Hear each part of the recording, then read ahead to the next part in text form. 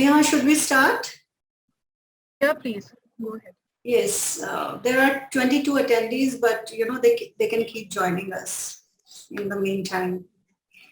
All right, so let's start our two-day virtual workshop on mass spectrometry based proteomics. I'm Dr. Pinky Kane. I'm currently working as a Wellcome Truth DPT Fellow at RCB, and I welcome you all to the first day of our workshop at Regional Center for Biotechnology, Faridabad. So this workshop is organized by Mass Spectrometry Facility by Advanced Technology Platform Center and Regional Center for Biotechnology, Faridabad. And we know that RCB, Regional Center for Biotechnology, is an academic institution established by the Department of Biotechnology, Government of India, with regional and global partnerships synergizing with the programs of UNESCO as a Category 2 center. And this center, which means RCB, is regarded as a center, Category 2 center in terms of the principles and guidelines for the establishment and functioning of UNESCO institutes and centers.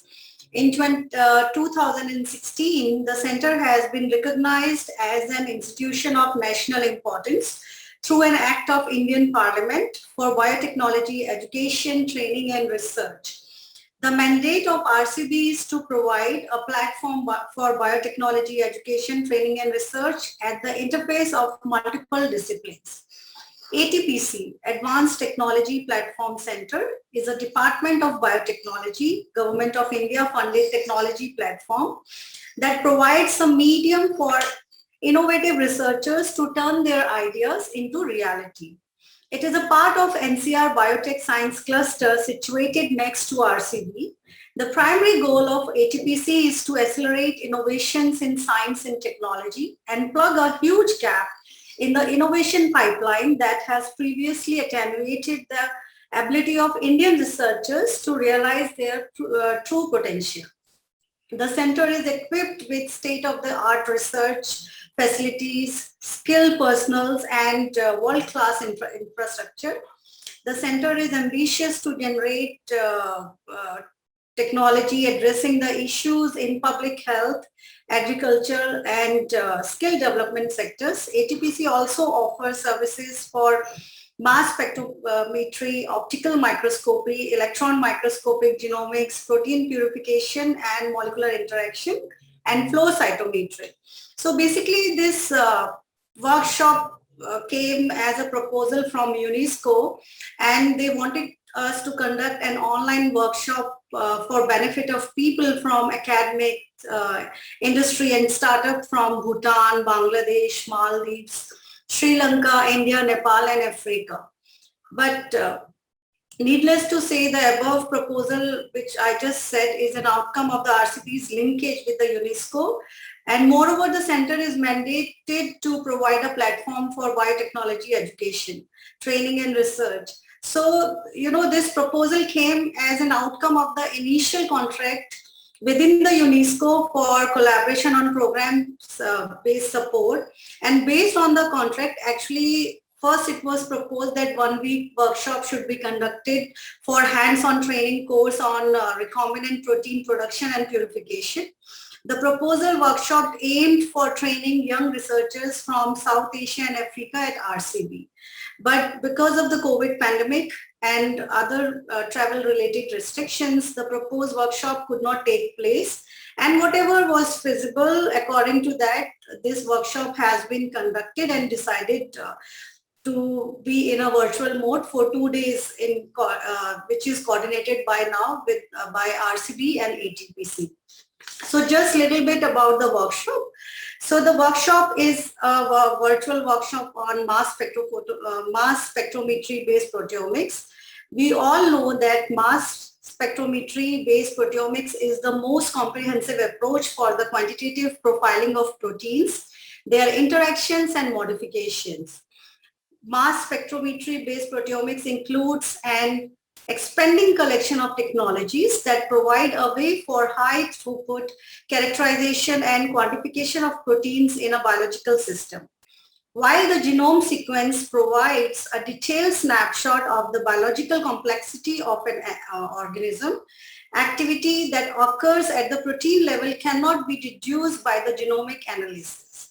Therefore, a proteomic approach can be used in combination or in place of genomic analysis, bridging the gap between genotype and phenotype, and providing the most comprehensive approach for the profiling proteins, including their interactions and modification. It is a challenging topic as a firm grasp requires expertise in biochemistry for sample preparations, analytical chemistry for instrumentation, and computational biology for data analysis. In our two-day workshop, we will be highlighting the various components of our mass spectrometer, the proteomics routine workflows for MS-based proteomic sample preparation for IDA and ITRAC data analysis, targeted proteomics and quantification, as well as analysis strategies. It will be providing theoretical underpinning of high-resolution mass spectrometry-based proteomics technologies and their application to clinical and biological research. The advancing technology of MS-based proteomics would be helpful to open up opportunities and in clinical applications and single-cell analysis. So with this, I would like to start our workshop by first going through the virtual tour of ATPC, and I would request Neha or IT to go ahead with that.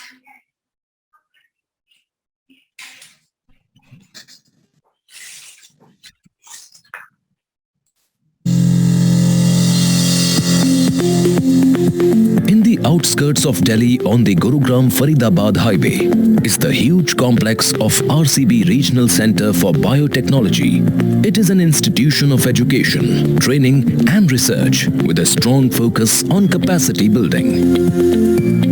It is equipped with various research infrastructures in various fields. RCB also has a dedicated Advanced Technology Platform Center, also known as ATPC. ATPC is a Department of Biotechnology, DBT, Government of India funded commercial platform that provides a medium for innovative researchers to turn their ideas into reality. At present, various facilities are operational in ATPC. Protein Purification and Molecular Interaction Facility. This facility aims at aiding researchers in upscaling protein production with the help of bioreactors, followed by downstream processing using state-of-the-art facilities. Interactions amongst biomolecules can be studied with the help of latest available technologies like biolayer interferometry and microscale thermophoresis. This facility supports researchers and startups in their need for expression screening of the protein of interest by subcloning its gene in vectors with different tags, overproduction of recombinant proteins in 7-liter and 14-liter fermenter, protein purification by affinity chromatography and size exclusion chromatography, molecular interaction studies using biolayer interferometry and microscale thermophoresis. Mass spectrometry is another important facility of ATPC. This facility offers a comprehensive suite of modern instrumentations for the separation, identification and quantitation of a wide range of molecules. At present, the facility maintains 3 mass spectrometry instruments: Triple TOF 5600 plus, Maldi TOF 5800 and QTRAP 6500 plus. This facility provides training and services for identification and quantification of known and unknown proteins, peptides, metabolites, PTM analysis, labeled and label-free quantitative proteomics. One of the crucial facilities of ATPC is the Genomics facility. Genomics facility provides services related to DNA sequencing, pathogen analysis, biomarker detection, gene expression analysis, copy number variations, and rare mutant detection using DNA sequencer and droplet digital PCR. This facility is equipped with ABI 3500 genetic analyzer and droplet digital PCR. Flow cytometry facility plays an important role. This facility offers services for cell counting, sorting, biomarker detection, protein engineering, and multi-parametric analysis of the physical and chemical characteristics of cells, and is routinely used for the diagnosis of health disorders and other advanced fields of basic research, clinical practice, and clinical trials. The facility is equipped with high-end instruments such as the FACSverse, Accuray C6, Influx Cell Sorter, Gallios. Another facility of great importance at ATPC is the optical imaging facility. High-content imaging is an integrated cellular quantitative imaging and analysis system designed for rapid and automated screening of fluorescently labeled fixed and live cells in microplates and slides. The system also provides environmental control for live cell imaging, move fluids to and from cells for compound addition. Super resolution microscope and laser scanning confocal microscope. Both these instruments image fluorescently labeled live and fixed cells, animal tissues, and microbial samples. The system is equipped with high quantum efficiency detectors which are helpful in acquiring images even in very low signal. Moving on, electron microscopy facility houses instruments with high performance, excellent imaging, and analytical capabilities, achieving ultra-high resolution and ultra-high magnifications for life sciences samples. This facility is useful in visualizing cellular and subcellular structures, proteins, stained and unstained samples, 3D architectures of cells and tissues. All this is done with the help of volume scope scanning electron microscope and transmission electron microscope. Last but not the least is cryo-electron microscopy. Recent path-breaking advances have allowed the use of cryo-electron microscopy to obtain the structure of macromolecules. In cryo-electron microscopy, samples are imaged in its native condition at cryogenic temperature. Due to recent developments in detector technology and image processing algorithm, it is now possible to determine structures at atomic resolution for macromolecules. This method has revolutionized the field of structural biology and helped understand how many important biological molecules achieve function. We are sure that access to these cutting-edge facilities will help Indian researchers find new solutions to problems faced by the nation in public health, agriculture, and skill development.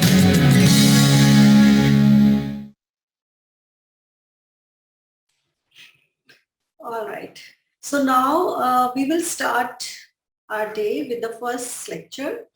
The first talk is by Dr. Neha Sharma on Introduction of Mass Spectrometry. She is an application scientist at ATPC Regional Center for Biotechnology, Faridabad. Neha is working currently in the facility as a facility in charge of Mass Spec Lab. And she did her PhD from CSR Institute, Indian Institute of Integrative Medicine, JNK, India. Her work was based on the isolation, characterization, and standardization of bioactive molecules of potential pharmaceutical relevance from various traditional medicinal plants in cellular assays and interaction analysis of the isolated molecules with specific proteins within the cells. So she used chemical proteomics via a clay chemistry approach. She was awarded with the Newton Bhabha Fellowship to extend her work on the mass spectrometry based identification of drug targets at the Keele University, United Kingdom. She has an experience of more than 8 years in mass spectrometry based metabolomics and proteomics. So over to you, Neha. Thank you, Dr. Pinky, for the introduction. Good morning, everyone. I welcome you all to this virtual workshop on mass spectrometry-based proteomics. So I'll be talking about the basics of mass spectrometry and basically what is inside the mass spectrometer systems and how does it work and the basic instrumentation part. So let me share my presentation.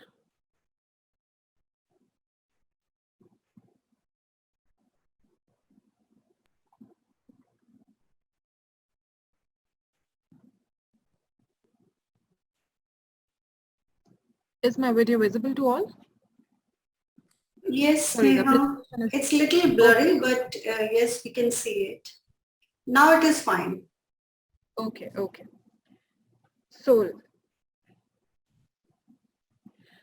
So what is mass spectrometry? Mass spectrometry is an amazing analytical tool which is used to identify and quantify known and unknown compounds within a sample and to elucidate the structural and chemical properties of different molecules. So it is a microanalytical technique which requires only a few picomoles or even nowadays even few femtomoles of sample to obtain characteristic information pertaining to the structure and molecular weight of the analyte. It is highly sensitive and accurate. So sensitivity is how small an amount can be detected or analyzed by the system. And accuracy is basically, it refers to the degree of conformity of a measured quantity to its actual true value. So the more accurate a mass spectrometer is, the more expensive it is. But the only limitation associated with the system is that it is a destructive technique because once your sample goes inside the system, you cannot reclaim it and it will just break it apart. So what is the principle behind the mass spectrometry system? Mass spectrometry is essentially a technique for weighing the molecules, but this is not done with a conventional balance or a scale. It is based upon the motion of a charged particle called an ion in an electric or magnetic field. The mass to charge ratio, that is the m/z of the ion, it affects this motion. And since the charge of an electron is known, the mass to charge ratio gives measurement of an ion's mass. So ultimately, you do not get the molecular weight of the molecule, but the m/z value for that particular molecule. So before discussing about the system, it is important to understand like how molecules they get charged and how we monitor them in the mass spectrometers. So ion is a charged form of a compound, and ions they can exist in positive as well as in the negative forms, which means a proton is either added to or subtracted from a compound to create a charged species. Now, whether a compound is added to or it is subtracted, it depends upon the compound polarity and the chemical structure. For example, if, when there are a lone pair of electrons, see here in this particular structure, there are lone pair of electrons on the functional group of a compound. So it serves as an electron donor, therefore attract protons to form a positively charged ion. And on the other hand, when the compounds, they have a carboxylic acid group and they can easily lose the active proton, they get negatively charged. So in a mass spectrometer, it is possible to measure ions instead of neutral molecules because their transfer can be easily controlled in an electric field. And the force which determines the dynamics of this and the trajectory of these ions, it depends upon the charge. This is the reason it measures the m/z value and not the m value. So this is how the charged particles, they'll be attracted, but the neutral molecules, they will not be detected. So in order to calculate the mass to charge ratio of an ion, we can use the following formulas for the positive ions, for the negative ions, where m is the molecular mass of the neutral compound, h is the proton, mass of proton, and n is the number of charges or protons involved. Now let's have a look at the basic components of the mass spectrometer and get to know how they actually work. So for a typical mass spec system, the complete entity, it can be divided into 4 basic components. One is the sample inlet, ion source, mass analyzer, and the detector. So inlet is basically any source of, it is some sort of means of introducing samples into the instrument. And there are different kinds of inlets. For example, if you have liquid samples, then we generally use the liquid chromatography for as an inlet. In the system, when coupled, LC when coupled to the MS system, it becomes LCMS. If gas chromatography is coupled with a mass spectro system, it is GCMS. And nowadays we do have solid probes or the direct probes. So you just need to take a pinch of your sample in the capillary or in the vial, and it directly ionizes that particular component inside the ionization source. So you don't need to dissolve your compound in any of the solvents. Next is the ionization source. So ionization source, as we have seen in the previous slide, that we need charged particles for the mass spectrometer to detect those charged particles. Neutral particles will not be detected. Neutral molecules will not be detected. So it's very important to convert the neutral molecule or the analyte into the charged particles. So ion source does the job. It serves as a device to create charged species in the gas phase for the analyte of interest for subsequent mass analysis. So it is actually, it is considered to be a bridge to directly couple the inlet and the mass spectrometer. So we have different kinds of ion sources, and we'll discuss about these ionization methods one by one. So first one is the electron impact. It is also known as electron bombardment because of the high energy electrons. They are bombarded from a highly heated filament onto your sample molecules. This M is the sample molecules. And interaction of these high energy electrons, it results in the ejection of one electron from the sample or analyte molecule, thus resulting in the formation of a radical cation, which is a positively charged ion with one unpaired electron. And these radical cations, they ultimately go into the analyzer and they get detected. Similarly, we have a chemical ionization technique. It is quite similar to electron impact, except for the fact that a reagent gas, here it is being denoted with the R, a reagent gas is used in excess of the sample. So first, the reagent gas, it gets ionized from the high energy electrons from the filament, and then this reagent gas, it protonates the analyte molecule, here designated with M, and leaving a neutral reagent gas species.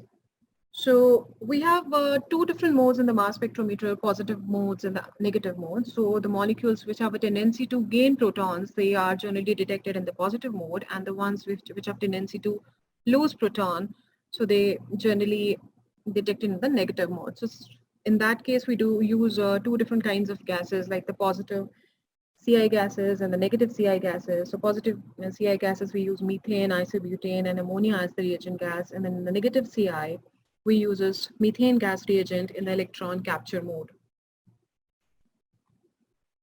Then comes the ASI, which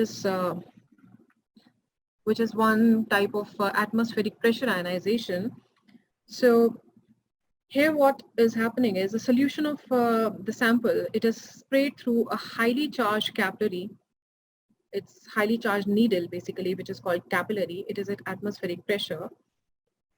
A nebulizing gas, which is generally nitrogen, it is used to streamline the spraying process in order to produce a mist. So in this mist, charged droplets, they are produced. And another gas, which is called the heating gas or the drying gas, which is also generally nitrogen, that is used as the desolvation gas. It is applied to these charged droplets, to cause solvent evaporation. Now this solvent evaporation or the desolvation process, it decreases the droplet size, bringing the charges more close to each other, leading to a Coulombic explosion between the charges and the droplet. Now when this repulsion reaches its maximum limit, which is called the Rayleigh limit, it leads to the charge burst, that is the fission of the droplet.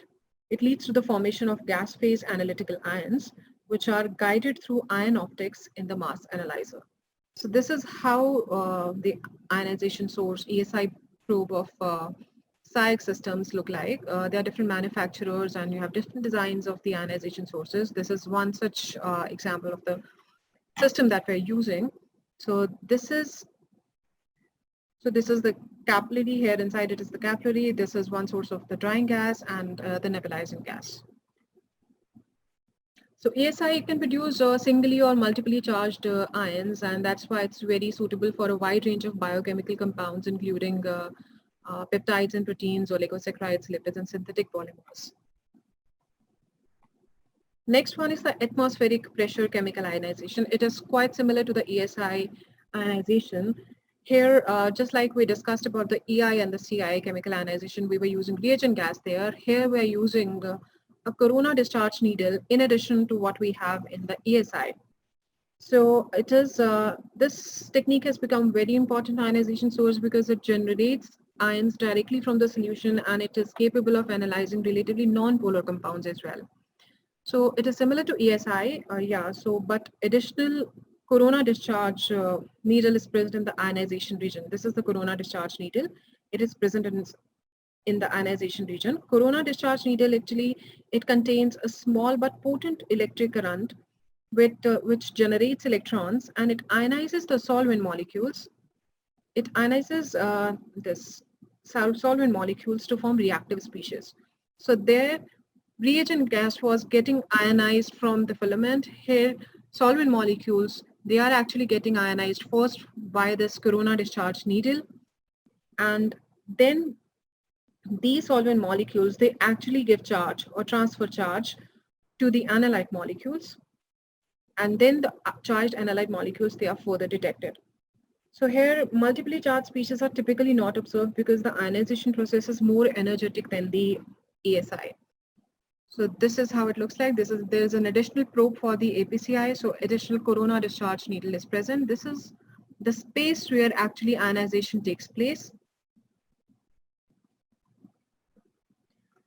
Next one is Maldi, which is matrix-assisted laser desorption ionization. So it is another ionization technique which is used to generate ions using a laser, mostly in the UV range. So the mechanism of Maldi consists of 3 basic steps.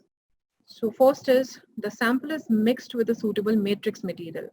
So now what is a matrix material? It is any substance that can absorb UV radiation well. Second, it should easily sublimate, which means it should convert solids directly to gaseous state. And after desorption, it should be capable of supplying large amounts of ions or protons, which are needed for the ionization of the analyte. So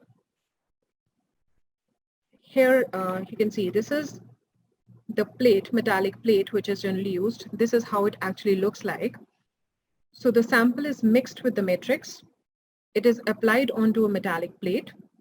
This is how it is spotted on the metallic plate. Then it is dried. And after inserting the plate in the chamber, a pulsed laser irradiates the sample. The matrix material causes rapid vibrational excitation by absorbing the laser radiation, and this leads to the disintegration of the solid solution. Finally, the analyzed molecules, they are analyzed. They are by being protonated or deprotonated, depending upon their nature, and then can be accelerated into the mass analyzer. So now we have seen that the particles, the analyte molecules, they are actually charged. Now next is to separate the ions according to their M/Z ratios. It is possible to use several different physical parameters to achieve mass separation. So we'll discuss about the common mass analyzer that are being used for proteomic studies. The first one is the quadrupoles. The quadrupole mass analyzer, or it is also called as mass filter, it consists of 4 parallel metal rods with different charges. So you see here the 2 opposite rods, they are given the negative potential, and the other 2 diagonally opposite rods, they are given the positive potential.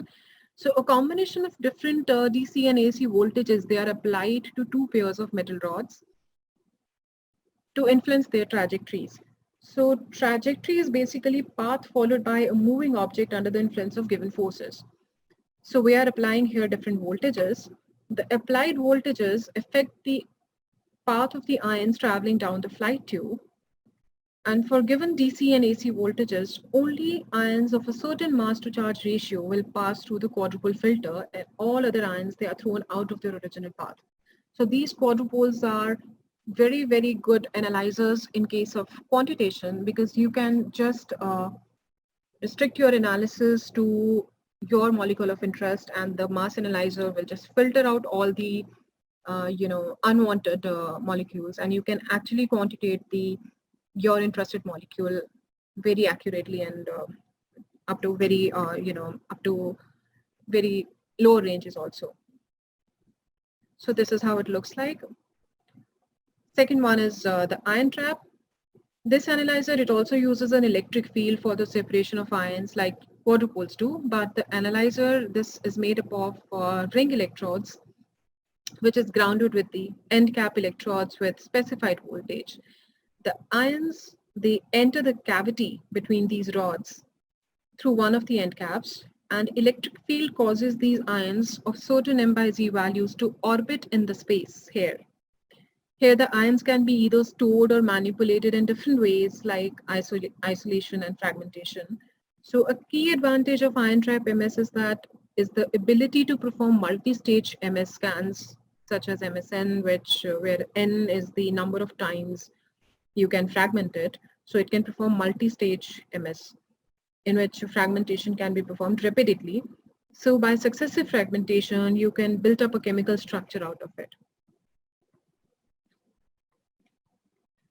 Then another important analyzer is the TOF, which is a time of flight analyzer, which consists of a pulsed ion source, an accelerating grid, a field-free flight tube, and a detector. So in TOF analyzers, the separation is actually based on the kinetic energy and the velocity of the ions. It works by measuring the time required for ions generated in the source to fly through the analyzer and strike the detector at the other side. So it is based on this particular equation. Here D is the fixed distance, which can be fixed due to the specific length of the TOF tube. And accelerated potential V, it remains constant because we are applying that particular voltage. So we know the value, we can keep it constant. And M by Z can be determined from the time traveled by the ions. So now, since high masses, at high molecular masses, since not all the ions of the same M by Z values, they can reach their ideal velocities. To fix this problem, often a reflectron consisting of series of ring electrodes with high voltage is added to the end of the flight tube. Because of this high voltage, ion is reflected in the opposite direction, and when it hits the reflectron. In this way, both the slow and fast ions of the same M by Z values, they reach the detector at the same time.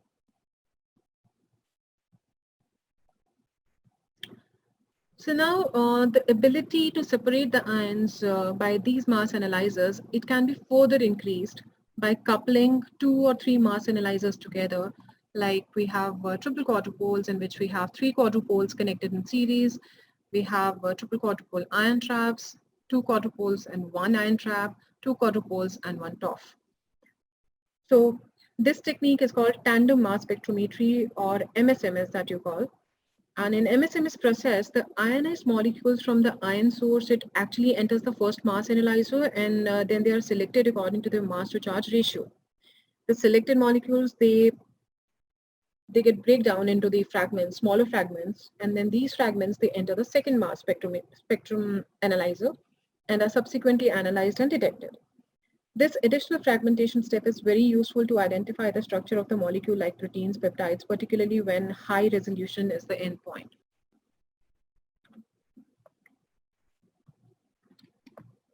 Now, after the ions, they pass through the mass analyzers, they are detected and transformed into a usable signal by the detectors. So detectors are able to generate the electric current that is proportional to their abundance from the incident ions, because there's no ionization, because the number of ions leaving the mass analyzer at a particular instant is quite small. So amplification is commonly used to obtain a usable signal. So there are various detectors that are being used for the amplification of these signals. One of the detectors is the electron multipliers.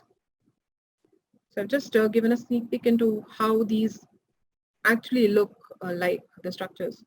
So electron multipliers, it is the most common means of detecting ions. It is made up of a series of aluminum oxide diodes maintained at the ever increasing potentials.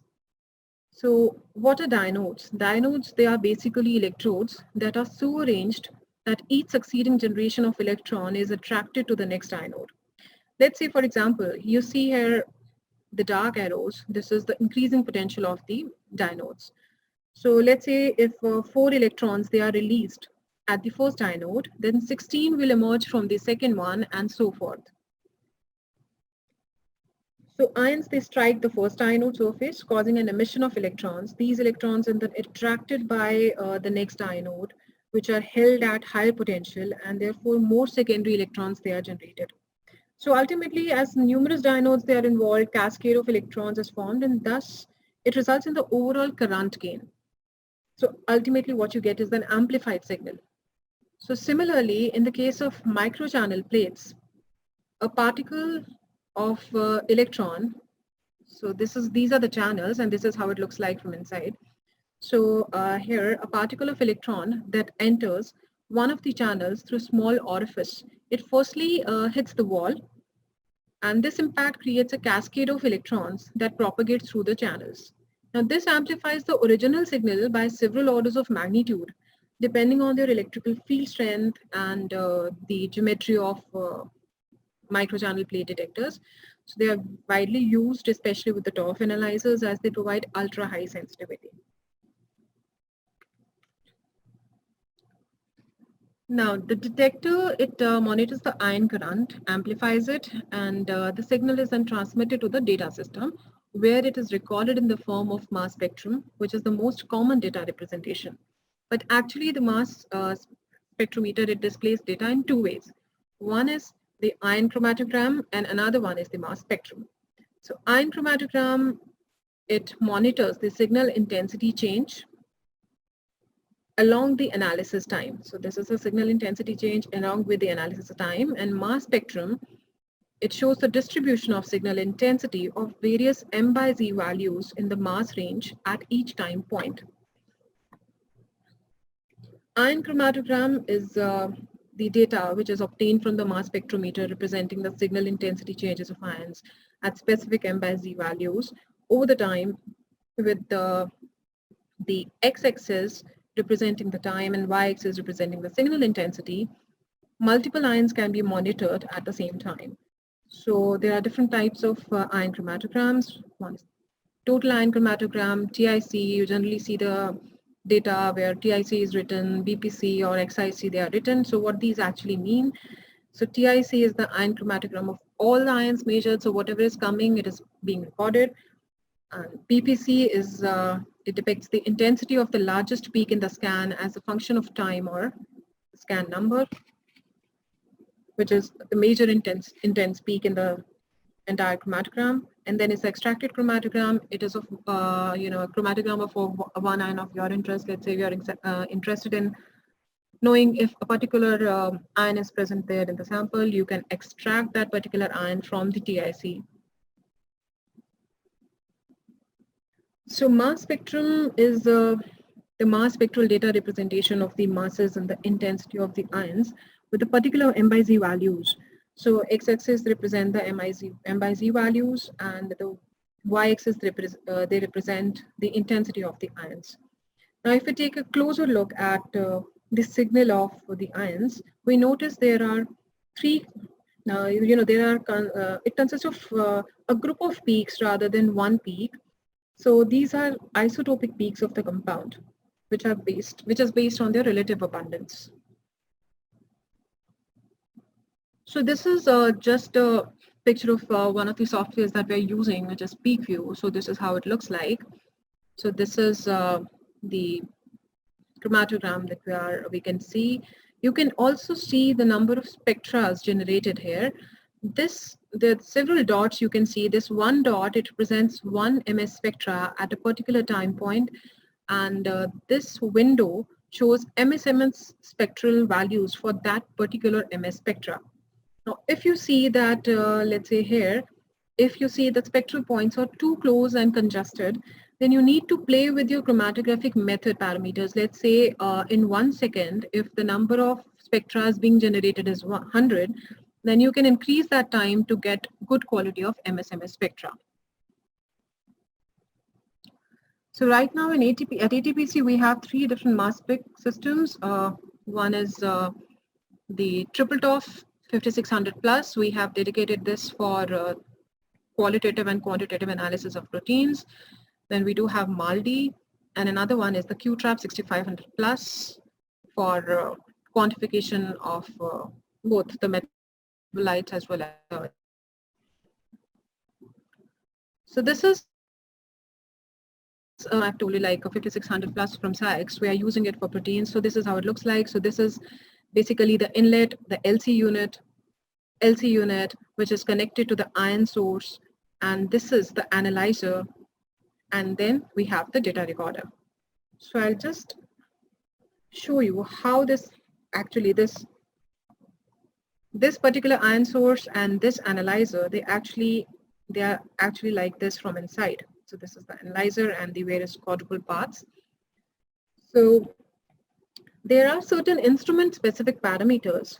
For example, while building an LCMS method, you need to give certain values depending upon the molecules of your interest. So you need to optimize your system conditions to get the best results out of the mass spectrometers. So there are certain abbreviated parameters in the MS settings, and different manufacturers, they use different terminologies for these parameters. So I'll just give you an idea about the parameters, what they are and how they actually affect these conditions. So here you see there it is written GS1, which is the nebulizer gas. If you remember, we talked about this nebulizing gas in the ESI and the APCI modes, ionization modes. And this gas basically assists with the droplet formation. It helps to shear the droplets from the liquid coming out of the inlet. Then we do have GS2, which is the heating gas, and the source temperature. So source temperature setting is associated with the heating of the auxiliary gas. Now when nitrogen flows through it, it gets heated up and flows out as GS2, the heating gas. The use of source temperature and GS2, it promotes desolvation and it helps in ion evaporation process to ultimately condense the charged analyte, produce gas phase ions, like we studied in this ESI source. Then is the ion spray voltage, and this is the voltage which is applied between the needle and the orifice plate. This is the orifice plate. This is how it looks like. And the strong electric field created eventually pulls the formed ions into the analyzer. Then is the curtain gas. This is the gas which flows between the curtain plate and the orifice. It prevents solvent droplets and neutral molecules to enter further and prevent source contamination. It keeps the system clean. This as high as possible without losing sensitivity. Then we have here the interface heater. It helps in maximizing the ion signal and it prevents contamination of the ion optics. It should almost always be turned on for bioanalytical methods. Then we have parameters which are associated with the analyzer. So this is triple quadrupole scan parameters. One is the dP, which is the declustering potential. dP corresponds to the voltage which is applied to the orifice to minimize solvent clusters that may remain on the sample ions after they enter the vacuum chamber. Ions will be accelerated by the declustering potential to acquire enough energy and knock off the remaining solvent molecules. So however, higher dP is not always good. Unnecessarily high potential may induce unwanted fragmentation affecting the linearity of response. So it should be set accordingly. Then we have the EP, which is the entrance potential. This is the potential difference between the voltage of first quadrupole and the ground. So it is applied to guide and focus ions to go through the Q0 region. It has a minor effect on the system optimization. Next one is the collision gas or the collision energy. And this is the potential difference between the collision cell I mean the Q0 and the Q2, the collision cell. So precursor ions, the ions, they basically they receive energy and they accelerate into the collision cell, and where they collide with the collision gas, which is called the CAD gas, and form fragment ions. The higher the collision energy is, more fragmentation it will induce. So this collision gas basically aids in fragmenting the precursor ions. So when the precursor ions they collide with the collision gas, they can dissociate to form the product ions. Next is the collision cell exit potential. It basically focuses and accelerates and ultimately transmits the ions out of Q0 and into the Q3. So here we have, instead of Q3, we have a TOF analyzer here. So it depends like what combination do you have in the analyzers. So all these parameters, they're highly dependent on physicochemical properties of a given compound, and the optimization is a must. So the settings they also vary with the nature of the gas supply and the manufacturer of the instruments. So also each manufacturer, they give typical values and operational range for each parameter. So this is just how the method settings, how can you do the method settings in the system. We have different, modules for different manufacturers. This is one such that we're using. So here you can fill in your gradient values. So this is how the method window looks like. These are the parameter settings that we just discussed about. These are source settings and the compound settings. So here you have GS1, GS2. You can give values accordingly as per your experiment and your requirement, and depending upon the range given by the manufacturer. Then we do have compound optimization parameters. We need to optimize the condition based on the nature of the compound or the molecule being analyzed. So that's it. So these are the services which are being offered at the mass spectrometry facility of ATPC. All the information, it is available at our website, which is www.atpc.rcb.res.in. You can write to us for any services that you want to avail. And getting our services is quite easy. You just need to drop us an email at the given ID, which is services_atpc@rcb.res.in. Our team will get in touch with you, and you'll get you need to make certain necessary formalities, and you'll get your results processed as well as the raw files. So thank you. Thank you, Neha. Now we have time for some questions, and participants can write their questions in Q&A box.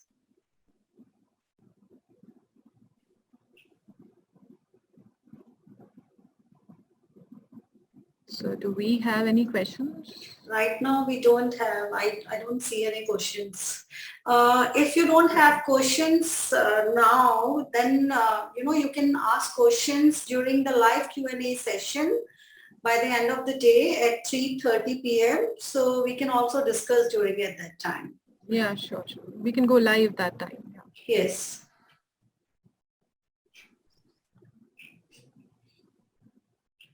Okay, I see.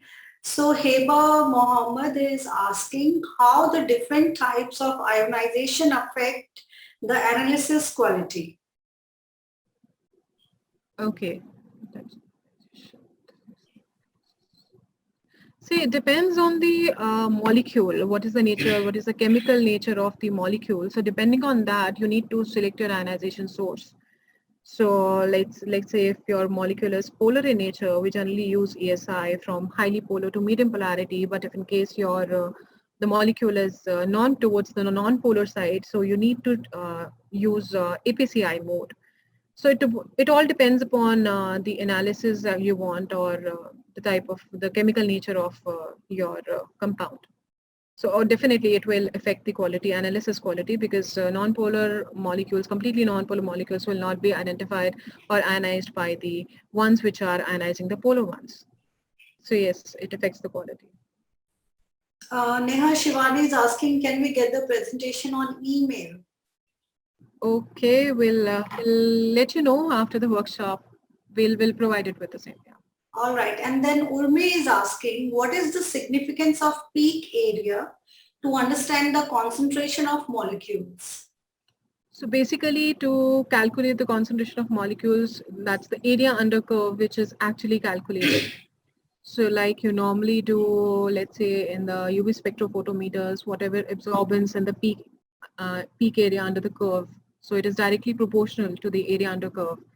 So yeah, so it all, to quantitate actually the molecules. So you need to calculate the peak area, and then you can plot a curve and then quantitate the unknown compound in your sample. But you need to have certain standards for the same. So known standards and the peak areas, you will plot a curve and then the unknown can be identified. I'm sure IT is taking care of this. Asha is saying that we would like to receive the recordings of all the sessions in addition to the presentation slides. I think that will be available on YouTube or somewhere, right? Yeah, it will be available either on the website or YouTube, or we'll let them know whenever it is done. All right. So if we have no more questions, then we will go ahead with our second talk. Thank you so much, Neha. Sure. Thank you. Thank you so much. All right. So our second talk is by Dr. Tushar Kanti Methi. He's an associate professor at the Regional Center for Biotechnology, Faridabad.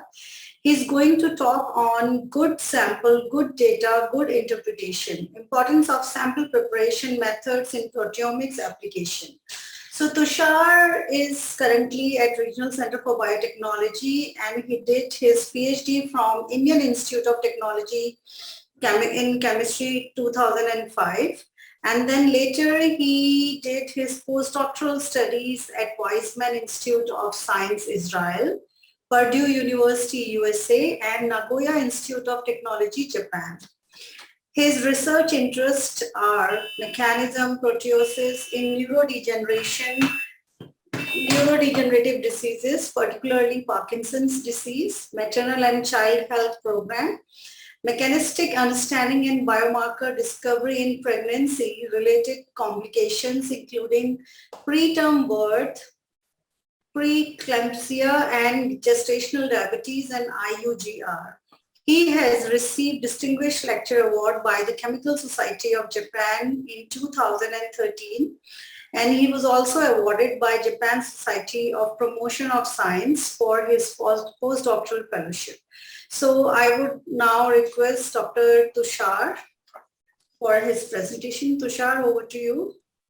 Yeah, so can you hear me? Yes. Yeah, okay, and my slides are visible, is it? Yes. Yeah, okay, great.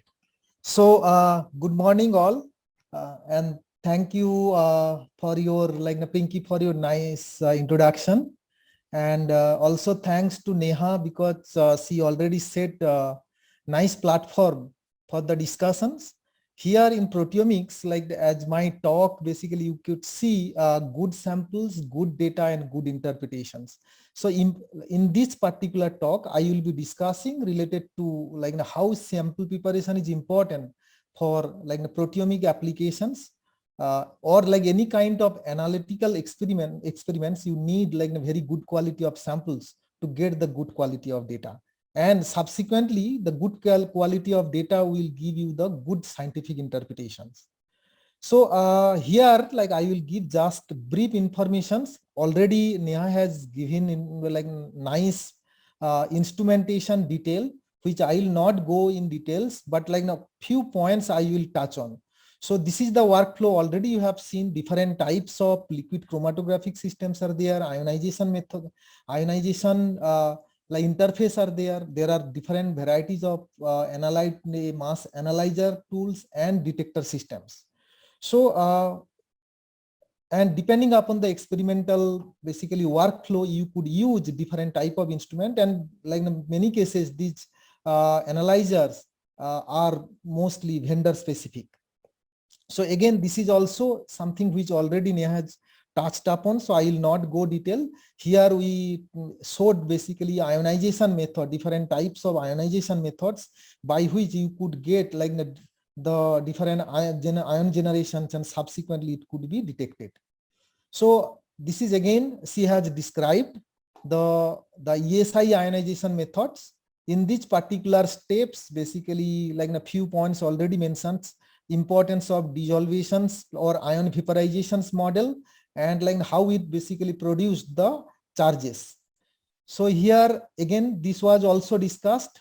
Like I just recapitulated because this will be required for like why this particular ionizations methods are important. So particularly like it mentioned the droplet size reduction fusion tools. So once basically nebulizer gas is produced this kind of ions and evaporate into like the gas is evaporate and condensed, and subsequently due to the charge repulsions it produced the fragmented like the smaller like the charge ions, and which basically detected in the analyzed and detected in the detectors. So any kinds of basically interference or problems in the charge droplet formations as well as the evaporations of these particular charges, or the charge contributing the repulsive forces which basically lead to generations of like different types of interference in the charge ion. So that will basically reflect the analyzers basically performance as well as the detections of the molecules.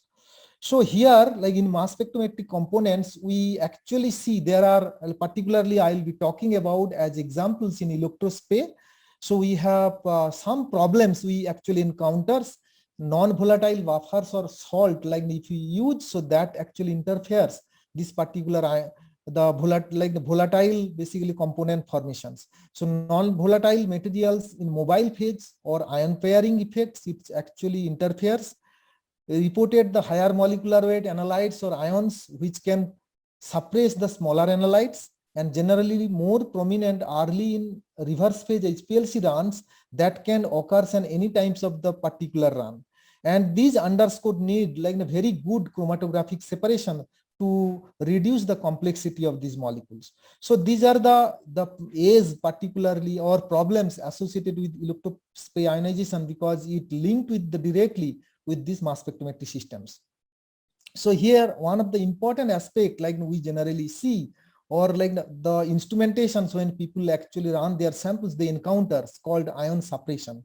This is not only the proteomic tools, it actually works, it happens in the all kinds of analysis, because ions once it produced by like peptides or produced by small molecules like or like lipids or any kinds of basically biomolecules, it actually produce the charge ion, like as Neha mentioned, M by G. So in this case, interference of ions basically contribute to the suppressions. Once this ion is suppressed, then like it will not reach to the detections limit, and because of that reason, it will severely impact the performance of the spectrum, and in turns it will basically show you the informations related to like information related to the identification of a specific molecule. So ion suppression is one of the major problems in these ESI the ion source. So if you're why I discuss this component, because good sample preparations basically you can take care of certain components, certain interfering materials or interfering like component which basically eliminate, or I will say reduce the ion suppression effect. So the prototypical so keeping all these things in view, like now I will start with the workflow which is basically associated with the proteomics. So now proteomics workflow is start with biological sample collection and processing, the protein extraction method, protein concentration estimation methods, protein digestion method, and sample analysis by LCMS, like what we actually connect with. Either it could be ESI or it could be the like Maldi, matrix assisted laser desorptions method, and subsequently data analysis. So each and every component, like here the sample collections and processing also contribute ultimately the sample analysis and data analysis component. Extractions like methods, if you have something problems, that also contribute to this downstream processing. Like if I consider like any one of the problems associated with these particular steps, you will see it severely impact the data analysis or interpretation of your data. So that's why all these steps are very important. However, if you can't prepare your samples properly, or if you don't basically pay attention too much into the protein extraction, concentration measurement and digestions, this particular step, whatever maybe the samples you get and analyze by the highest level of efficiency, you will not able to basically get the good quality of interpretations from that particular the samples. So that's why the data for proteomic applications, the protein sample preparation is one of the key or important steps. So this is the typical workflow, the peptide workflow, what we generally get. The samples basically you can get the samples from different sources, the culture, from the bacterial culture, or you can get from plant source, you can get from animal source. Then subsequent the HDS page or the separation tools you can use, and then subsequently you can get the proteins, and that particular proteins you could basically digest by using the enzymes, and then subsequently you will get the peptides. Generally, we analyze the peptides, and based on the peptides, we could get the protein sequence. So this is the typical, the right hand side is the typical workflow. So once you have a proteins, after extractions, you denature them, because the large number of proteins contain disulfide bonds. You just remove the disulfide bonds by using different type of reducing agents, particularly DTT or TCEP. So these are the very good reducing agents which break the disulfide bonds. So once these disulfide bonds are basically clipped, you use the alkylation reagents. So now we wanted to block the disulfide, the SH-free SH group, cysteine SH group by alkylations.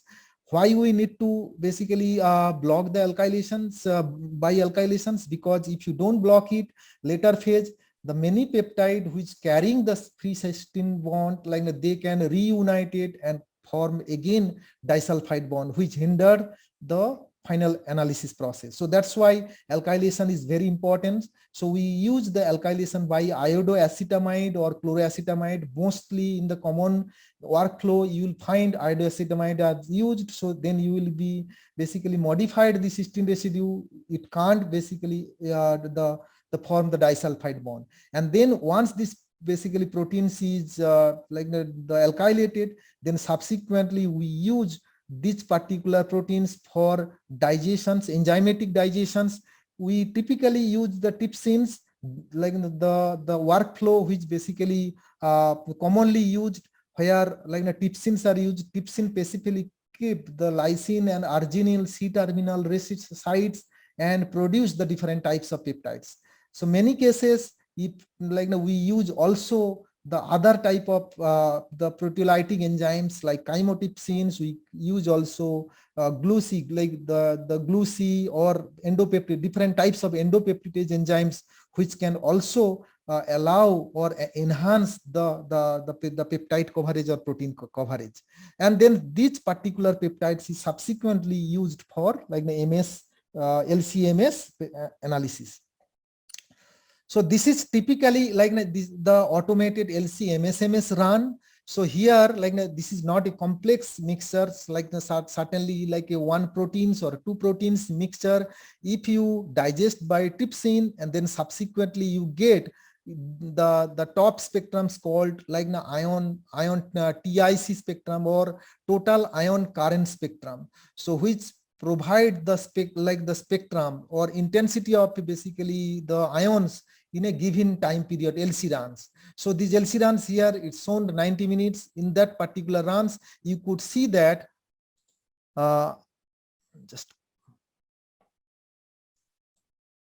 you could see that the different types of peptides are eluted over the period of the certain gradient times. So the acetonitriles and water, these reverse phase gradient times.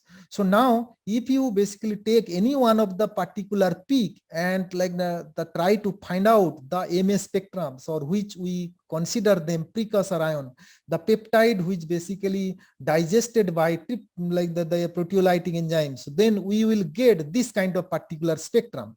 So it's called like the top. So these samples is run in top in the MS spec, like the 5600 triple top systems, what Neha already mentioned.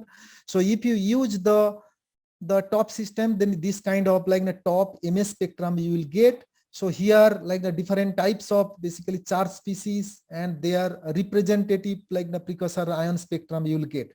So now once you click the specific particular precursor ion and then subsequently try to see that what kind of fragmentation this particular ions is basically produced, then you have this kind of particular spectrum, the MS fragmentation spectrum. So now if we consider, suppose I give the example A, B, C, D, E, like the 5 amino acids are basically composed of these pentapeptides. So now the MS spectrums is composed of like the fragmentation of A, B, C, D, and E. So these particular the peptide like the bonds, and they produced this kind of different type of like the molecular M by Z, the mass of this kind of fragmented ions. So this particular spectrum is called MS spectrum. So once you produce the MS spectrum, so this particular spectrum is matched in the theoretical the spectrum, fragmented spectrum of a specific proteins or specific peptides.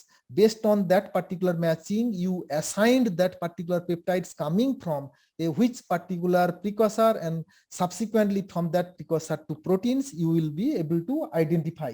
So based on that, you can actually confirmly say, okay, this particular peptide is coming from these particular proteins.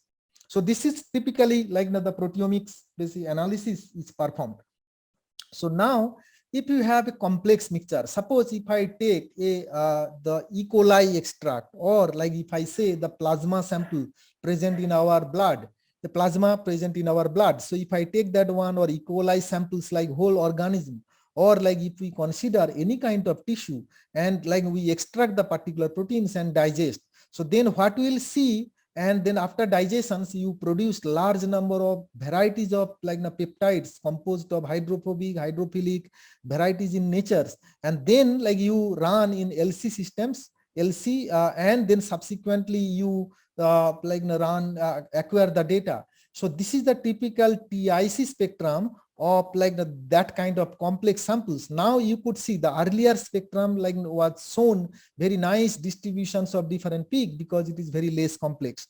Now if you have a very complex samples in this kind of the spectrums, you will be getting it. So it is very difficult. Like you will see that suddenly after 5-minute time periods, it suddenly increase in the intensity, and you have like this kind of things, and then finally up to 115 minutes, like it eluted.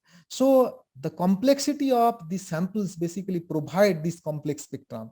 So now one can like basically use this particular spectrum like for that further data analysis, and you will find like really there are large number of basically interference of low abundance proteins like in this particular samples, high abundant proteins like the contribution in the low abundant proteins, and because of that reason you will be missing them in this particular sample analysis. So in this case, like if you reduce the complexity, you can actually enhance the proteome coverage in these particular samples. So why sample? So that's now like I will talk about the why sample preparation is very important. So this is the 4 important basically component. It reproducibility and accuracy of the results. If you prepare the samples in a reproducible manner, you can actually represent the data in a reproducible manner and like in a highly accurate fashion. So once your sample preparation is very good, so your durability of instrumentations or instrument will be very good, because if you infuse the junk material in your mass spectrometers, your like the analyzer, particularly in case of top, in case of quadrupole, in case of like the ion trap, so these the analyzer systems will be contaminated. And second thing, like analyzer as well as detector is also severely hampered. the admins it can also cause certain kind of contaminations, which eventually reflect the good quality data generations. So this is basically durability of in the instrumentation. And second thing, the columns. If you use a very bad kind of samples, or your samples are not properly prepared, whether your samples are not properly digested, in that case, if you infuse these particular systems in a column, majority of these cases, like this kind of LCMS workflow, we use nano or micro columns, which can easily block these kind of columns, and they are very expensive. Because of that reason, your you will be needing frequent column changes, so which in turn reflect the cost of the analysis. So this is one. And third thing, speed of analysis. So if you prepare efficient samples, very good quality samples, your instrument will perform really well. So your experiment will be performed in a very rapid manner. And finally, it actually severely linked, all of them are linked with the cost. So if you prepare the samples in a good fashions, you will be able to analyze the samples in a low cost. Otherwise, same sample has to be repeatedly analyzed, because they are not producing the reproducible results. Your columns are sometimes blocked, and subsequently your analysis is hampered. Eventually, the cost of the sample analysis will be basically implemented. So what we are interested to determine here, one can determine the molecular weight, then identify the proteins.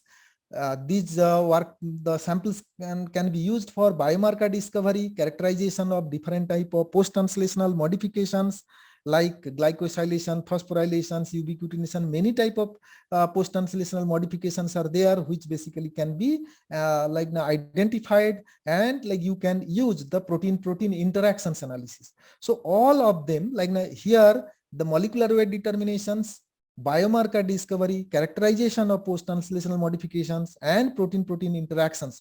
These are the major wings which we deal with the proteomic samples, and all cases there are specific strategy which used for. So I in a subsequent my talk be basically knowing more specific informations related to the sample preparations of the quantification, protein quantification tools, and identification, protein different identifications method. So here choice of technique what used for sample preparations, the starting materials, it could be a simple, or it could be a complex. One can use basically the sample volume, like we use the plasma samples we get in a volumetric manner. Then the subsequent analysis we will be doing it, and many cases high throughput tools are also used, we can analyze the large number of samples using this kind of high throughput techniques. So the typical workflow, the sample preparation workflow involved extraction or isolation of specific analytes or specific proteins. So the different, in these particular extraction methods, you have differential, different extraction methods are involved. And these extraction methods depend on what type of analysis you will be doing it, and what kind of samples you have. So based on your sample analysis and types, your extraction methods varies. If I consider, you will be extracting E. coli the proteomes, or you wanted to analyze the yeast proteomes, or you wanted to analyze the suppose the liver, human livers, the biopsy samples, and their basically proteome alterations you wanted to study. So all three cases there are different sample types, because you have human samples, the tissue, you have yeast samples where basically you need to have a very good lysis.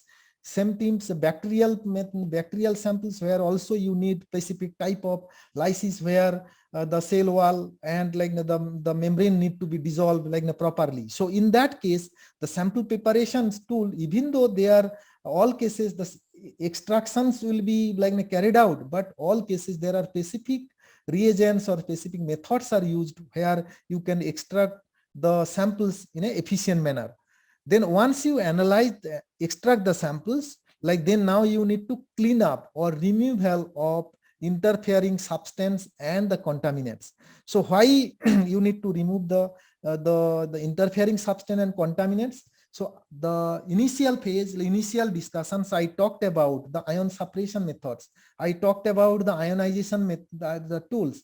I talked about basically different types of basically ionizations basically used for the proteome applications.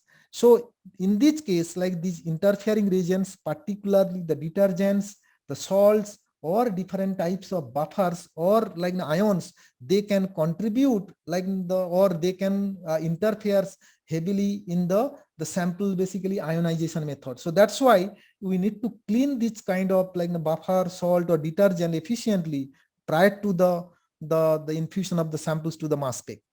So then third thing, the concentration of analytes. So like in many cases, we use the quantitative tools, like particularly like we wanted to know the workflow where we want to know the differential abundance of a specific analytes, particularly the proteins. So we wanted to know the protein A, how much fold is increased in the one condition to the other conditions. So in these methods, this kind of tools called the quantitative like the workflow. So there are also other quantitative workflow like what basically you will be knowing in this particular workshop. It's called like the targeted workflow. There you will also get the absolute quantification of a specific analyte. So in this case, you need to initial start with very high accurate concentration of your analytes.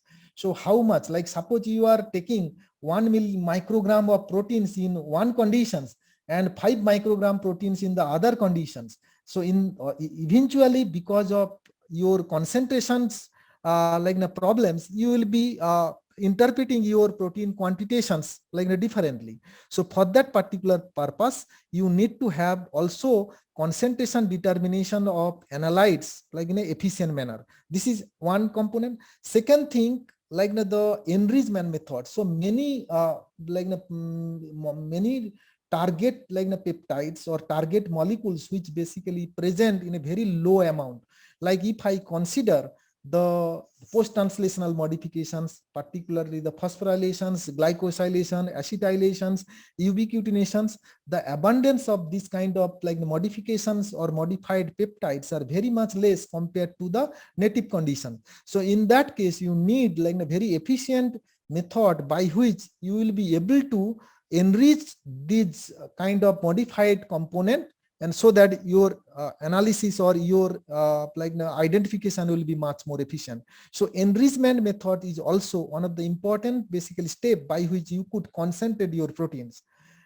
And finally, the derivatizations, because this particular steps is involved in quantifications, like as I mentioned, subsequent talk, you will be knowing like how proteins will be derivatized with different types of the dyes or reagents by which you will be efficiently determine the quantifications. So I will not go into detail of this particular topic, like the derivatizations methods and like the subsequent steps, how you will be analyzing it. So eventually you will get to know in the subsequent talk.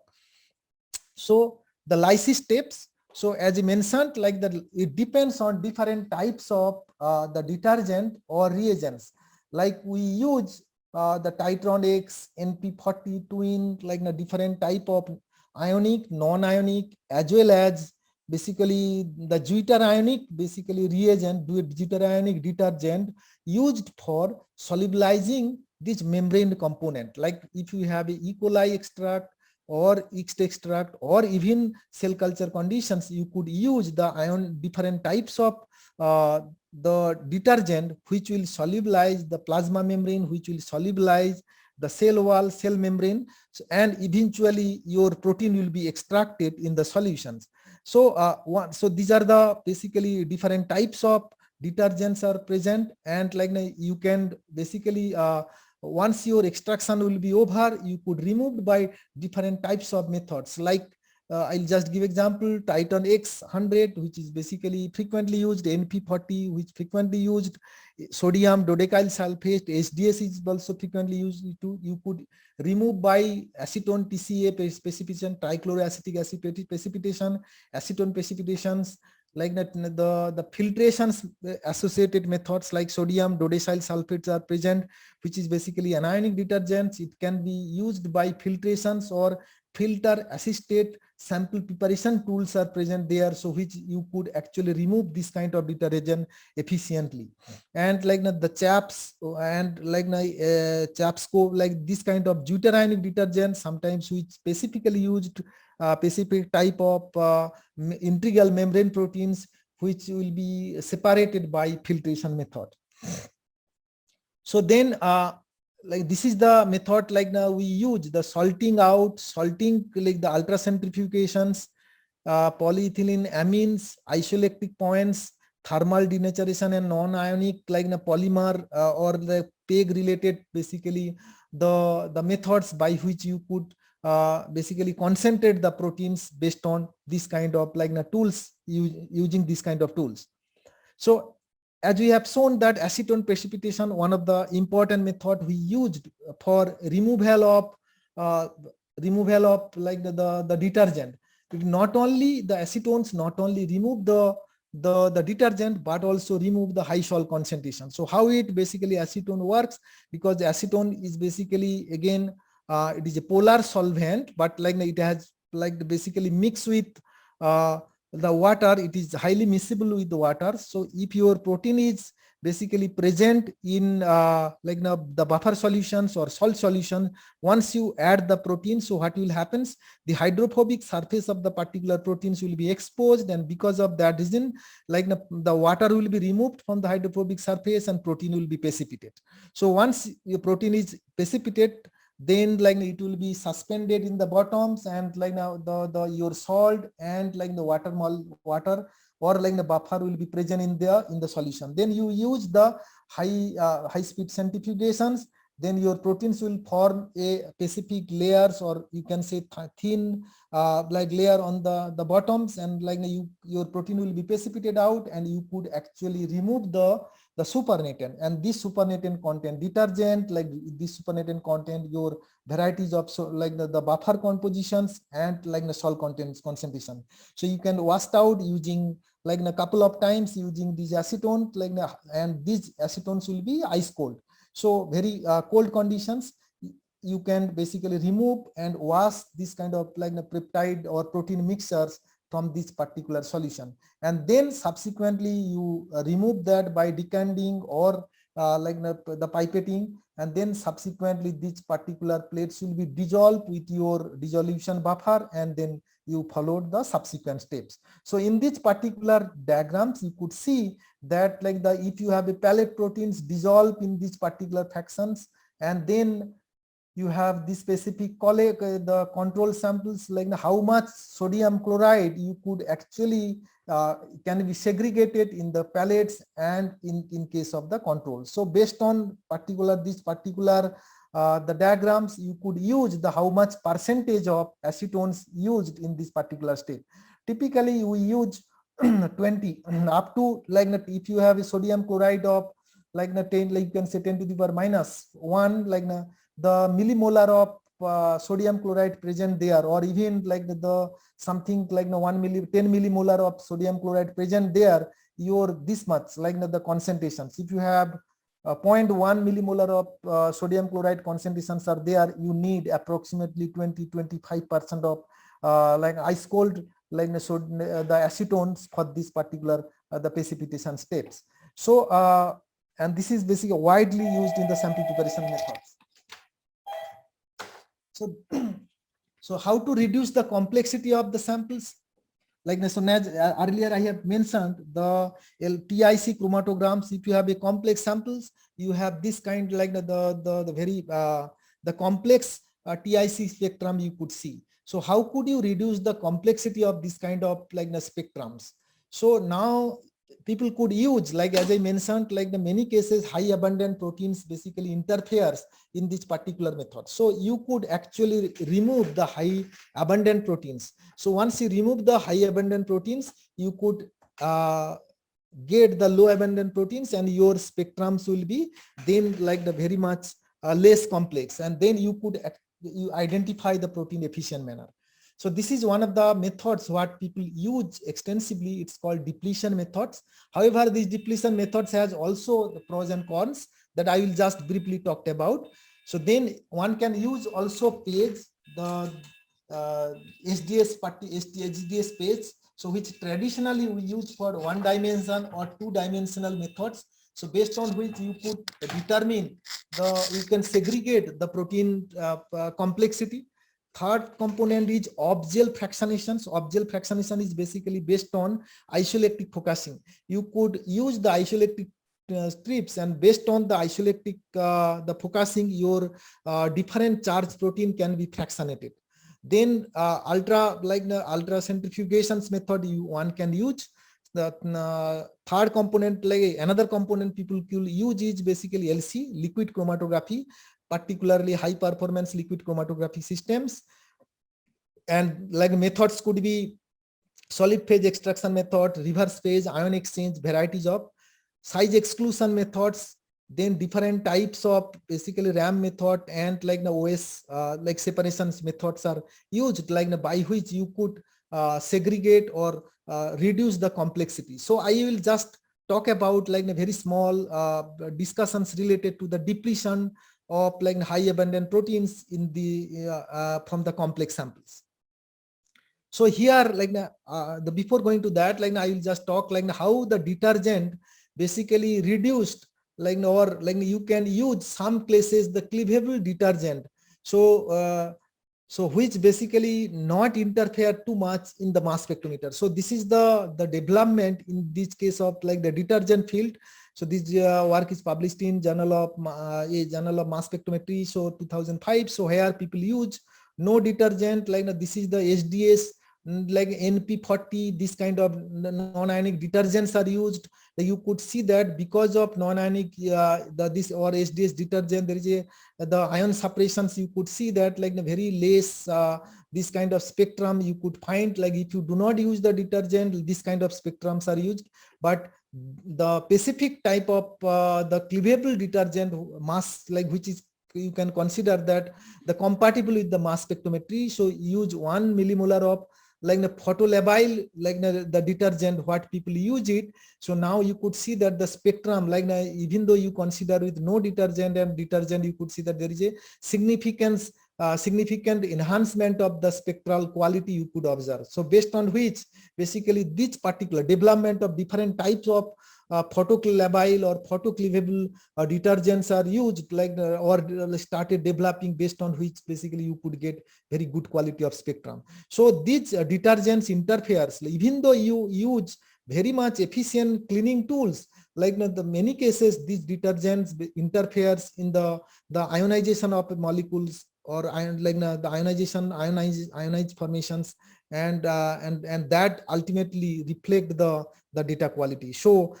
this step, like when you will be preparing the samples, you need to always remember removal of this kind of detergent, like from these samples. It is hard to, sometimes it is very hard to remove.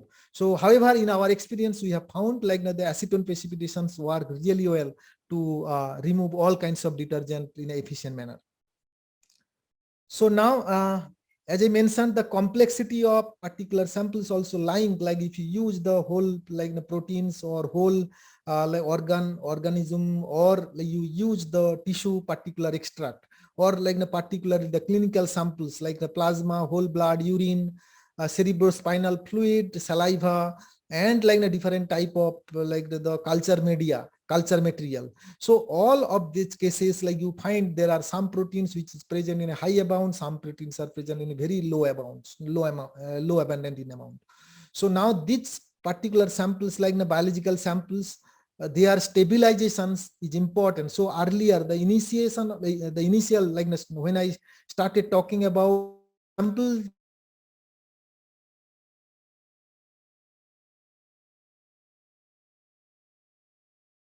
selected from different the sources, like you are collecting the urine or the saliva. So they are the types of samples are different. So collection strategies are different. So if you do like once you collect the samples, keep it in 4° or keep the samples like the room temperature for 24 hours, then what will happen? These samples will be like basically damaged significantly. So what kind of damage?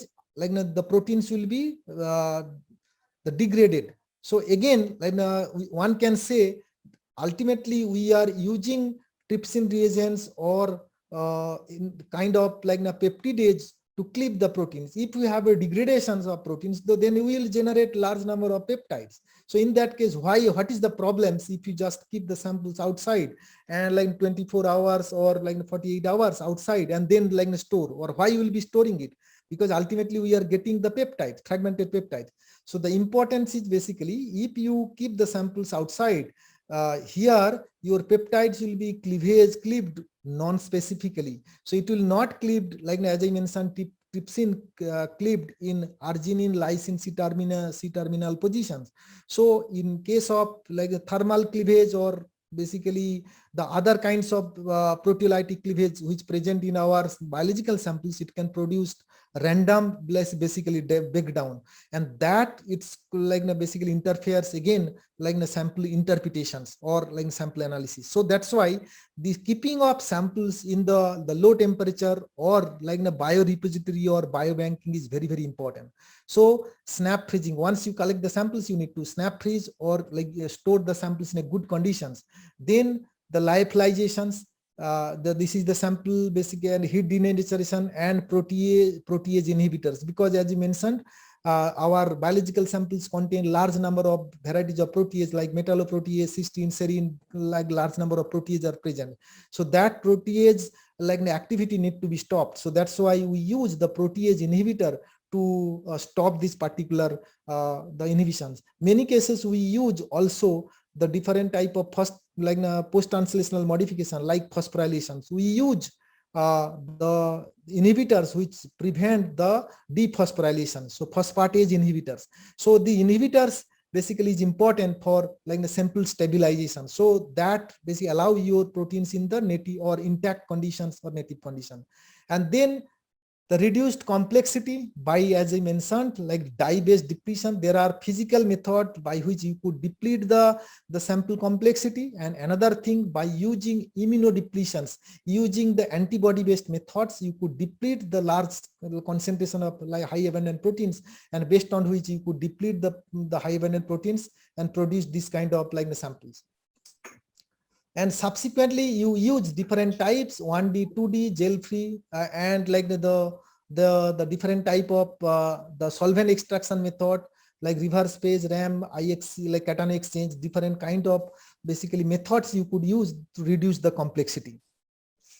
So here depletion, as mentioned, the high abundant protein depletions technique to remove the high abundant proteins. So this is basically ice plot of like in a plasma. So here you could see like if we have a ship which is basically like floating on the you can say ocean, then you will find like the very less component of this particular ship is sink into the water, but major part is basically on the top of this particular, or like the ship is basically floating like that way.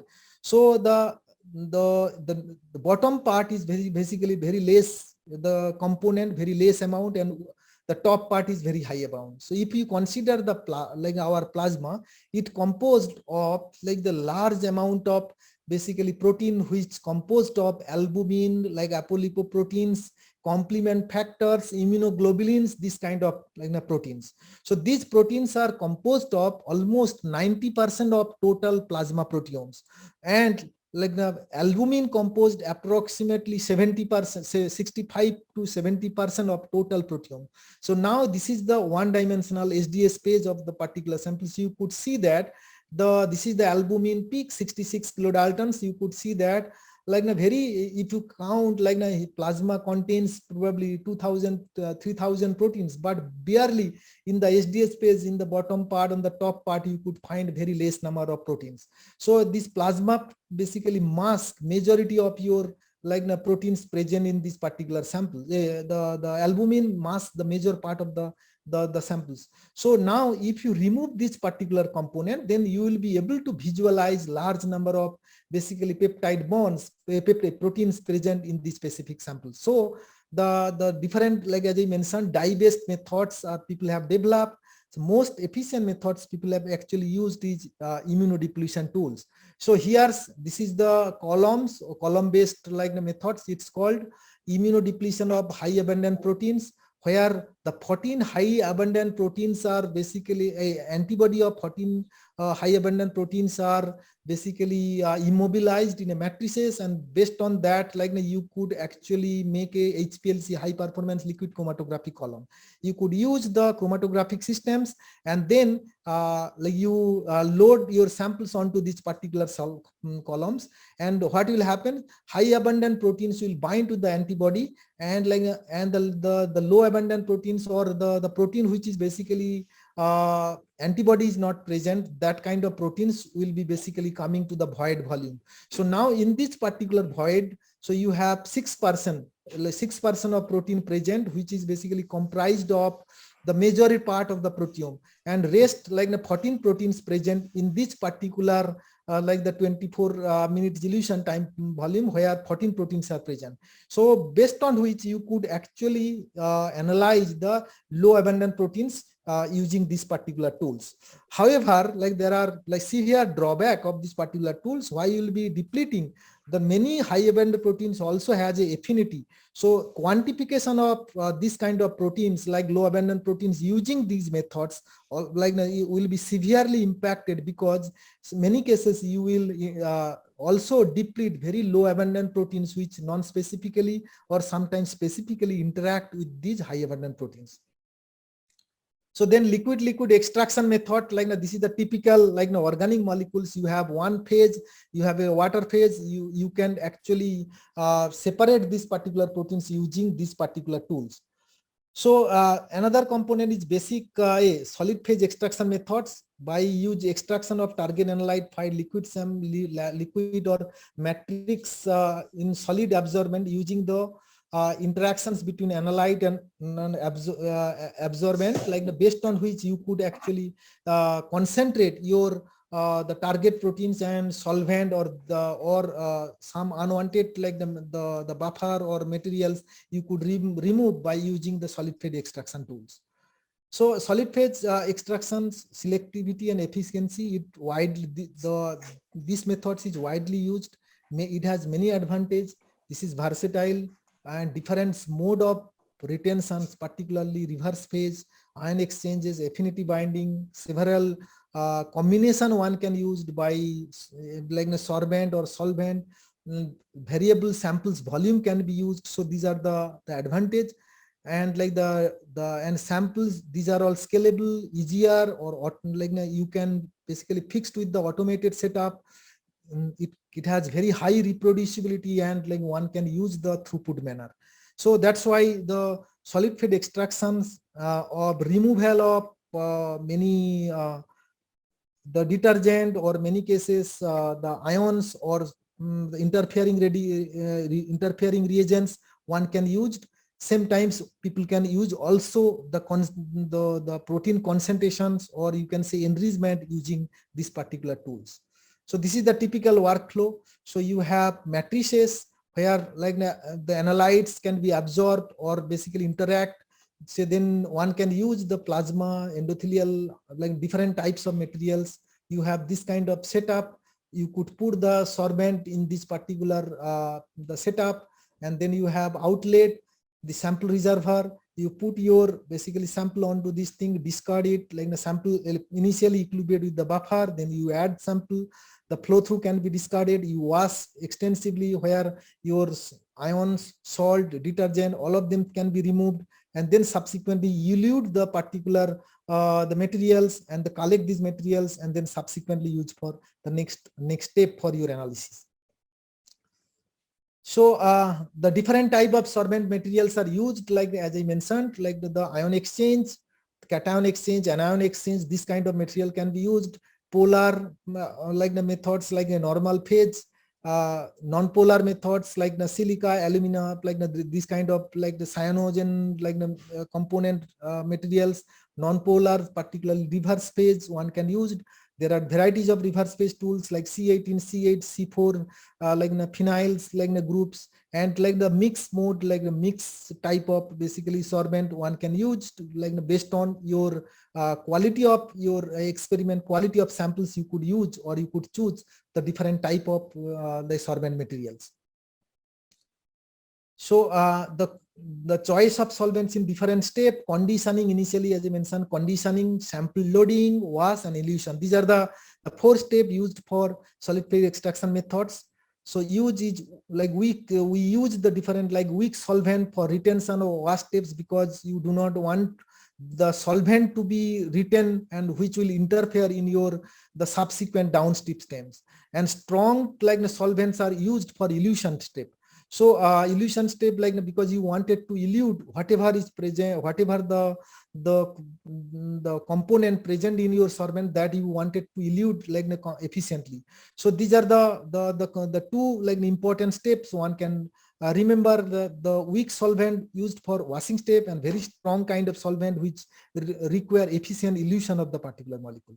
So here I am giving the one example: C18 reverse phase tips we frequently use in mass spectrometry sample preparations. Once you digest the peptides, like you use different types of buffers, because like the steps as I mentioned the earlier, the after trypsinizations like alkylations, initially the reductive alkylations where you use DTT followed by iodoacetamide. It works in a alkaline pH conditions because you have different kinds of buffer, and subsequently you quench you use the trypsin reagent and subsequently quench the trypsins, and then this particular mixture contained large varieties of like this cocktail.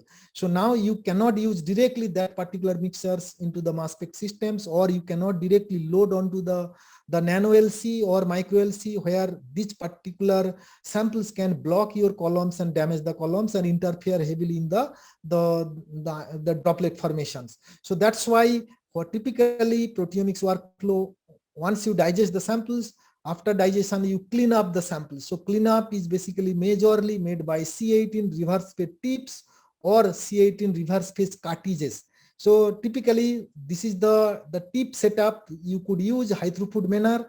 So you can take your samples in the specific like Eppendorf tubes, and the white color components which basically shown, these are all C18 basically matrices. You dip your basically these particular pipe up and downs in the solutions. Your the peptides, which digested peptides, will bind on these particular tips, and then once your digestion the binding step happens in a repetitive like the pipetting, then you wash this particular the tips using like the very low like very water containing very low amount of acetonitrile, and then finally these peptides can be eluted with the high concentration of acetonitriles or organic solvent, and then all, as I mentioned, very strong basically in very strong elutions reagents, like you can say 80% to 100% acetonitriles containing like ion pairing reagents for like 0.05% or 0.1% formic acids. So based on which basically you could elute your peptide, and then you can use for the proteomic applications or subsequent applications. Here your detergent or your you can say buffers that will be basically buffer components will be eliminated.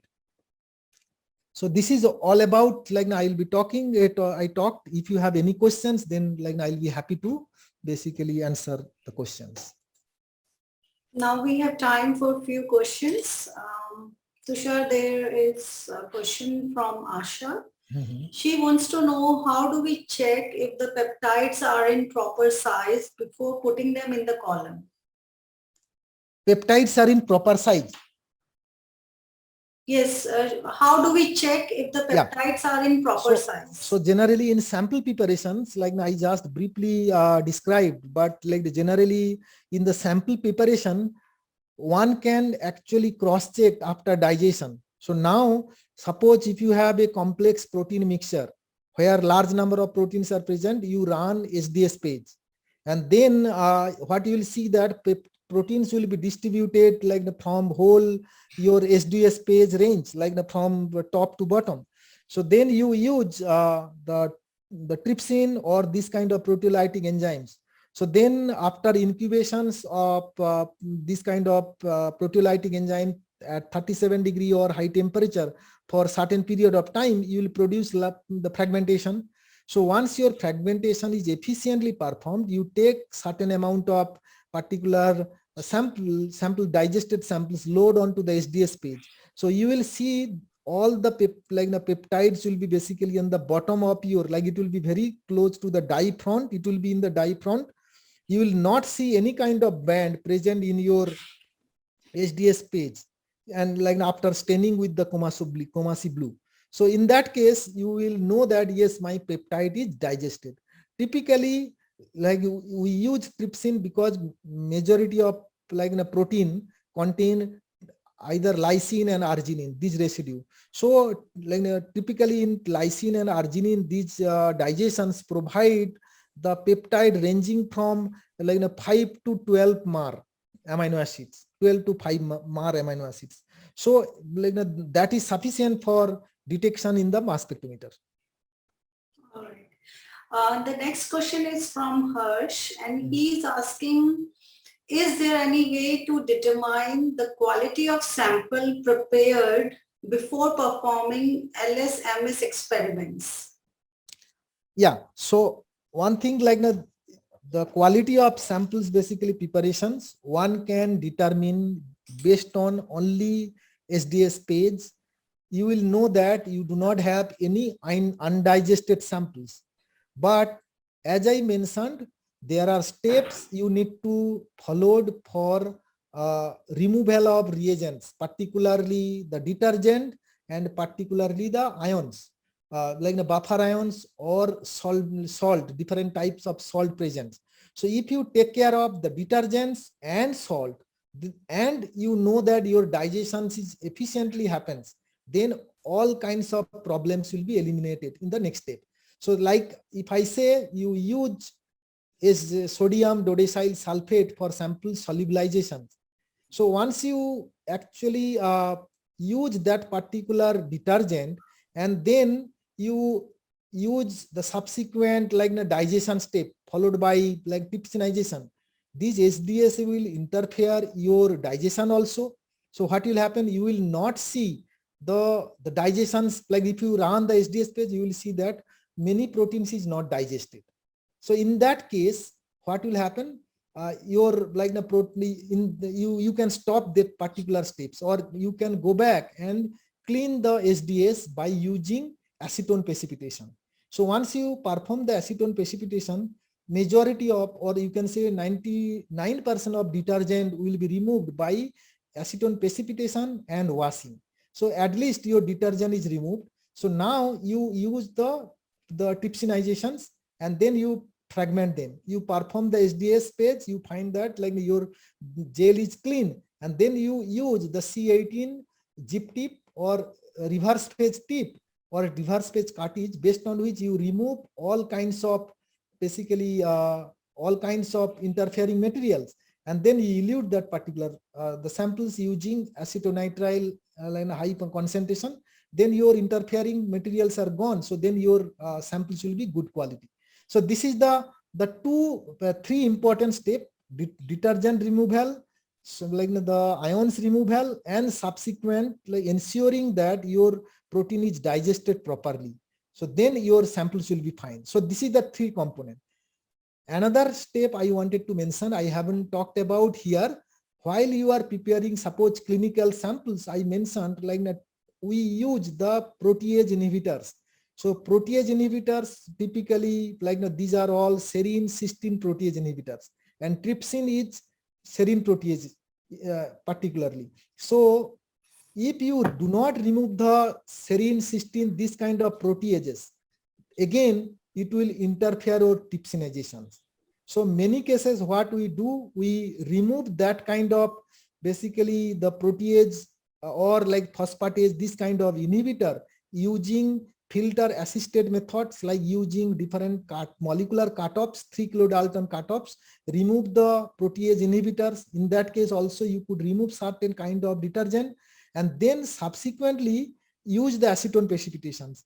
Using this method also you will be eliminate like the most of the protease inhibitors from these particular samples. So your the sample digestions will not hamper by these particular methods. Am I clear? Yes, we have two questions from Devesh, but can I request Devesh to keep his questions for the live Q&A session, because we have to start the next talk, and please be available at 3:10 for the live Q&A session. Thank you so much, Tushar, for such an informative presentation. And now we will move on to our next demonstration. It is going to be a virtual demonstration on sample preparation for IDA and iTrack-Q experiments by Dr. Nipendra Singh, who is currently working at the Institute for Stem Cell Science and Regenerative Medicine in STEM, Bangalore, India.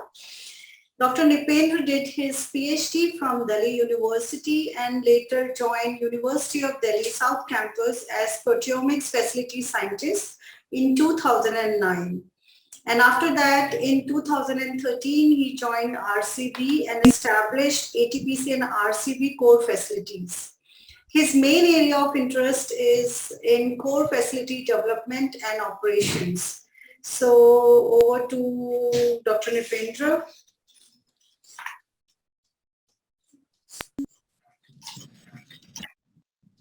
Just share my screen and the video. Yeah, it hasn't started yet.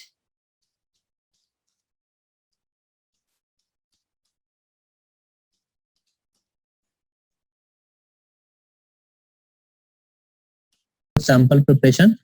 So we will see how this sample should be. Nipendra, we can't see your presentation yet.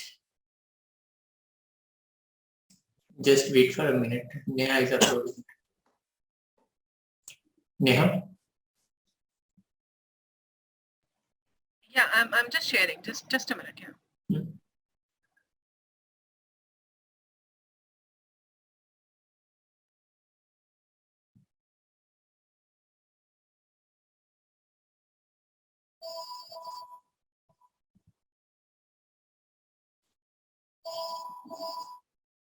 So welcome back, participants. So this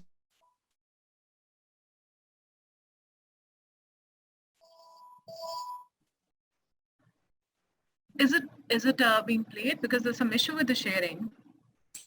No. We can't see it. Just a minute, just.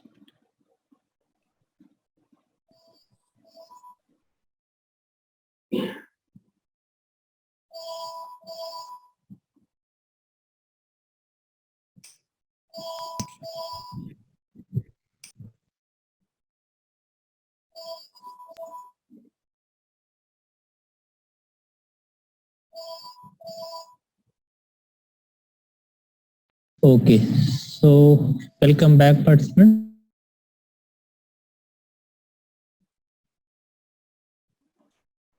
I connect with the ITT. Give me just. Neha, there seems to be some network problem. In the meantime, if Dr. Tushar is available, can we ask him remaining two questions?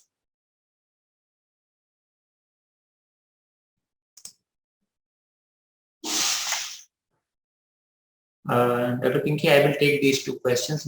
Can you All please? right. Okay. So Harsh is asking, no, we took Harsh question. Urma is saying, by the help of MS study, how can we determine the post-translational modification or protein-protein interactions?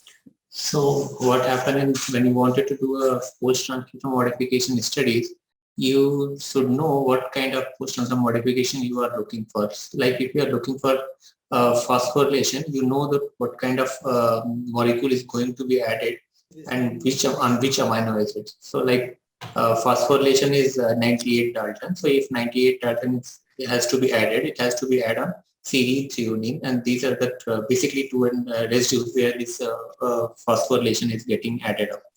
So we know the molecular weight, we know the site of these amino acids.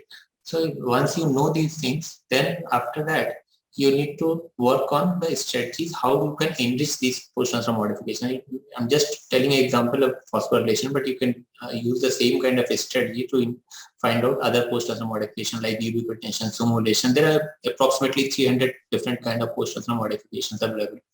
So you need to have a strategy to enrich that post-transcription modification. Why I'm saying enrichment? Because what happened is these post-transcription modifications are not more than 5% of the total proteome.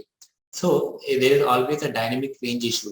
Most of the unmodified proteins of the same protein unmodified form is present in the sample, and you have only 3 to 5% of the protein which is post-translationally modified. So if you don't enrich your peptide which is having a modification, it's very difficult for that peptide to get picked up by the mass spec for fragmentation and for identification. So that's the reason you need to work on, first of all, to enrichment, and second, have a proper tool or software to analyze those peptides. So once any post-transcription modifications get attached to any peptide, that peptide molecular weight will be changed. Suppose if you are looking for a phosphorylation, then 98 Dalton change would be there in M by Z of that peptide. So this is I'm talking about singly charged species, but if it is a doubly charged species, then 49 Dalton change would be there in that peptide. So your software is able to pick up those differences, because what will happen is when you fragment your peptide, this phosphorylation molecules has a tendency to move out of the peptide, and this is called neutral loss. So this loss is happening from the amino acid. So all the software will come to know that from which amino acid is getting lost, and that will be picked up. So by that way, most of the post-transcription modification, you know the molecular weight, and that molecular weight will be kept in a software, so that this molecular weight, if added into some peptide, what would be the final weight. In that way, you software designate that particular peptide with this modification. So that's how we do a post-transcription modification study.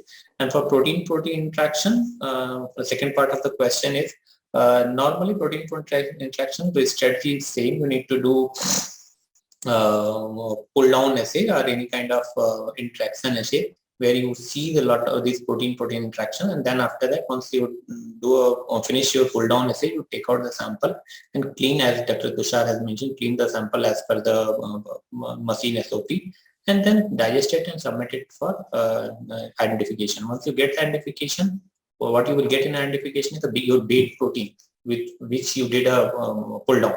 And then after that, along with that bait protein, you will get a protein which is interacting with your samples, but make sure that you are putting a proper control, and other conditions are same, so that you can remove the protein which are just what you call the contaminant, not the actual interactor. So in that way, you can do a protein-protein interaction studies and post-transcription modifications. So is there any other question? Hello? Hello? Yes, sir. I think I should share the screen now for the video. Okay. Yeah, please. I'll just do it. We can take the questions later on.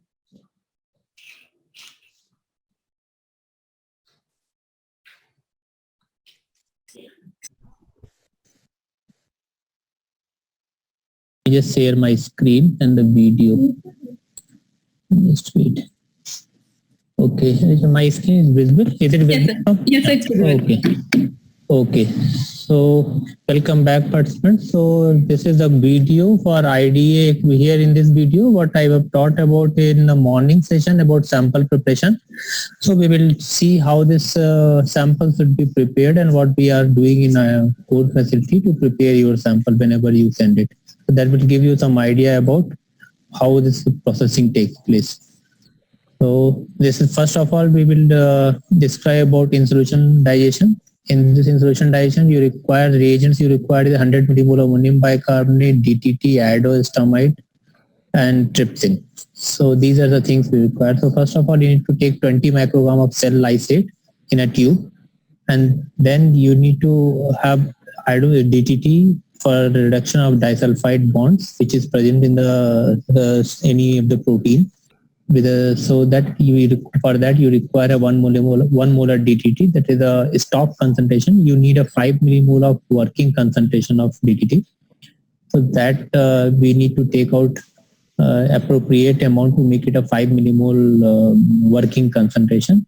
And after adding it into a protein sample, sample will be kept at 55 degrees centigrade for 30 minutes or 1 hour at room temperature. So make sure that if you are keeping it at room temperature, that incubation time would be a little bit higher.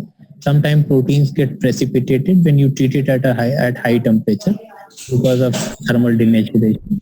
Just to avoid that phenomena, if needed, we can process our experiment at room temperature. So here, what we are following is we are putting this sample at 4 degrees centigrade room temperature rather than at 55 degrees centigrade.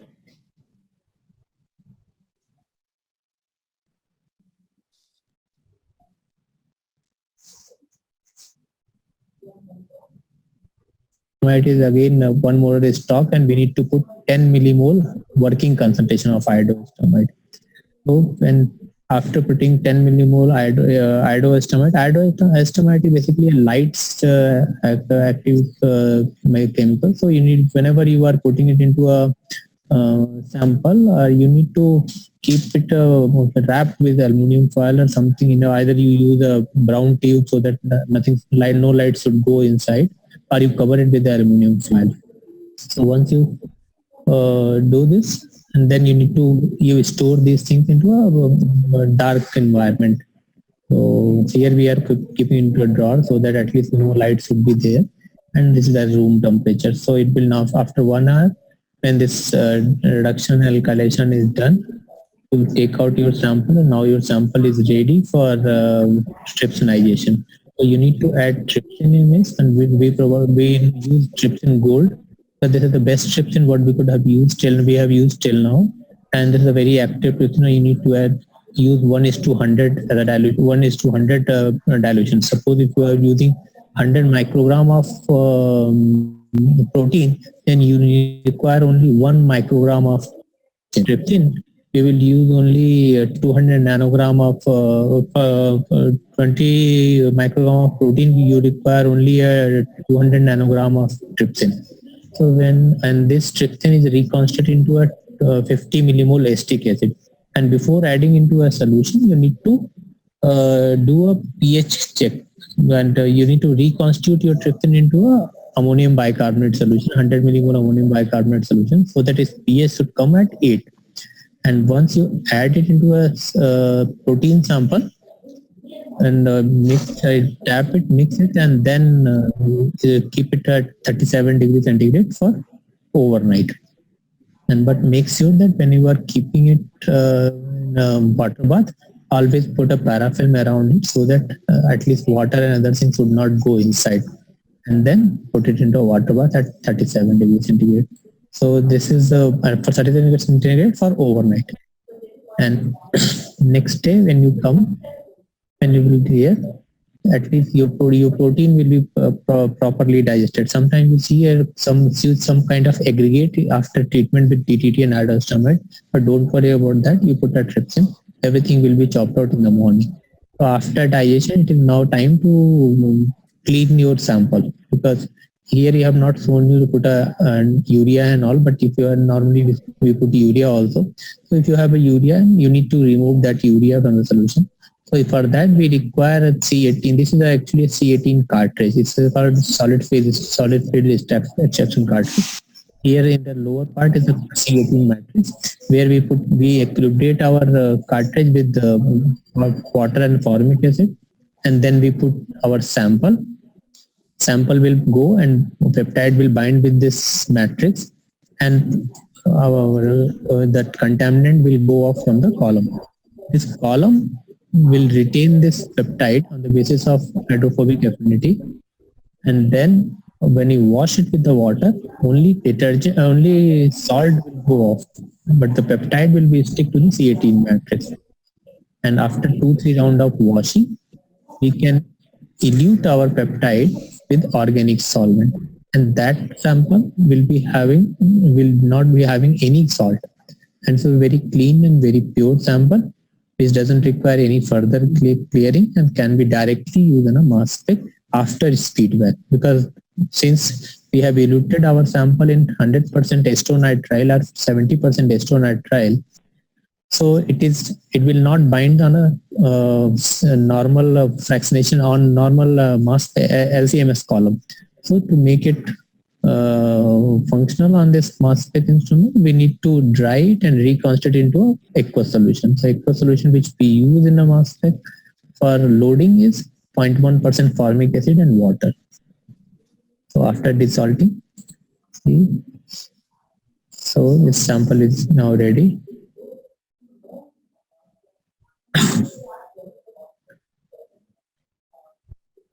And it will be now.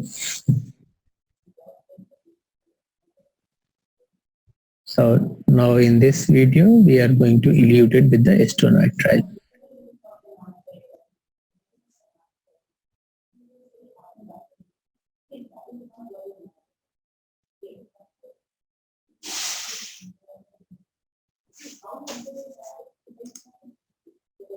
Multi-set system where you can do at least, this is a system where you can do a 24 sample. You might not be having to set up to run 24 samples. So alternative of this would be you can use this same column in a centrifuge tube. In a centrifuge tube, 15 ml centrifuge, put this column, and you by the spin centrifugation, you can utilize the same workflow. You don't need to require this kind of vacuum pump and this manifold assembly. Since we are having a very high load on our system, so that's the reason we are using a high throughput system. It's not absolutely necessary for you to have this system for desalting. So after that, you need to speed back your sample. And speedback normally takes some time, at least 30 minutes, because we do a extraction 2 to 3 times, so that all of these peptides should come into this tube. So after that, your sample is ready for this. Now we will discuss about how the angel digestion is carried out. For angel digestion, what we require is acetonitrile, ammonium bicarbonate, DTT, iodoostamate, the same thing.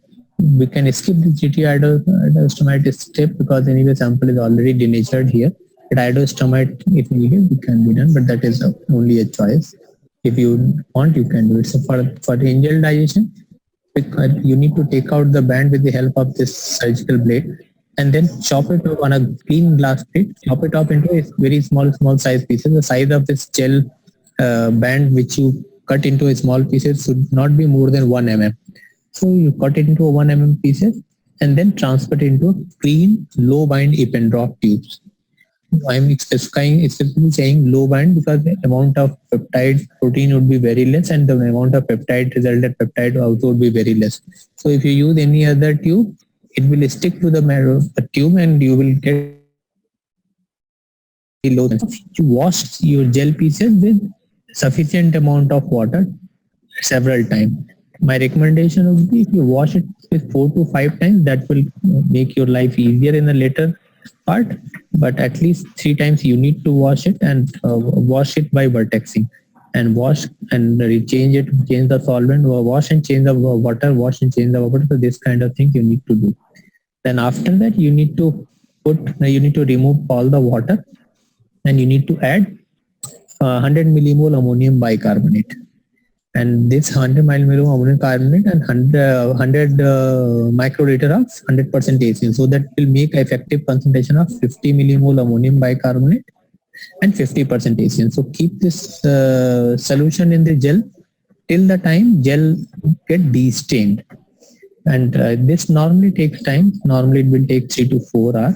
But once at the end of this effort, what you will see is right now, what you can see the blue colored gel pieces. But once it gets de-stained, you will see this kind of altogether transparent gel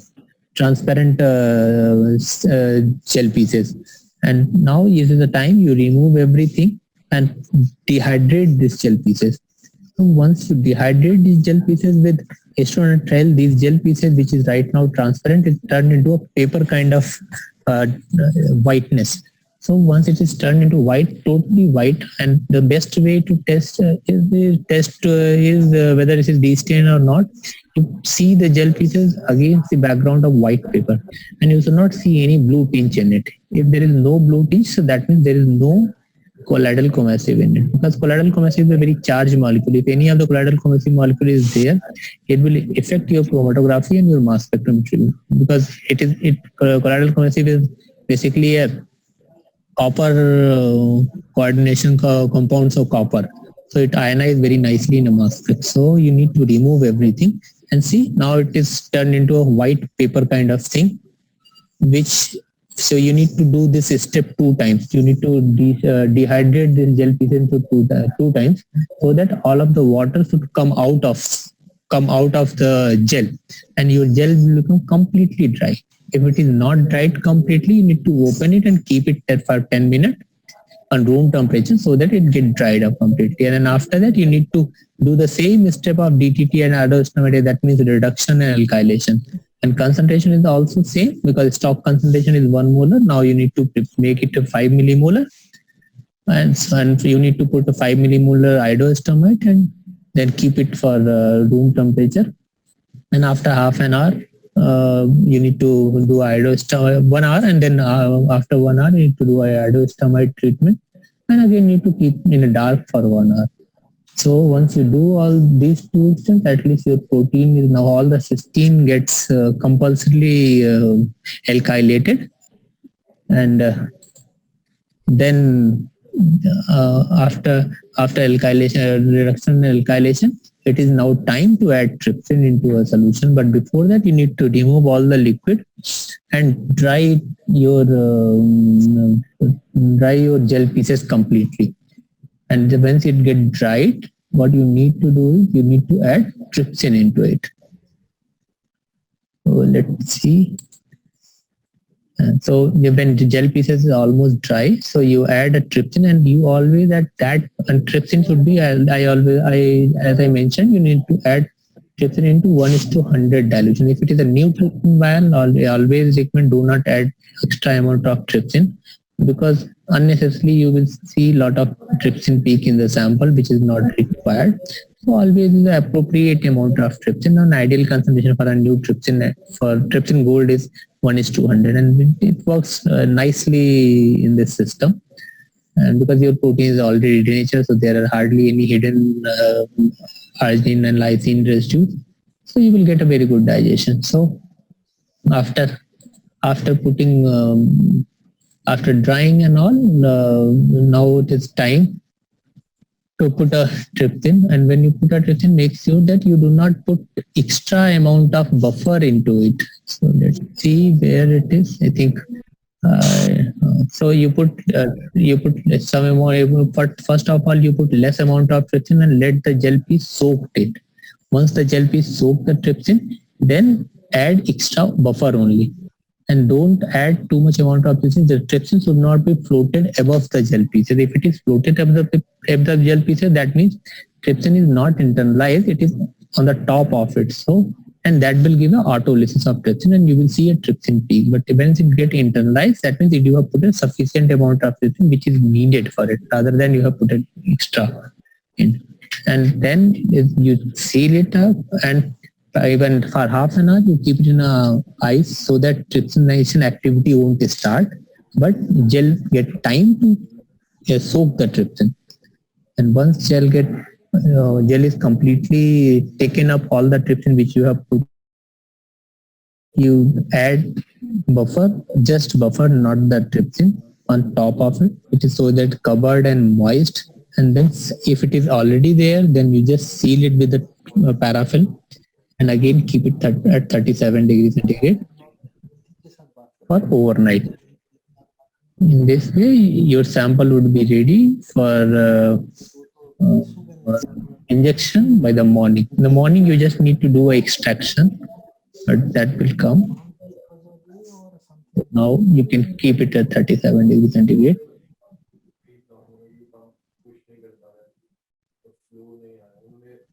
Yeah. Okay. Yeah, in the morning, next day you can, after 12 hours, so you take it out.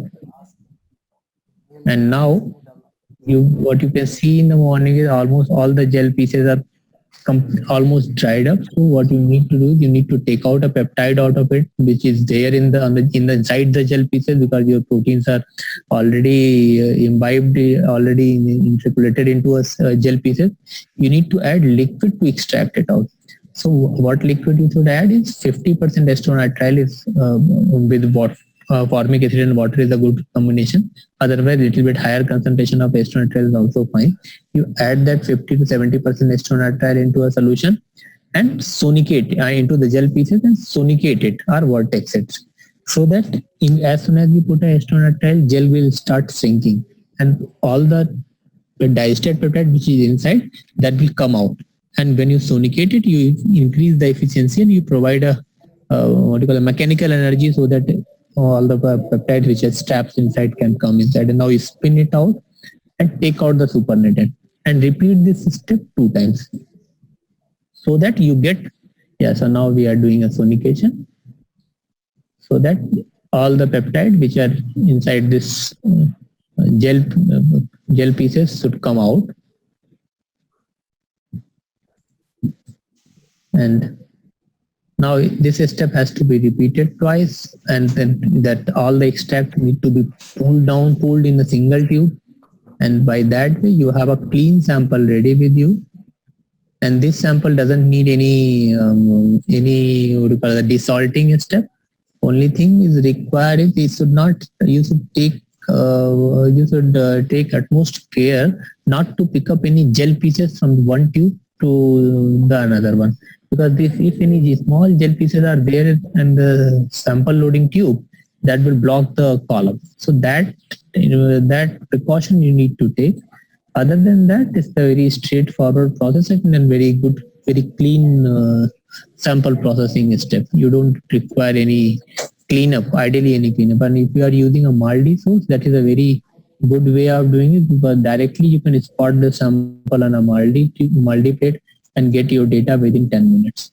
But in a ESI, you need to load into a LC, and then that will take half an hour to complete the run, half an hour to 45 minutes to complete the run. So here, after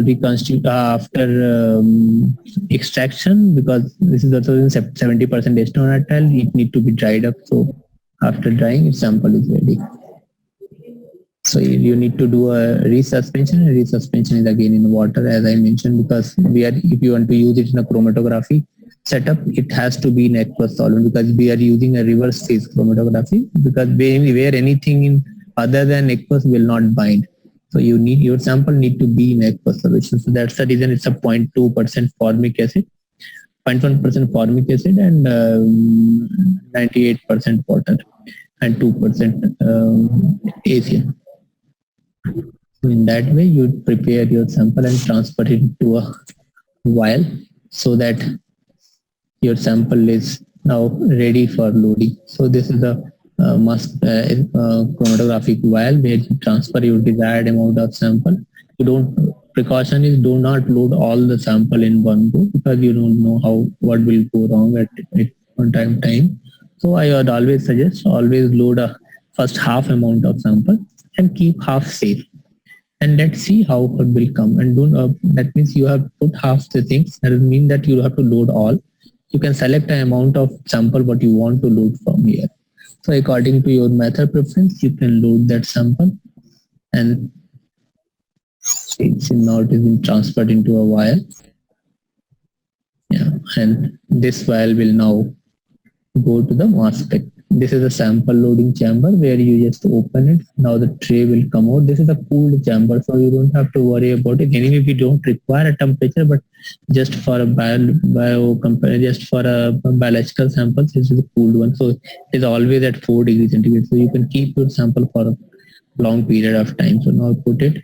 And when batch is already there, where Dr. Neha has already told in the morning that you can prepare a batch where you can fill this chromatography method and other details. So this is what is for IDA, sample preparation for IDA. Now will play a video which will show you sample preparation for iTrack. So just wait for a moment. Let me just open it. Just wait.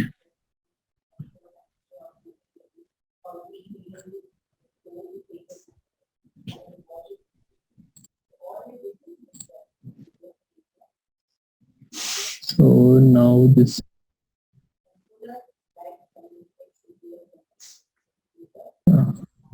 So this is our iTrack sample preparation video. So I will, so before starting this workflow, so this is the standard iTrack workflow. So what is happening in iTrack, what's the kind of variability what you have is you need to pool your sample together. So suppose you are working on a sample which is having one control sample and one test sample. You consider test sample as some kind of drug treatment or some kind of anomaly or some kind of time point, or any kind of variation you want to study. So control is something where you want to fix it, and this is a natural condition, and you want to compare the proteome condition of sample number 1 to 2 or maybe control to test. So you need to process these two samples simultaneously in the same way. So like you are seeing here, control sample is reduced, then cysteine blocking, and then digest. So here test sample also could be processed in the same way. The important point here is control sample and test sample, both this sample has to be in an equal concentration. So before putting your sample for all these steps and spending so much amount of money, because iTrack reagents are extremely costly, and all these steps are very time consuming and very effort consuming. So what I would suggest is run your sample 2-3 times on a page shell, do the protein quantitation at least 2-3 times, so that you are absolutely so sure about it that whatsoever concentration you are digesting is absolutely equal in all sense. Suppose if you are starting with 25 microgram sample in control and 25 microgram sample in a test, you run it at least 5 microgram sample 3 to 4 times to see if everything is okay. Maybe 1 microgram per quantitation and 2 microgram on a gel, so that you are absolutely fine that these are equal concentration you are doing it. Now after that, the process is pretty simple, what I told in the last video. So you need to reduce this cysteine block and digest and label it with the iTrack and combine with this. So now I will start the video. I have just paused the video so that I could explain this workflow. Actually, these iTrack reagents are nothing but just a reporter ion and a balancer. It's a combination of reporter ion and a balancer ion. So this iTrack and TMT both is having the same kind of combination. So this comes in a multiple format, 4-plex. That means you can study 4 condition. That means three condition and 1 control. 8-plex means you can study 8 variable conditions. So here 1 has to be control, and then 7 you can use it as a variable condition. So like in TMT also 4-plex, 6-plex, 12-plex, and this kind of combination comes depending upon this reporter ion and balancer ions. So why this balancer ion then? Because reporter ion is always giving you a unique molecular weight. Suppose 112 is molecular, 112 Dalton molecular weight is attaching with your one protein or one peptide. But this has to be balanced out with 113, because that will having 1 Dalton extra molecular weight, and that 1 Dalton extra molecular weight need to be compensated. Otherwise, mass spec will not recognize both the species as a single protein. So the balancer in 112 would be having 1 Dalton less molecular weight rather than 113 Dalton reporter ion. So just that way it will be compensated. So if reporter ion is 1 Dalton higher, balancer ion would be 1 Dalton less. In that way, it is all compensated, so that all this iTrack reagent should be isobaric. So that means their molecular weight would be same.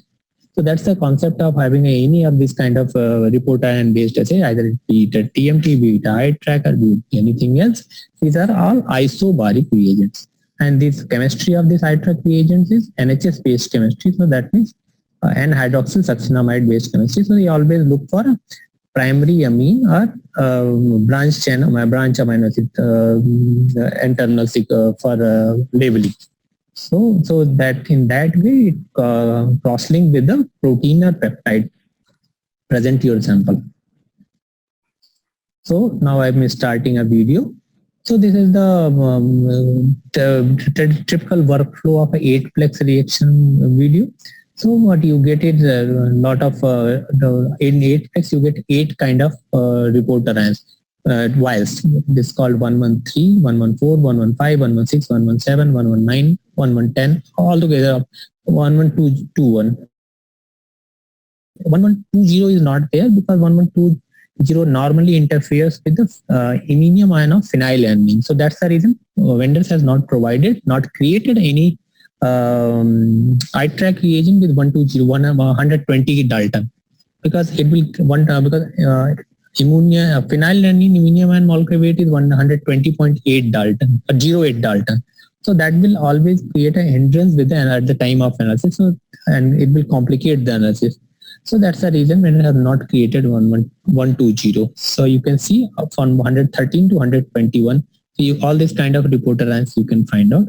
And when you get this reporter ion, these reporters ions, as I mentioned, is the NHS-based chemistry, so they are highly susceptible to water. So you should not put any kind of water. If you put a water, that means you have started the reaction. This will ionize and all these reactions will go bad. So you need to reconstitute into a isopropanol or ethanol. So you need to add 50 microliter of ethanol to reconstitute it.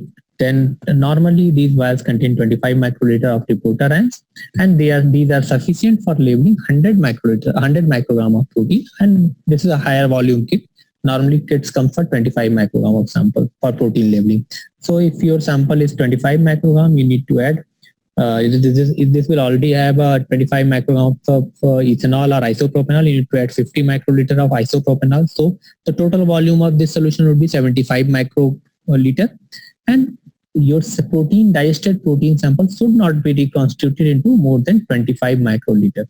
Why I'm saying it should not be reconstituted into 25 microliter of more than 25 microliter of water, because all this chemistry depends on this NHS chemistry highly depends on if you put a lot amount of water, water will immediately quench the reaction. So the ratio of water to organic should not be more than 1:3. So that means 25 microliter of water and 75 microliter of organic. So that is the ideal condition for labeling of reaction. If you increase this water concentration, you will your molecule will be your label will be broken into pieces, and you will not be able to label the things. So you put isopropanol, and then once this isopropanol reconstituted vials would go into a sample and digested samples, and once it is then keep it for 2 hour time, and then mix it. Then labeling is done, you mix it and then vertex it and do the further processing. So I will now start the video. I hold it for some time to explain this workflow. So these are the reagent vials. It normally come 1121, 119, 128, 118, and 117. So these are my samples. So this is a sample of my, we have labeled it S1, S2, S3, S4. And you can see it is hardly having more than 20 microliter of aqueous solution. So this is the way you should not increase this concentration too much, otherwise your reaction will not happen. And these eye track reagents, you need to keep it at room temperature for very small period of time, maybe 5 to 10 minutes, so that it get at room temperature. And as soon as it gets to room temperature, you need to spin it, and so that vertex it and spin it. Because once you vertex and spin it, all this solvent, because it is having organic solvent, all this solvent will come down, and all this peptide also you to keep at room temperature, because you have to do the labeling reaction at room temperature. So once you vertex it and label it, you need to add isopropanol into it. So this is vertexing reaction is going on, and then you need to do a spin, and after spinning, You after spinning, you keep it on one side, and then you need to add IP. IP is isopropanol, and this 50 microliter IP should be added into it so that the total concentration of total microliter of this I-track reagent will be 75 microliter. So once you add 75 because it becomes 75 microliter, immediately you need to add this label into a peptide, digested peptide solution which you have already prepared. So this is a process of reconstitution. So this process should be very fast. Just for the sake of convenience, we have played this video in a slow mode so that you can see it, how it has to be done. But yes, it does not take a very too much amount of time to do a reconstitution.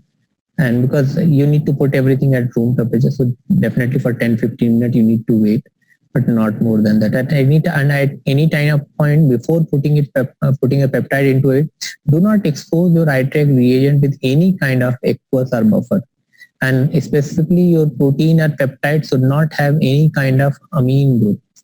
So whenever you are reconstituting your peptide, make sure that you do not put any trypsin or anything which is having or ethanylamine or something like that into your peptide solution. So it should be having only either it can be PBS or water. So like as I mentioned, we do a cleanup. So in that cleanup process, we always use a estronitrile water, and that is sufficient for us. And we remove the estronitrile, so only water left. So now this is the time to add label into a protein. So we are labeling each sample with individual label. Suppose this is S1 sample, it is labeling, we are labeling it with 113.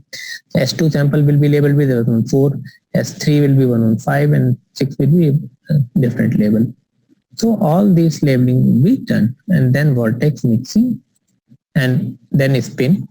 And after that, you need to keep everything. And now this is time to store it for 2 hours so that this labeling can be performed. And the labeling efficiency of this kit is almost 99.5% or 99.7%. All these I-track reagents always comes with their quality chart, which mention their labeling efficiency, but normally it's more than 95%, 99%. So this information you might be needed at the time of analysis, but if it is efficiency is low. So now after 2 hours, when incubation is over, what you need to do is you need to pool all these samples together, because your labeling is done. So this is time when we are pooling S1, S2, S3, S4 into one tube. So now all your 4 labels are into one solution. Now we can differentiate S1, S2, S3 only by their reporter and not by anything else. So once this is done, this is time to now do a speed vac for vortex it and then speed vac for it. So vortexing is over, vortexing is spin. And then because we need to do a further processing of this sample, because this is a pretty complex sample and having a high amount of protein, so dynamic range is also very high. So after speed vac, we will do a fractionation of this protein, this peptides mixture, and fractionation will reduce the complexity of sample, and we will be able to identify more number of protein, identify and quantitate more number of proteins. So after speed vac, we will reconstitute again with the water.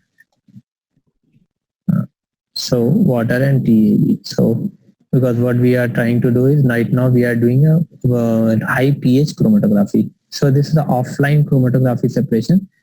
And what we will use is we will use again solid phase extraction cartridge for a manual mode. This can be done into a automated HPLC mode also. But for the sake of convenience, we did it into a SPE cartridge.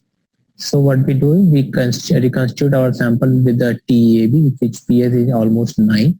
So and then equilibrate this cartridge, which we use for this is a high pH cartridge, again a C18 cartridge, which we use for ion exchange, we use for desalting. But that time we have used the acidic pH. So this time we will use the basic pH.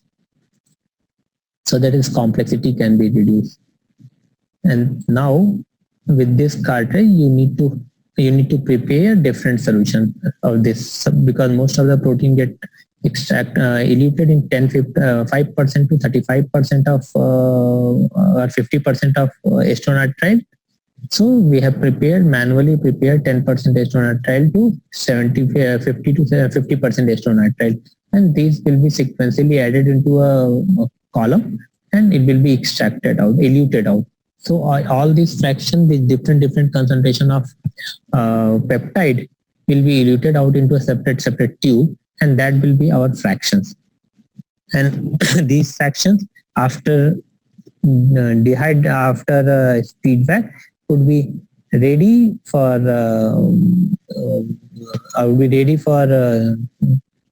injection into a machine. And so that this way, what we have learned about is sample preparation and fractionation by offline fractionation method. And so this offline fractionation works pretty good, unless and if your sample is very complex, then you definitely require an online fractionation. But if your sample is only having 2000 protein, so then this will work. But if you are looking for a protein range of somewhat around 4 to 5000, then you should go for at least online fractionation things, and you increase the gradient time. Like what we have done is we have just put a 10% and 20%, 30%, 50% and 70%. But if your complexity is very high, then instead of directly 10 to 20, you can put one more gradient in the between or something. Or this is a linear gradient. Rather, this is called a step gradient. You can put a linear gradient, but that can only be generated in a HPLC system, not in a manual mode. So here we are doing extraction. So protein will be eluted into a tube, and then it will be speed wrapped. And after doing a feedback, normally it will take time because it is having some amount of liquid solution, water aqueous solution into it. So after maybe 1.5 hours, this normally takes that much amount of time to dry it up. So your sample is now ready. So all these fractions are ready. Now it's a time to reconstitute it, and reconstitution will take place again in a 0.1% formic or 2% formic acid and water, 2% ACN and formic acid. So that is the aqueous solution. So then sample would be resuspended, and after sample resuspension, all these fractions will be resuspended. It will be transferred into a tube, and after transferring into a tube, it will be so for sample extraction is a key, because here you need to do this vertexing and all, because you are working with a very low amount of protein peptides, and you need to be very sure that you have extracted everything. Nothing should be left on the wall. So otherwise the batch to batch variation will happen. So this is how 5, 10, 15, 20, 25. So these fractions we have generated in this. So now it is the time to load these things into a mass spectrometer. So again, the same way of vial has been loaded on this, and this will go inside the machine. And that's the end of our iTrack sample preparation study.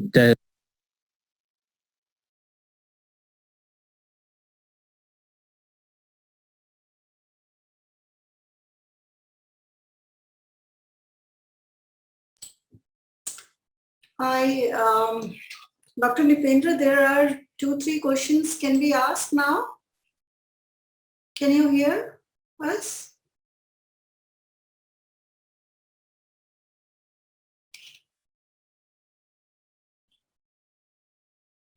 Dr. Dipendra, can you hear us?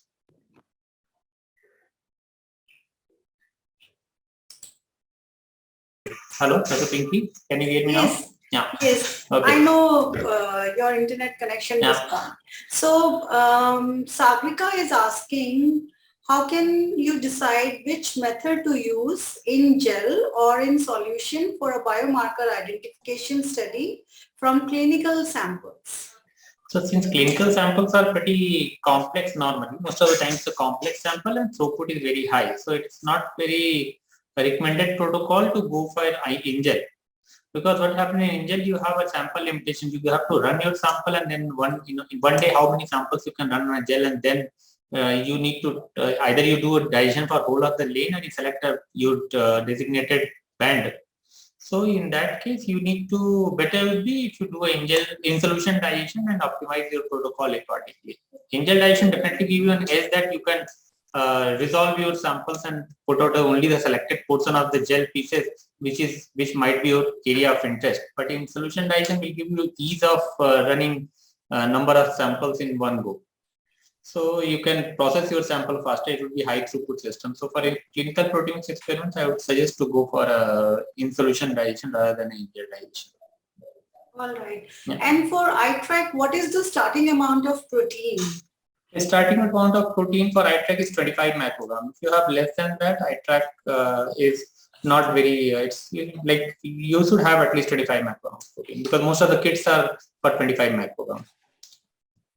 All right. Yeah. Thank you, Dr. Nipendra. Now we will move on to our next talk on clinical proteomics as a platform for translational research by Dr. Hari Prasad Ji. He is an additional professor at the All India Institute of Medical Sciences, New Delhi. Dr. Hari Prasad. Very good morning to you all. Yes, I'm just giving a brief introduction right now. Sure. All right. So after doing his MBBS, he pursued his MD in structural biology and PhD in the field of clinical proteomics under Professor T.P. Singh at Biophysics, and has now been associated with the department for the last 21 years. As a clinician scientist, his research interests include structure-function relationship of inflammatory drug target proteins and protein profiling for biomarker discovery in various clinical phenotypes and understanding pharmacological response, a concept that is the basis of personalized medicine.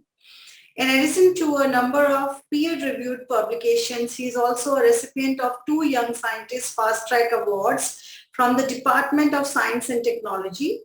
He is an elect member of National Academy of Medical Sciences India and National Academy of Science India. He is the recipient of the AIMS Excellence Research Award for the year 2016. So welcome, Dr. Hari Prasad. Over to Thank you so much for the kind words, ma'am. Thank you so much. Am I audible? Yes. Are you able to see the slide? Hello? All good. Yes. All good. Okay. Yeah, nice. So I understand that you people have been told about the very essentials of use of mass spectrometry for either small molecule identification or proteomic experiments. So here my goal would be to convince you people about how useful the mass spec is and the aspect of clinical proteomics is in improving our understanding patient phenotypes and bringing about more efficiency into the healthcare system. So the first few minutes, I'll just give a very brief introduction. We have a very diverse audience. So I'll just give you a very brief overview of things in respect to proteomics. And in the next 30 minutes, I'll take you into some of the recent work, data and papers from our lab that pertains to improving the or helping the doctors or clinicians rather in understanding patients better. So here I will start. So as you people are aware, a good doctor is one who understands the patient in the best way possible. And to do this, he would require 2 aspects. One is he needs to diagnose the disease, and second, he would have to develop, or he would have to give out the right medicines to cure the patient. So the main emphasis therefore would be for a researcher to develop the right diagnostics and therapeutic small molecules or therapeutics that can improve the patient's health. So where does all this stem from? I will not take you too much into the basics, but to give a very brief overview, in the upper panel we have eggs, we have the caterpillar, we have the pupa and the butterfly. So what is it that, even though the morphology is different, what is it that holds the four morphological forms together? The main thing is that they have the same genes, all the four morphologically different forms. So when you say same genes, why is it that the morphology is completely different? You have the eggs and you have the beautiful butterfly with no resemblance to each other. So the concept that would come is the regulation of the genes. To what extent, what type of genes are regulated or rather underexpressed and overexpressed at a particular point of time. This dictates the whole concept of morphology of this particular stage of a butterfly. In much the similar way, in the human body, even though we are all we all have the human body, the human body generally is assumed to be one particular thing. The environmental exposure, the type of food that you take, the type of medicines that you take, the air that we breathe dictates to what extent different genes are transcribed and translated to a particular proteins, which will finally dictate the phenotype. So that is where we come into the understanding as the final destination of the gene regulation would be in form of proteins, which are the final effectors of function in a particular biological system. Therefore, understanding the qualitative and quantitative expression of these proteins holds the idea for concept of personalized medicine. So when I say personalized medicine, you have so many different patients. For example, if you take the recent clinical situation of COVID-19, there were a number of patients who were affected, but no two patients presented the same way. While one person suffered from neurological deficit, some other patient suffered from kidney disease, somebody else did not have anything other than fever. It was a very arid, there was a lot of big spectrum of the presentation of the disease by the patients. Therefore, we are to understand that the response of the patients to a particular single stimuli, whether in the form of an environmental infection or in form of exposure to a toxic substance, is very varied. So when I have said this, it also means to say no two people should receive the same treatment, or it doesn't make sense to have one treatment for all the general population. It could be rather personalized to understand who best will respond to one particular treatment, where you have an efficacy of response to a particular treatment, whereas simultaneously having least side effects. So that is the basic concept of personalized medicine. It started with the Human Genome Project. At that time, it was called as genomic medicine. But as of now, it is more drifting towards understanding the regulation, and we probably are getting to a time where we are saying it's just not the genes, but also the proteomic understanding would be a better concept for personalized medicine.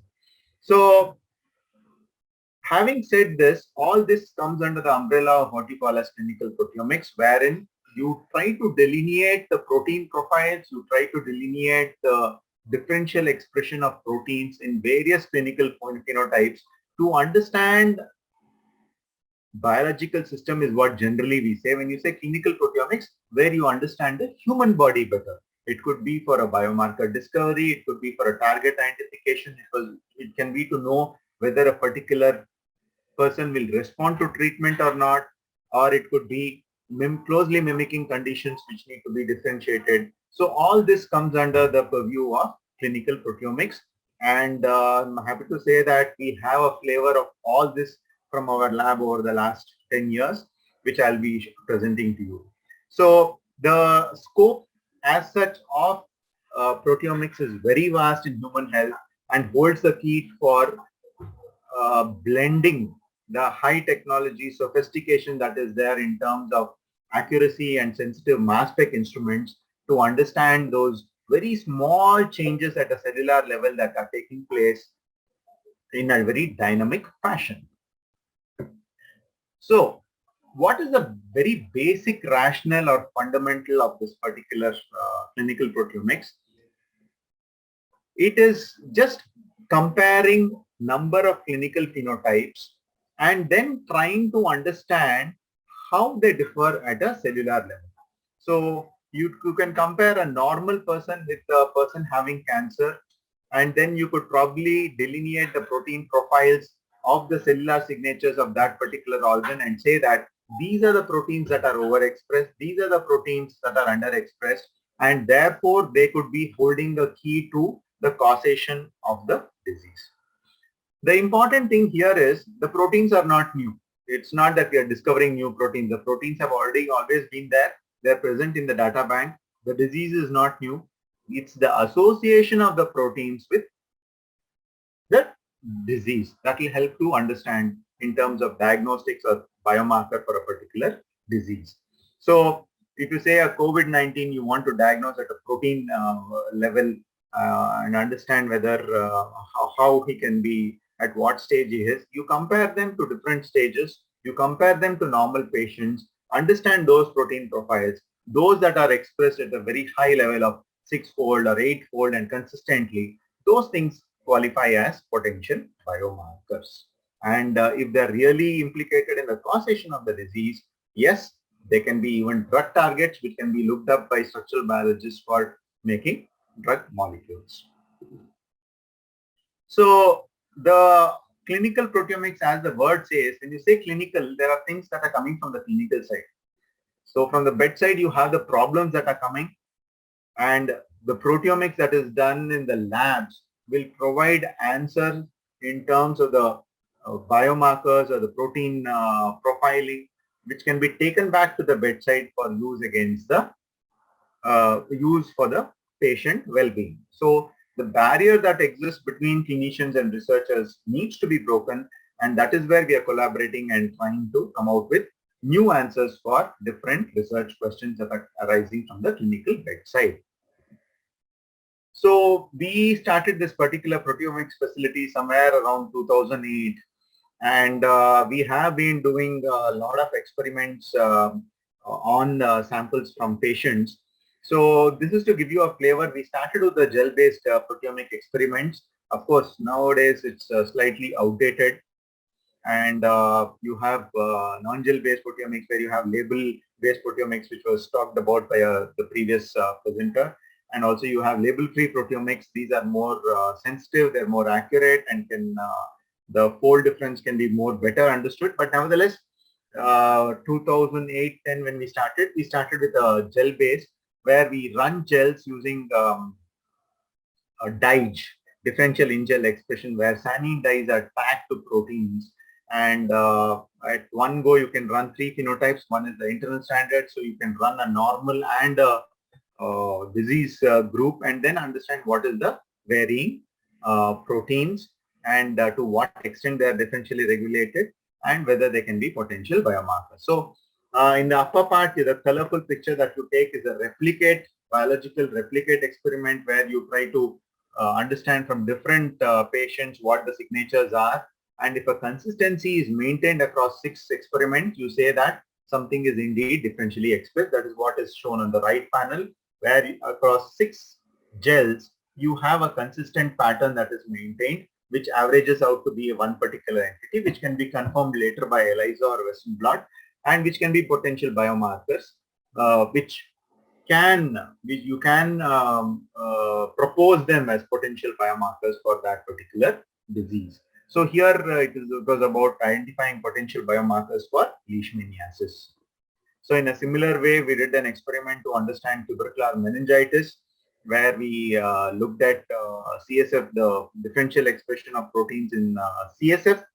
And amongst the many proteins, there were certain proteins which are implicated in the inflammatory pathway, like lipoxygenase, which is a rate-limiting enzyme in the leukotriene synthesis.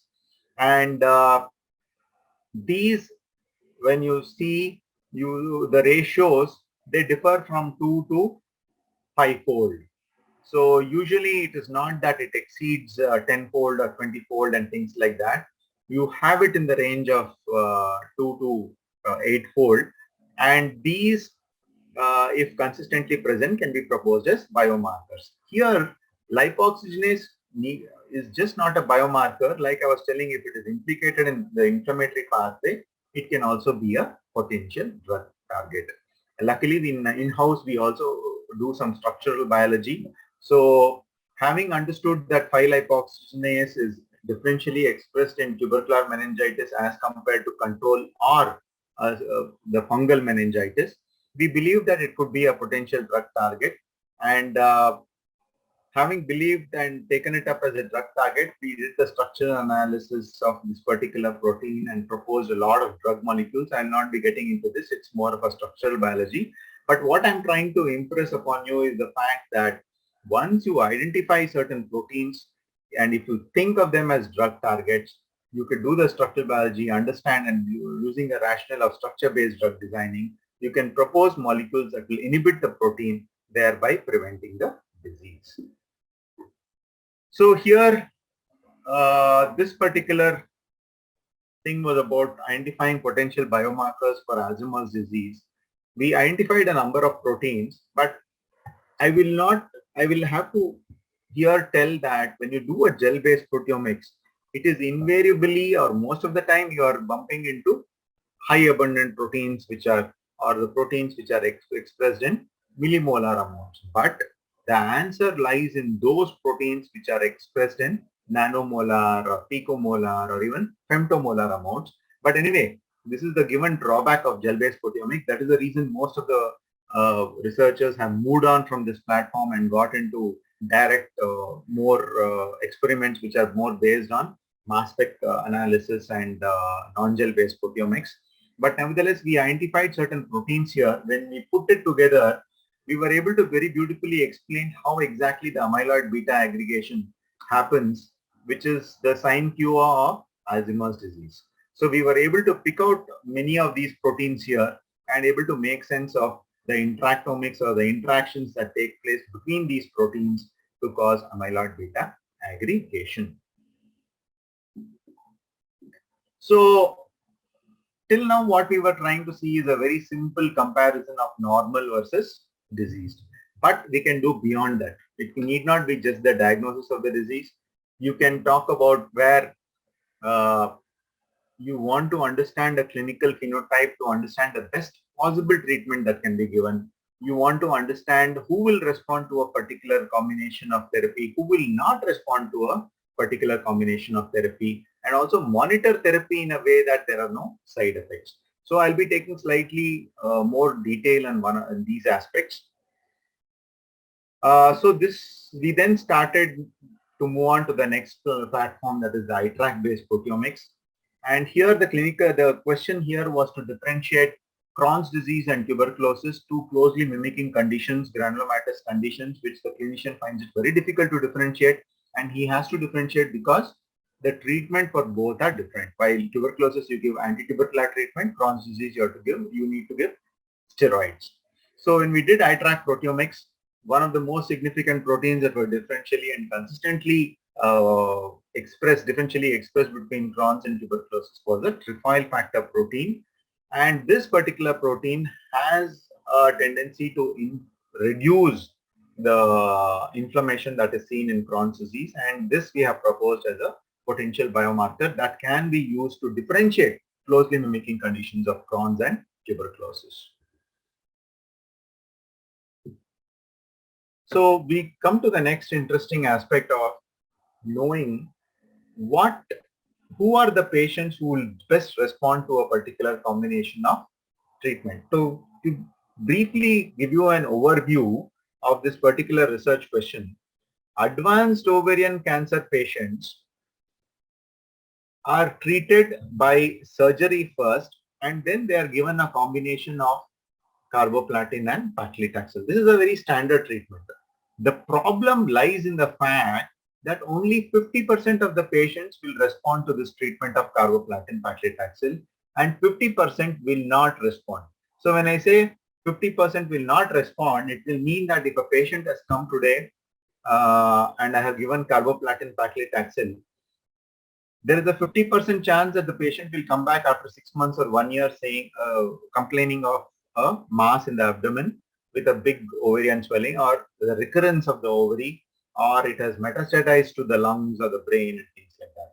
So the idea was to know why and how do we know which are the patients that will respond and which are the patients who will not respond to chemotherapy.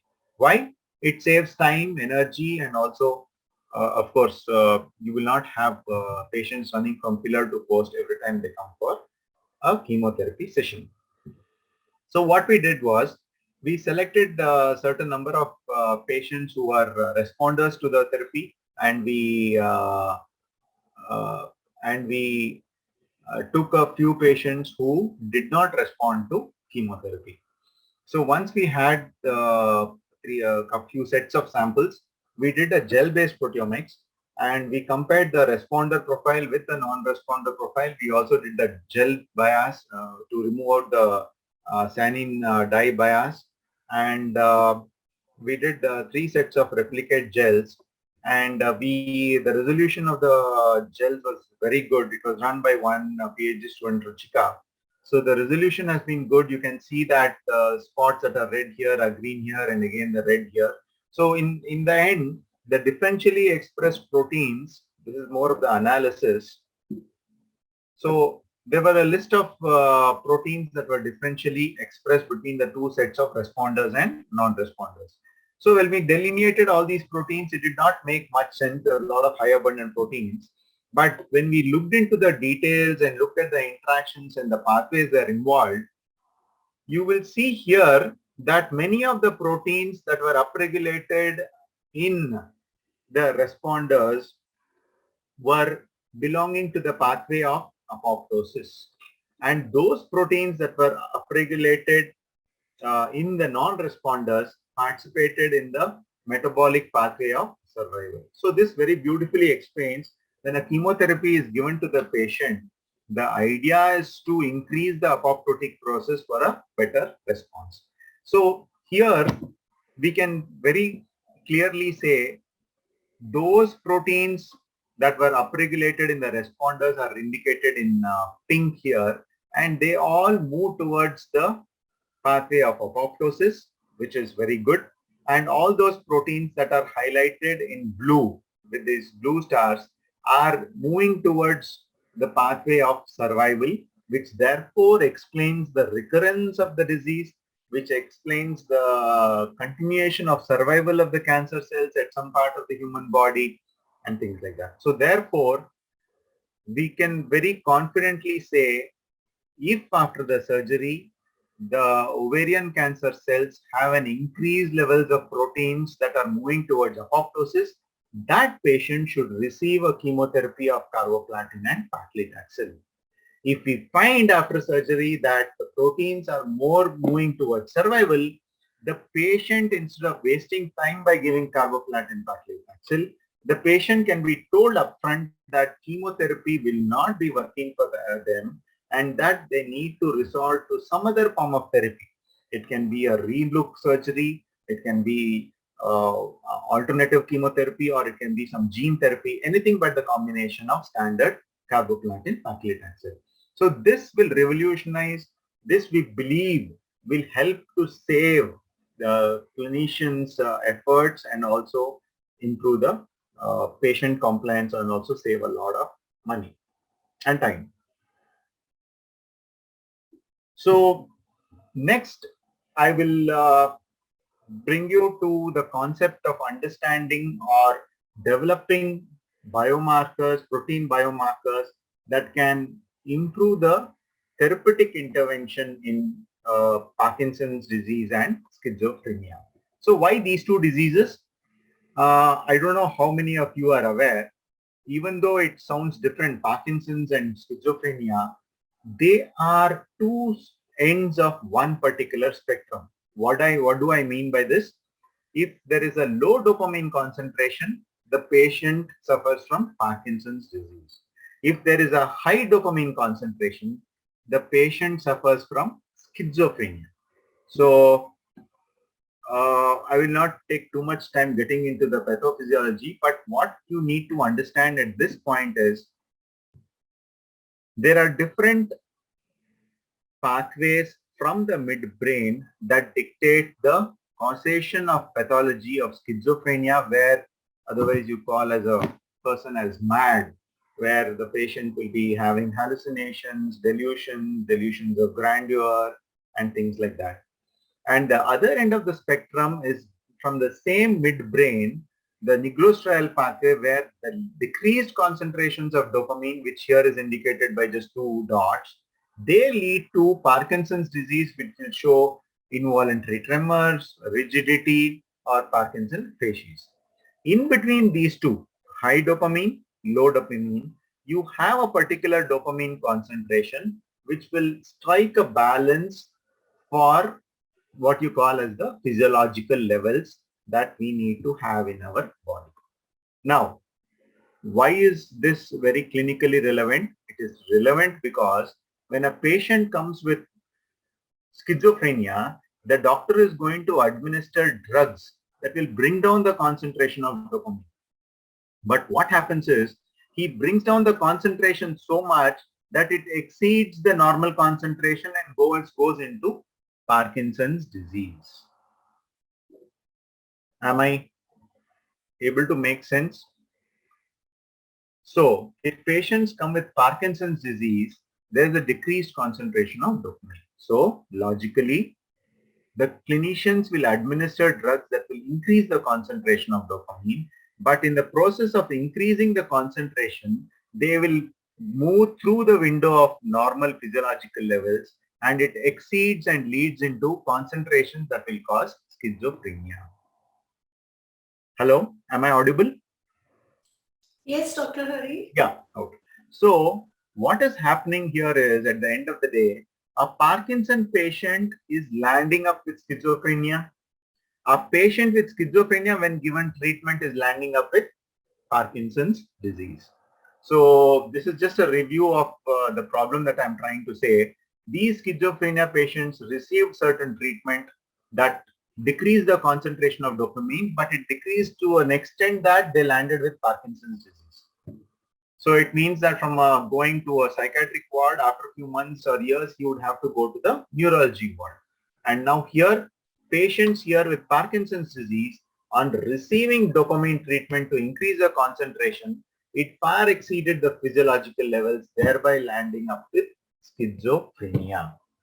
So I hope the research question is very clear to you. The idea was to understand what is the biomarkers or what should be the protein profiles in the brain or the CSF that can tell the doctor that he has reached physiological levels and he should not be exceeding it from either from Parkinson to schizophrenia or schizophrenia to Parkinson.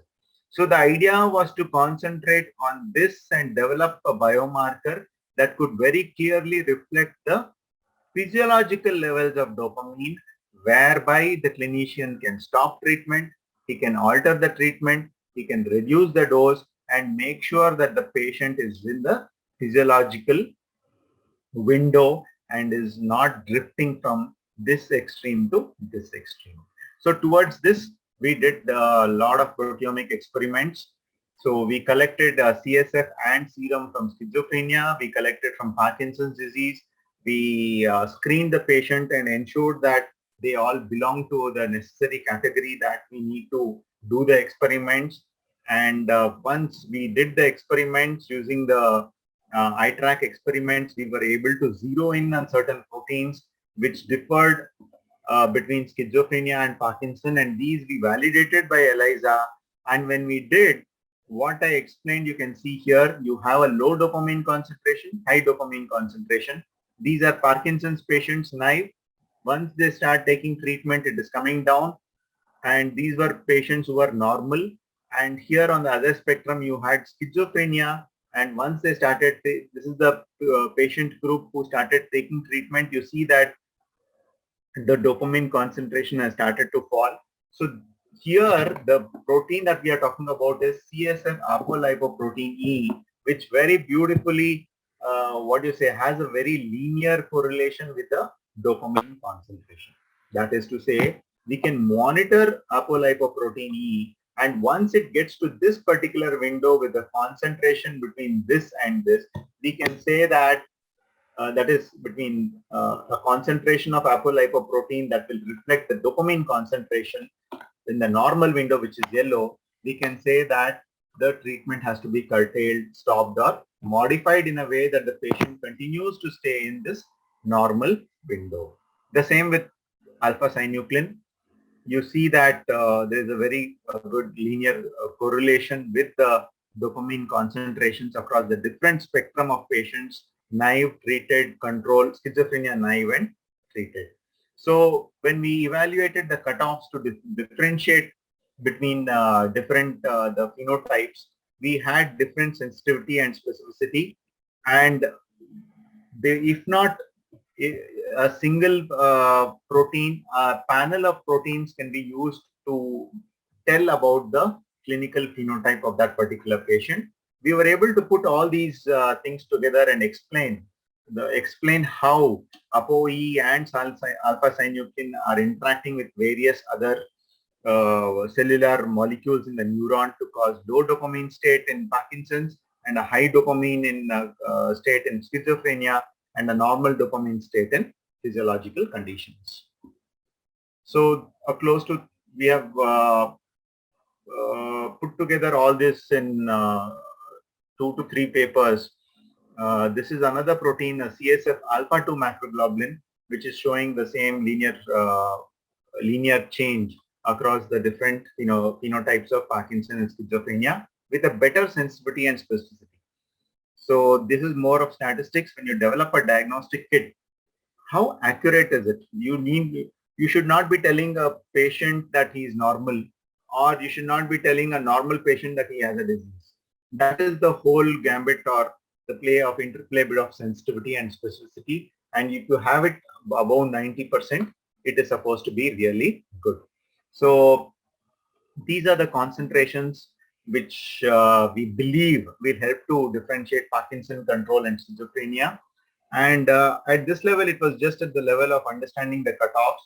But we are now collaborating with one Professor Ravi Elangovan at IIT and making chips, making diagnostic chips that can be used by clinicians and patients for better understanding of pharmacological intervention. That is getting it to the next level of making a kit which can be either patented or used by the clinician. Now, I think I have exactly 5 minutes. I will explain the last part which is currently on in the lab. Here, the idea is to do proteomics of sentinel lymph nodes. Why sentinel lymph nodes? So this pertains more to breast cancer therapy. In breast cancer, the first site of metastasis is lymph node. And why is it important? If the sentinel lymph node is affected, there will be a major surgery in terms of radical axillary dissection that will be done. If the lymph node is not affected, then the surgeon will leave it alone. But how do you know the lymph node is affected or not? As of today, as of now, the surgeon depends heavily on pathology department. He sends the lymph node to the pathology department. There they will take probably 6 to 8 hours or maybe even a day. By evening, the pathologist will be able to tell whether the sentinel lymph node is affected or not. So now it is very obvious what the research question is. The research question was, can we tell using clinical proteomics, can we tell or identify certain potential biomarkers that are differentially expressed in metastatic lymph nodes as compared to non-metastatic lymph nodes in a way that a diagnostic kit is developed that can be used by the surgeon on the table. That is, the patient is there in front of him. He has removed the tissue. He takes a small amount and puts it on the chip, looks for a panel of proteins. If it is there, he says it's metastasis, go ahead with the surgery. If the panel of proteins are not there, then he says the lymph nodes are not affected. Let us not trouble the patient, or let us not waste our time doing the entire dissection. We'll just close the axilla and send her back home. So this was the type of thing that led to this research question. So this is just the flow of the methodology. Mammography, as we explained, you need a homogeneous set of samples. They need to have the same inclusion-exclusion criteria. And once the lymph node is dissected, we need a gold standard to do this particular experiment. And here it was the pathologist who told us which ones were affected and which ones were not affected. Proteins were extracted. All this has been explained to you. Trypsin digestion, high-track labeling, fractionation by cation exchange, mass spec analysis, quantification, and then validation by ELISA and bioinformatic analysis. So this is all early breast cancer. This is to say the lymph nodes that are affected and those that are not affected. And finally, you have, after doing the experiment, high-track experiment, you have the differential fold regulation, which is expressed in this particular way. And you cannot run behind all the proteins. So those proteins that were consistently represented across 4 biological, not even experimental, 4 sets of biological experiments were considered, and those proteins which had more than a certain fold were considered to be potential biomarkers. So cutting the long story short, we identified caveolin-1, desmin, microfibrillar associated glycoprotein, collagen alpha, and fibrillin. We validated almost 10 to 12 proteins across all the samples, but the ones that gave the best statistical results while doing the validation were these 5 proteins. So here you can see that these proteins are upregulated in metastatic, those lymph nodes that had metastatic as compared to those did not have metastasis. So it is quite clear that an understanding of the panel of proteins that are upregulated, or which these 5 proteins, which when you look into detail, you will understand that these proteins act on different receptors to have a final different functional outcome.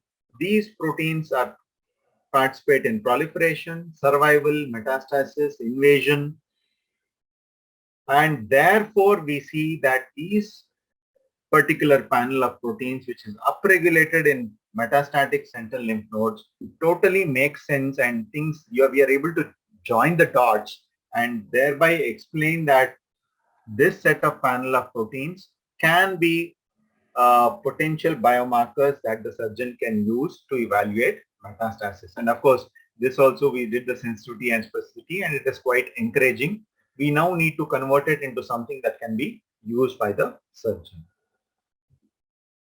So I hope I've been able to convince you that using mass spec, using the sophistication of instrumentation that is available, we can develop or take the healthcare system to a different level, wherein you just drive in, you give your sample, move out from the other end. By the time you move out, we really know what is happening in terms of clinical phenotype, what you suffer from, what allergy you could have, what you could respond to, what should be the treatment, and things like that, and so forth. So these are my students who did all this work, and of course the collaborators, the clinicians who provided us all the samples. Thank you so much for your patient hearing. Thank you, Dr. Hari, for such an informative talk. Participants can put their questions in Q&A box. And meanwhile, they're typing their questions, I would like to ask you a few things. Sure. So actually, I was very surprised to see, the patients who are coming for the ovarian cancers are as young as 40 years, Yes. That's a very young age to get a cancer, actually. Yeah. So what could be the issues, that such young patients are coming? So if you have to get into the etiology of ovarian cancer, it could be an array of things. One is a genetic predisposition where you already have a mother or an aunt or a grandmother who is suffering and has passed on the genes which comes under different genetic syndromes. Or it could also be possible that hormonal imbalances, which could be either because of the fertility, infertility, usage of a lot of wrong usage of oral contraceptives in terms of high estrogen and high progesterone. many of these factors could be could be a etiological factor in causation of the disease. But what is more disturbing is not just the fact that they're coming at the age of 40. What is disturbing is they come at the age of 40, they get admitted, their surgery is done, then they say the chemotherapy is done and they're told that everything is fine and they can go back home. And sadly, as you can see, even from the table, the limited number of samples that we have, 50% of them will come back saying, I have got this abdominal swelling, and when it's investigated by MRI or X-ray, we see that ovarian cancer has come back. That is, there has been a recurrence. So they come under the category of non-responders. They are spending so much of money. They would have spent money on that chemotherapy, and their attendants are disturbed. So it brings about the whole clinical management into a very into a negative frame of things. Thereby, this study was undertaken to understand better the patients who will respond as compared to patients who will not respond, which is the whole concept of personalized medicine. All right. And when you were talking about Parkinson's and schizophrenia, when you discussed about different levels of dopamine, like this image shows that the dopamine is transmitted from ventral tegmental areas to different areas in case Correct. of schizophrenia and Parkinson, right? Correct. So I just want to know, is it always the level of dopamine, or is it could also be the defects in the transmission to the respective areas? So this is a very nice question that you have put forth, but at the preliminary thing, you should understand that the transmission that is taking place is from the midbrain. So whatever said and done, things are starting from the same, midbrain area. So thereby the dopaminergic neurons hold a very strong, dictate in a very strong way the occurrence of the disease. So if there is a high dopaminergic availability, the activation is such a way that these dopaminergic neurons will be transmitting the impulses in certain way, thereby causing schizophrenia, and the opposite of which, the lack of dopamine will turn the neurons which operate through this nigrostrial pathway as non-functional, thereby leading to Parkinson's disease. So in many ways, it finally comes down to the availability of dopamine in the midbrain that dictates schizophrenia and Parkinson's disease. All right. And also, because dopamine also plays major role in many other pathways. So for yes, example, I have mentioned here a couple of other pathways also that are there. Yes. So for example, like taste, because my lab works on taste. So I just wanted to know, do you see any behavioral feeding defects in these patients due to low and high concentration of dopamine in the brain? I didn't get the word. Low feeding habits, is it? No, if their feeding behavior is affected, if they eat less or more because of the dopamine concentrations are altered in the brain. I would not be able to at this point tell straight away about the eating habits in schizophrenia and Parkinson's disease outright. But in many ways, if you see Parkinson's disease, many of the muscle motor system are affected, including those of the motor system of the mouth and digestive system.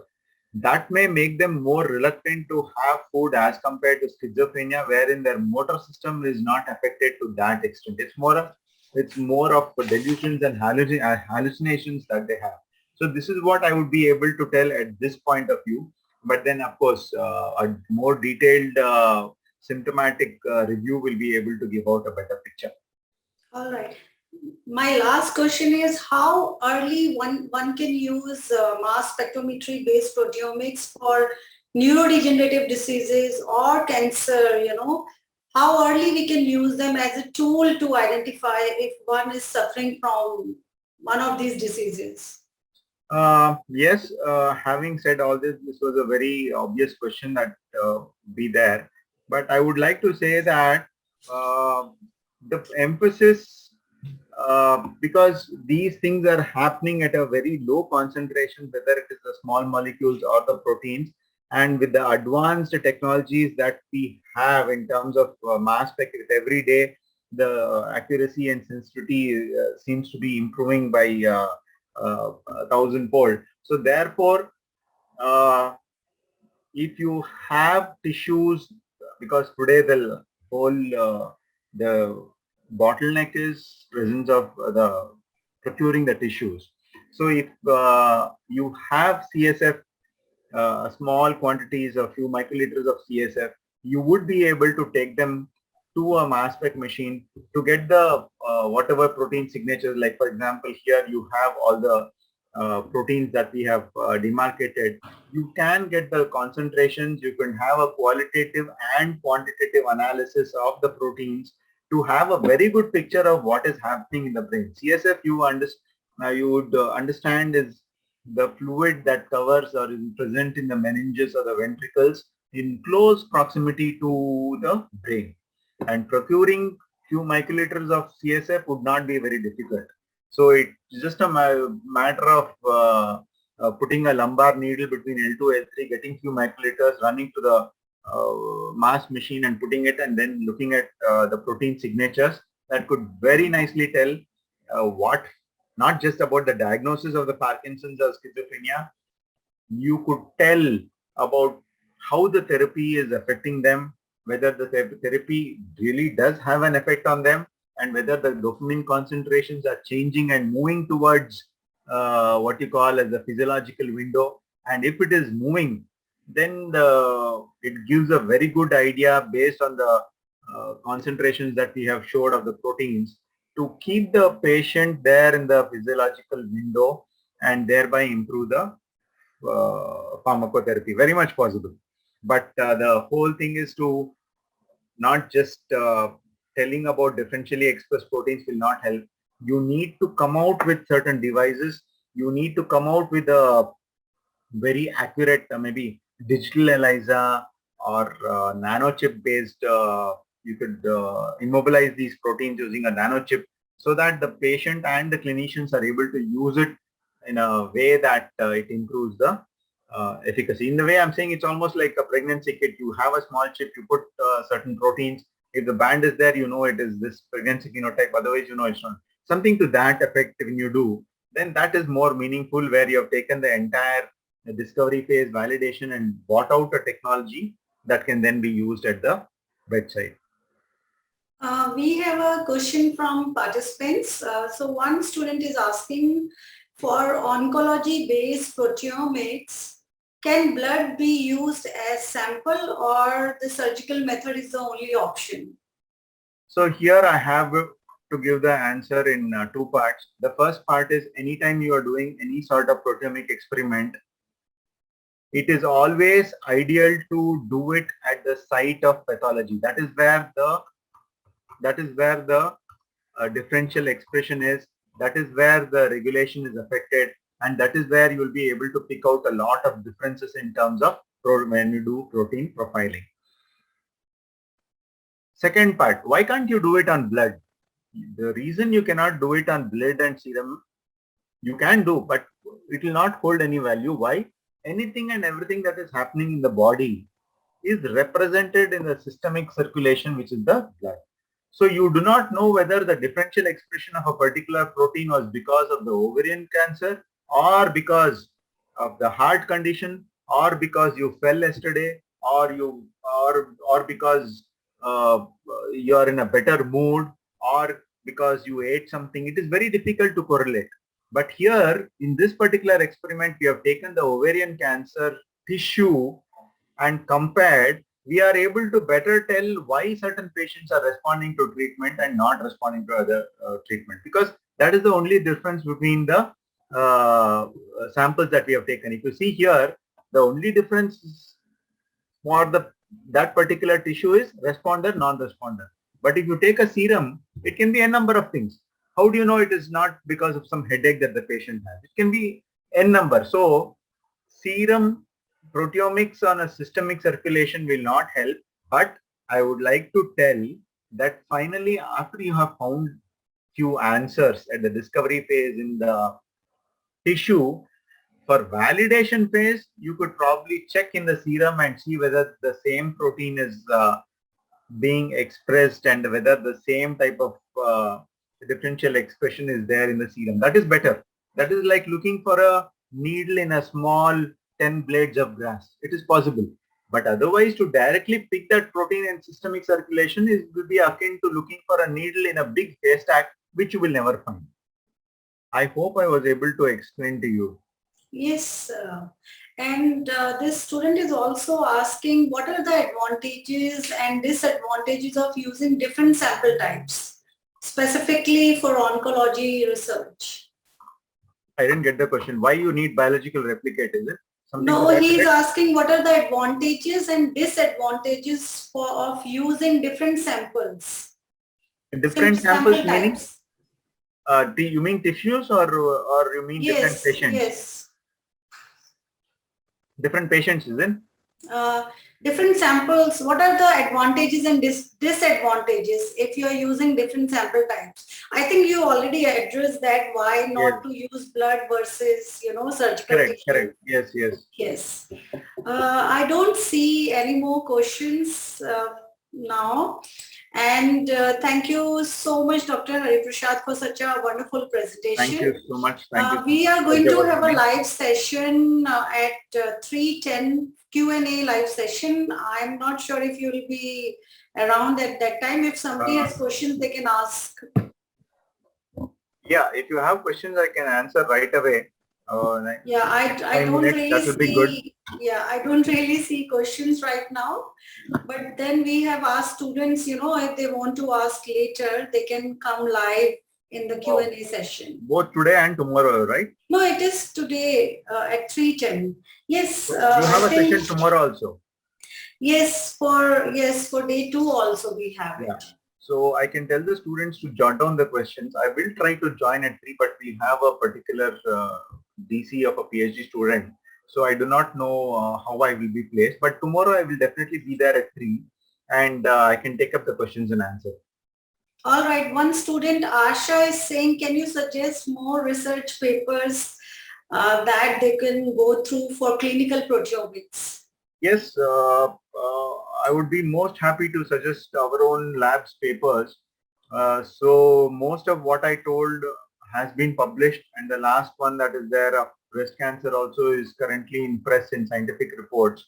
So you can go through these papers, you will get a very good understanding of what do you say, of looking at a research question, designing an experiment, and then how stringent the inclusion and exclusion criteria should be so that you're maintaining the homogeneity of the samples. And then, of course, the utility of the mass spec machine. We have a Orbitrap fusion machine, and you can look into that and get quite a good insight into aspects of clinical proteomics. So you can just put either my name, Hariprasad G, Department of Biophysics. All our recent papers over the last 5 to 8 years in the field of clinical proteomics will show up, and you could start from that. And then yes, just the search words clinical proteomics, you could come up with a lot of papers from around the world. All right. Thank you so much, Dr. Hariprasad. Now thank you so much, ma'am. Take a break for lunch, and we will be back sharp at 2:30. So see you at 2:30. Thank you so much. Thank you so much. Bye, everybody. Bye.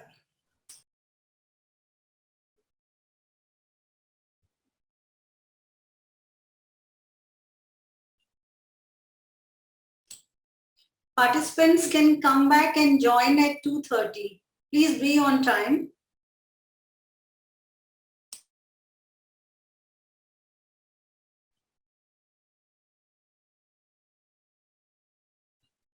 Bye.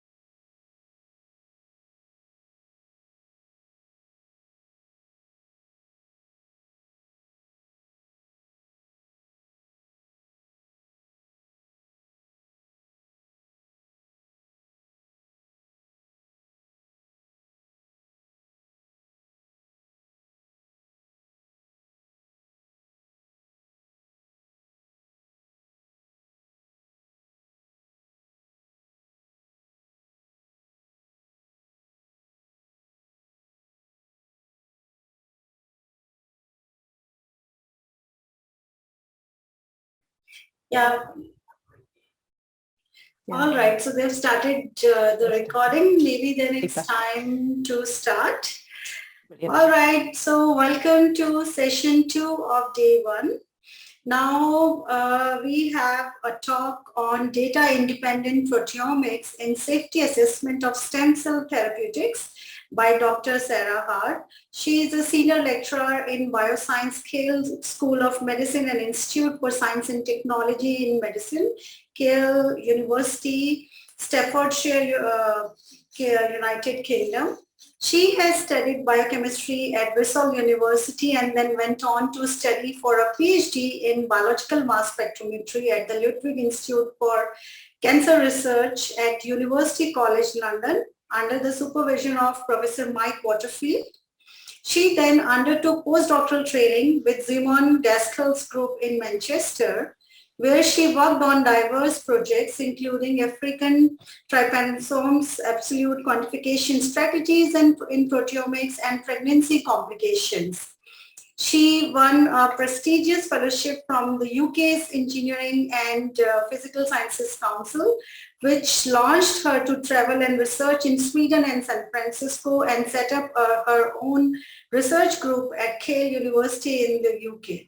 There, amongst other topics, she continues to work on parasites, notably the Leishmania subcellular proteome, and the topic she will discuss today, the use of proteomics to enhance a multimodal and robust safety assessment for bioengineered stem cells. So thank you, Sarah, for joining us today. Thank you so much, and over to you. Thank you for that lovely introduction, and thank you for the opportunity to come and speak to you. So I'll just get my screen sharing. Hopefully you can see my slides now. Is that the case? Not yet. Not yet. Are we good? Yes. Well, marvelous. Okay, so if you can see my slides. Yes. So this is just beautiful. So I wanted to talk to you today about some of the work that I've done on particularly neural stem cell populations. So this is an area that we have been working on for the last 6 or 7 years with a variety of different projects. And so I'm going to present a bit of an overview of the things that we've done today. So just to show you, this is Keele. So this is a lovely view of an autumnal day at Keele. The sky's not quite the same colour today, unfortunately, and I'm not on campus today, but just to give you a view of what Keele looks like. Very quintessential English university campus. And I'll move on.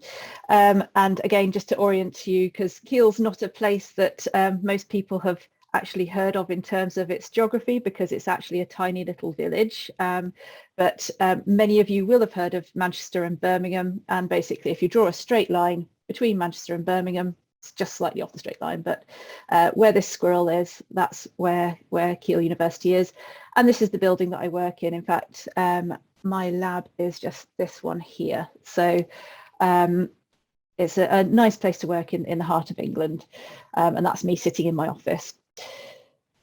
So what I wanted to orientate you to was the reasons why we were interested in undertaking some research on neural stem cells, because I think it's an interesting topic area, but it's not necessarily one that a lot of people have experience of. So my colleagues at Keele, Professor Divyacharya and Dr. Chris Adams, they work in the Keele Neural Tissue Engineering group, and they work on neural stem cells. And the reason why they work on neural stem cells is because we still have huge issues around spinal cord injuries. So this is an area where we still have really significant progress to make in clinical terms. So if one experiences a spinal cord injury, the consequences are very often life-altering, and we have high levels of morbidity being experienced by those patients, and lifelong sequelae.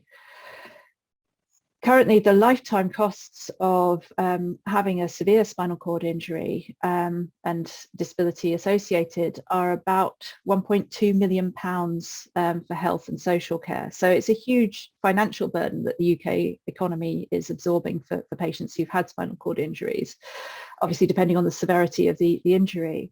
and the likelihood that somebody who's experienced a severe injury makes meaningful recovery is relatively low for a number of the injured patients. So although there's been a number of valuable clinical trials demonstrating future hope, we are not there yet. And one way that we might be able to, in the long run, impact positively on this otherwise relatively hopeless group of patients is to try and use stem cell technologies. So stem cells of neural cell lineages have been used as kind of trial therapies, mainly in animal models, but we are moving towards meaningful clinical trials. And those have shown some degree of efficacy, so some restoration of movement in mainly in animals, as I said. So my colleagues Divya and Chris are very keen on developing new stem cell therapeutics, and they've worked for a number of years with genetically engineered stem cells to try and promote safe and effective neural tissue repair. So the types of cells that NTech use are primary cells, and these are derived, so this is a rodent model that we're using for these studies. There's a number of reasons why we want to use primary cells rather than cultured cells.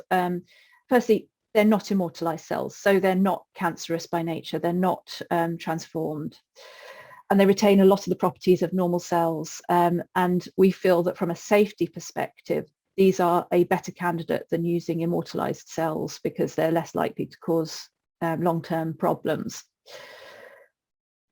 They retain the stemness aspect, so they're stem cells. They are pluripotent, they're able to self-renew, and they're able, under controlled circumstances, to generate daughter lineages. So we can reproducibly create neurons, which are the typical brain cells that form the tracts of the, oh, sorry, I've moved on multiple slides by accident.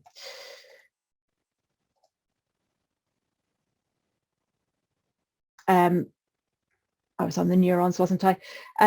Involved in conducting those neural impulses, and the two major glial cell populations, the oligodendrocytes, which are involved in ensheathing the cells and making that lovely insulating layer that's important to being able to get good neural transmission, and which are often damaged in demyelinating conditions like multiple sclerosis, and astrocytes, which are involved in trying to help cells target towards their synapses.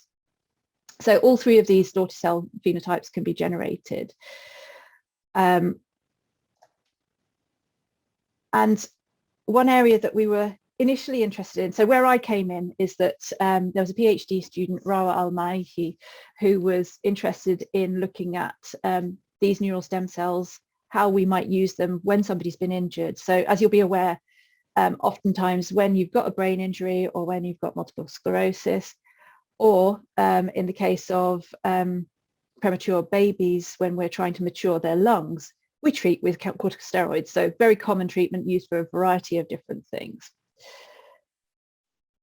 So we wanted to look at what these corticosteroids might do, particularly in high dosage that you might use during a transplantation type procedure, to these cells. Now we knew we could still generate the daughter lineages from them, so that was a real positive, but we did see some effects in terms of cell cycle progression, numbers of cells in high levels of methylprednisolone, and also the this is the number of rapidly proliferating cells. So we knew that we had had some sort of effect on the cells from a kind of phenotypic and histological perspective. But what we didn't know was anything about what the genes that were affecting this were. So that was where I came in, was to try and characterize, in terms of proteins, how was this affecting the cells. So the workflow that we chose to do with this was a data independent analysis workflow, and we at the time were collaborating with Waters Corporation, who have a large headquarters over in Cheshire, so it's about 20 minutes drive away from campus. And again, at the time, the big technique that they wanted to get us trying was something called HDMS to the E. And this was a method whereby you used, in contrast to the kind of data-dependent approaches that you've probably talked quite a lot about already in the sessions so far, where you take a survey, you choose some things within that survey in an automated fashion, and you perform targeted product ion analysis on those analytes in a very precise fashion. MS to the E is a little bit more imprecise, I would say. So in MS to the E, what we do is we alternate between low energy spectra, which are effectively our surveys, and high energy spectra, which are hybrid product ion spectra. In the case of the HD aspect of this, what was added in was an ion mobility separation, and that helped to be able to align the precursors and the products in terms of both retention time and their ion mobility. So that allowed quite detailed interrogation of the mass spectra in order to take very complex spectra, be able to deconvolute them and assign things back to the product ions that they would have come from. So it sounds like a bit of a kind of jigsaw puzzle way of doing things, but it allows you to gain much deeper penetration of the proteome. So you're able to look at lower abundance ions whilst still seeing the high abundance stuff too. So this is an unbiased method, which meant that we weren't making assumptions about the things that we might see, unlike if we were taking a targeted MRM-based approach, but it has sensitivity that approaches that sort of multiple reaction monitoring level.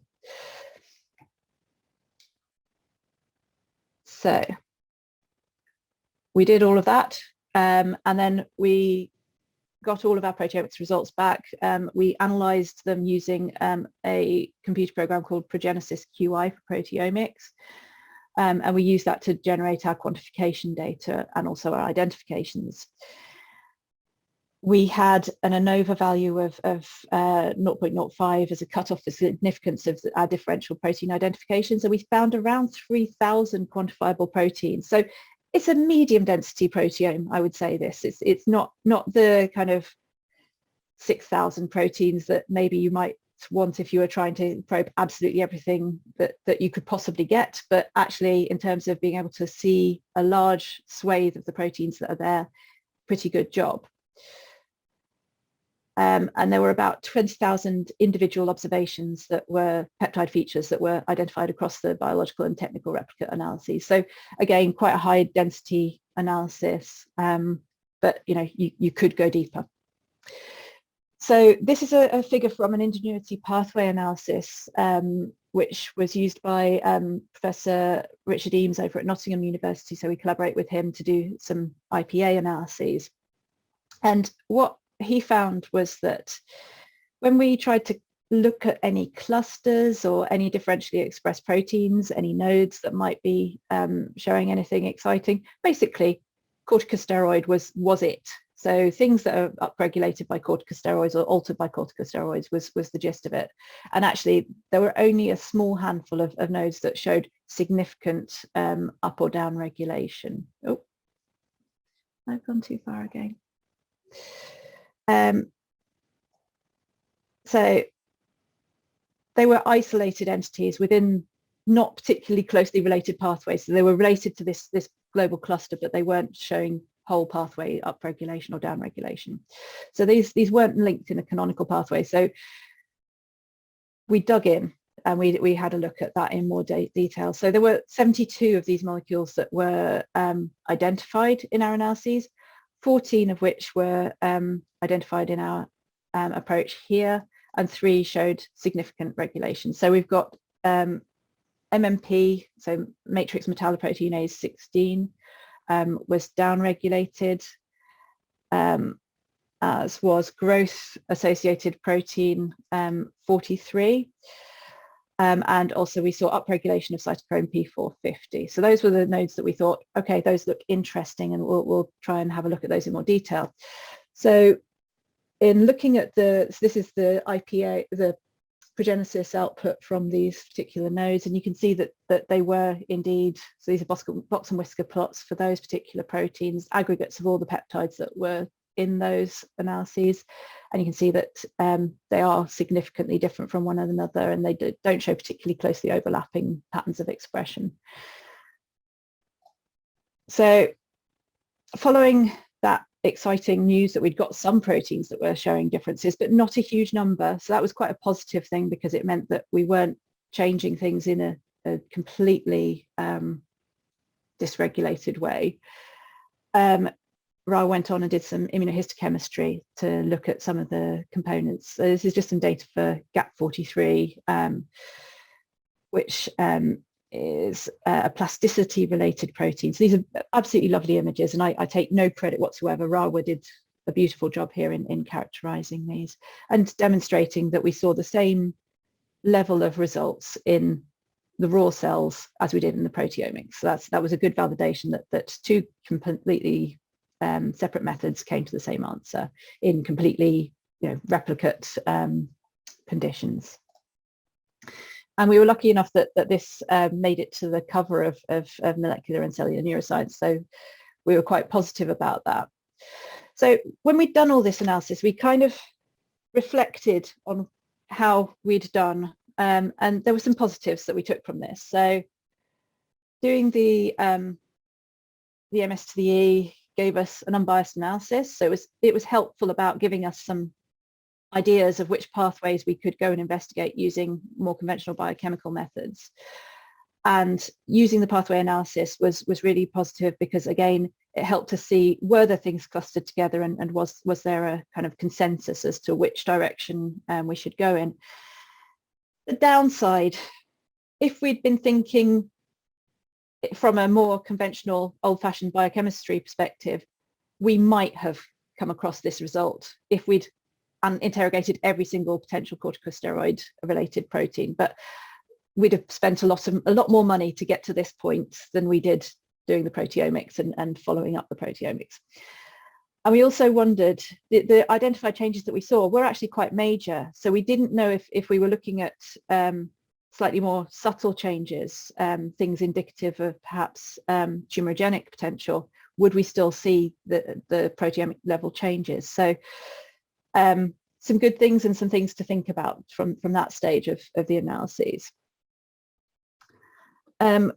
We then went on to talk about a bit more of the bioengineering side of things. So we've got our cells, we know that we can treat them, we know that we can treat them with a normal corticosteroid that has beneficial effects in terms of helping the cells to survive and thrive as transplants. But actually, we might like to be able to control those cells more specifically as well. So one of the things that the group have been working on for a number of years is whether we can engineer neural stem cell populations. So Divya's group have worked on cell engineering and trying to get those cells as replacement therapies that could potentially, under laboratory conditions, we can tell where they are and we can tell which ones are engineered.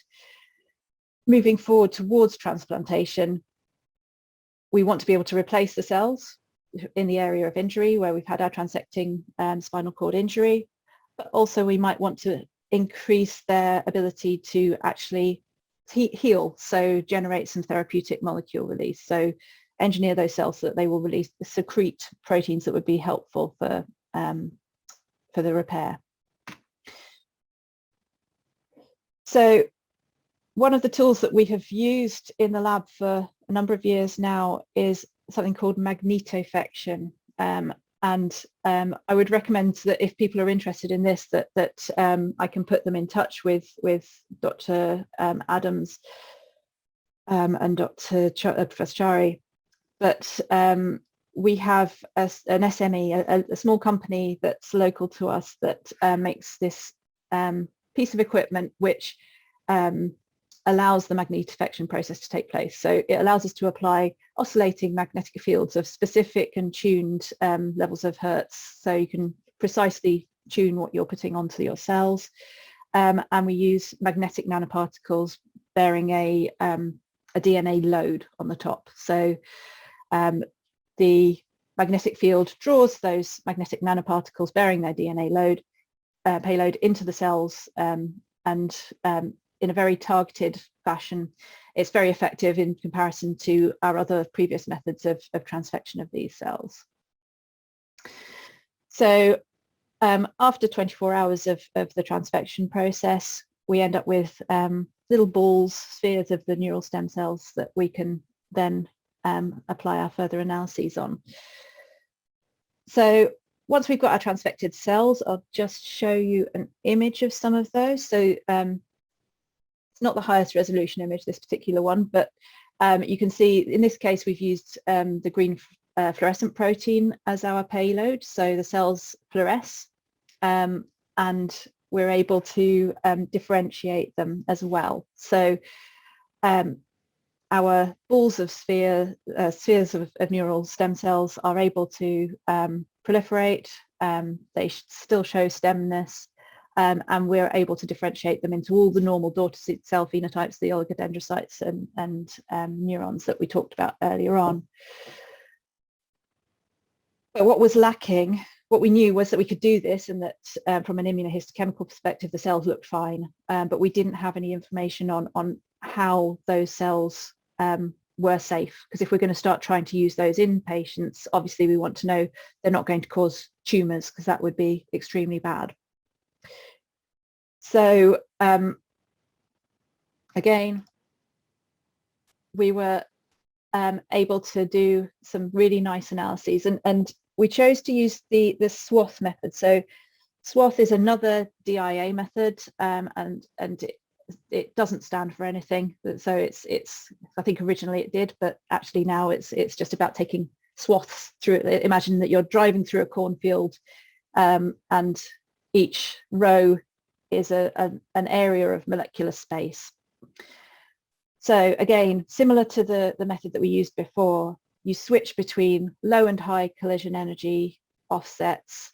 You take a broad spectrum, so that's your survey effectively, and then you take a window of space and fragment the whole thing. So you end up with sequential windows in mass and time space. And again, it's unbiased because it's a data independent method. So you should be able to see relatively low abundance things in the presence of high abundance things as well, because hopefully you'll be able to see some ions that are in a different space from the high abundance things. One real advantage of this sort of approach is that once you've got your data set, if more information becomes available, so I've just noticed it's really dark in here. Once more information becomes available, you can remine. You can go back. So if someone else publishes a really interesting paper, you can use Skyline to go back into your data and iteratively mine for new hypotheses. So if somebody else publishes something and you think, wow, I really want to check if that analyte's in my sample, you don't have to go back to the original sample. You can remine on the data that you've already generated. So that's a real advantage of it. And you can use multiple libraries to help mine as well. So the approach we used was, as I said, we magnetoaffected our cells. So we ended up with our transfected cells after 24 hours in their balls. Then those cells were either transfected with the GFP construct or without. So we had normal field controls and treated cells. And then we took the cells at we harvested them 2 and 4 days after treatment. We visualized them using fluorescence microscopy to see that we had effectively got the construct to go on. Then lysed the cells. We extracted the proteins using a Rapidgest-based cell lysis protocol, which is published. And then we took the samples to work with our collaborators at AB SciEx, and they undertook 75 variable swath windows of mass acquisition for each sample over the mass to charge range of 400 to 1250. So for each experimental cycle, you'd get a TOF-MS scan with a 50 millisecond accumulation time over that mass to charge window, followed by those 75 swath MSMS scans. And each of those had an accumulation time of about 25 milliseconds and over a mass window of about 100 to 1500. So each cycle, about 2 seconds. And then we used a hybrid spectral library to process all of our data. Then Oneomics, which is part of the ABSciX suite of software for performing cloud-based processing of our data to be able to interrogate and assign ions to which protein we thought they came from and to do the quantification. So just to show you some of the exciting results. So this is, again, the accumulation of lots of spectra are in the background of this. So this is the principal components analysis. And what we were able to do was to plot all of our principal, so about 90% of the data was taken care of by principal components 1 and 2, 90% of the variance in the data, which is quite a lot of the variance. So we used the peak view and Oneomics to get peptide and protein level identification and quantification information from 134 peptide transitions from 22,000 peptides in that ion library that we used. And that gave about 4,000 proteins. So slightly more proteins than we saw in our previous analyses of the corticosteroid treated cells, which I think that's reasonably okay, given that a couple of years had passed between these analyses. It was a new platform, slightly different analytical method, but we didn't get so many more that I thought the previous data was rubbish and we should throw it all away.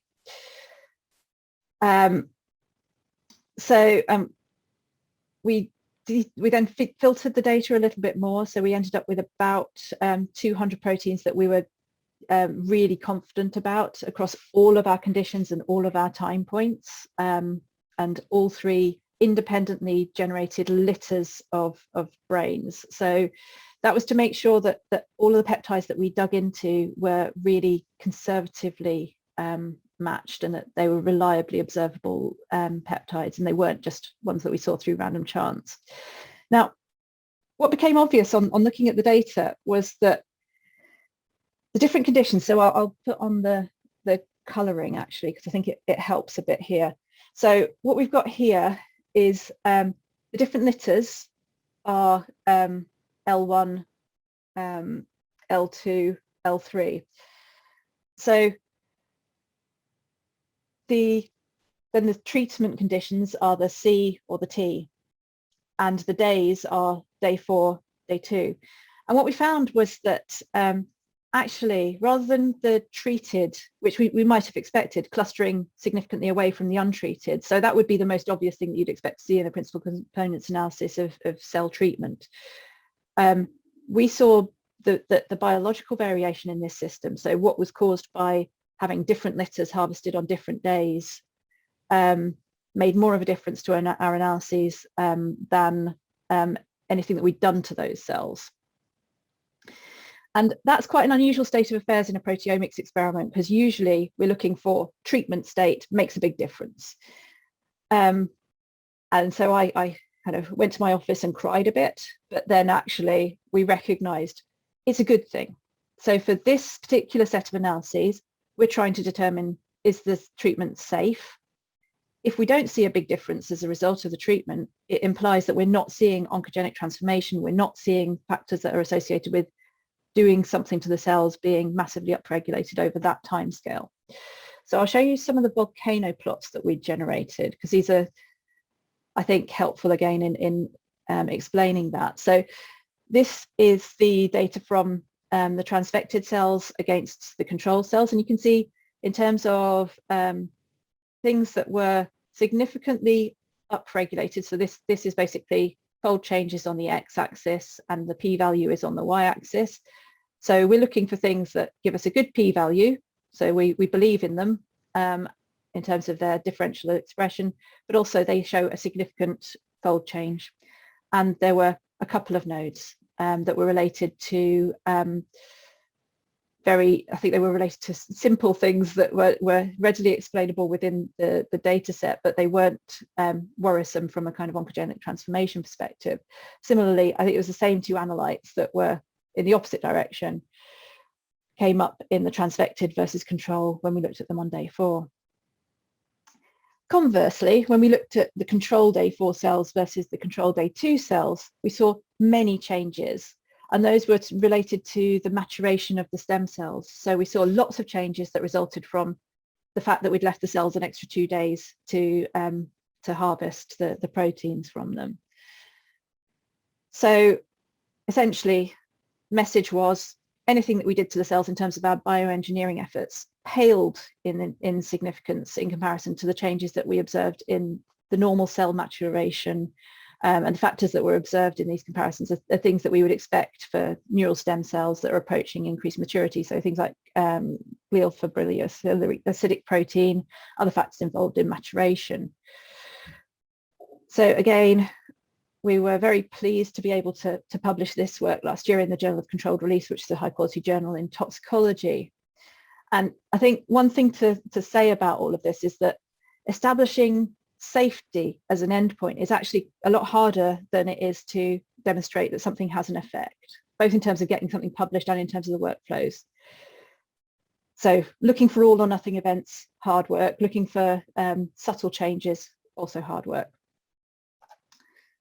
So positives, data-independent approaches, including SWOT, revealed the extent of the biological variability, and we were able to see relatively low level variations. So we were happy that we were doing a good job of observing our proteins and observing changes.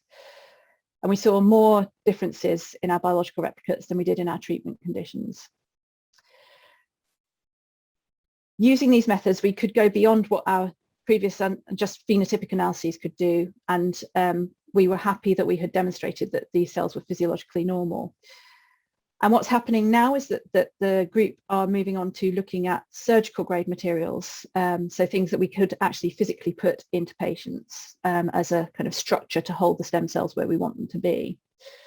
So I'm just going to give some acknowledgements here to obviously Prof. Chari and Dr. Adams, but also to the group of dedicated PhD students, intercalating medical students, in fact also summer students that contributed to this project and postdocs, but also to the team that helped us with being able to do really high-end work via industrial collaboration. So very grateful for all of the support.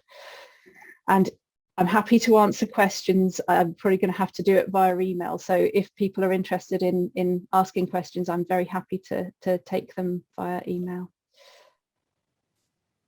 Thank you so much, Sarah.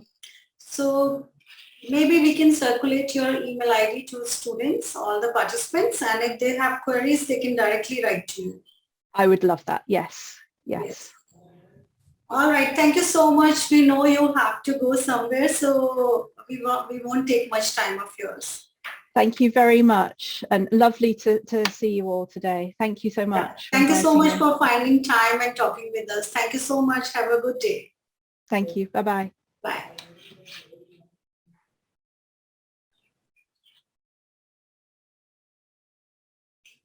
All right, Neha. Can you hear me, Neha? I can.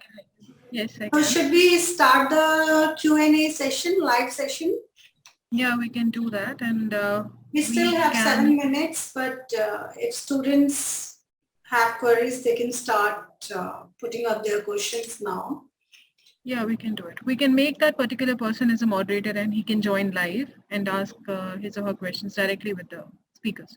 Yes, so I would request students to raise your hands and then we will allow you to talk and ask questions, right? Yeah, that would be better, I guess. Yeah, so we have our speakers here, our today's speaker, and I know one Devesh, he had few questions in the morning if he's willing to ask now.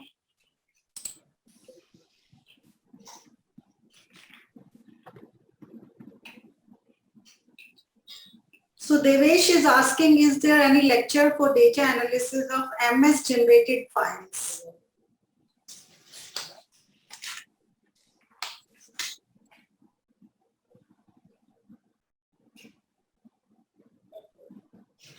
He is looking for specific talk. Specific talk on? He's asking if there is going to be a lecture for data analysis of MS generated files. We may have it in the near future, but as of now, we don't have any scheduled program for the same. But we'll do intimate them whenever we'll plan to do so. Yeah. And Devesh also wrote in the morning that sometime it is observed that the bands in SDS page are prominent, but protein is either denatured or degraded. So how can I know whether our prepared sample is good or not before performing mass spectrometry?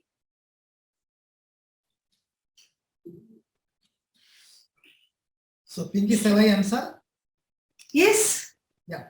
So I think I have earlier mentioned also like similar kind of like the questions.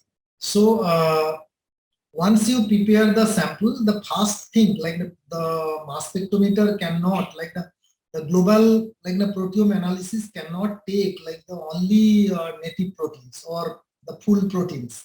You need to fragment them into like the peptides using proteases, different types of proteases are present. So once your protein basically digestion happens properly, then you will not see any such kind of bands what you have mentioned, like what Devesh has mentioned. So if still you see some such kind of bands are there, you can wait longer time incubations using the enzymes, and then like again recheck whether the bands appear or not, still present there or not. If not, then you can go ahead with the subsequent step, removal of detergent, removal of ions and this kind of reagents, and then you can perform. If still you see that like bands persist, then there is a method called filter assisted like the techniques one can use, pass through the 3 kilodalton filters.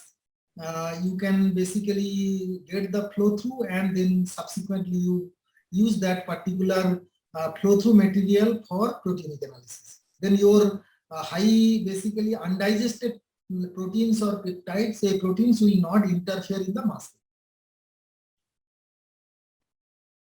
Okay, Asha is asking, she has written in the morning also, which institutes in India and abroad carry out clinical proteomics research? Is there a list of these institutes available? I think many institutes, like I am giving like many institutes are doing this thing.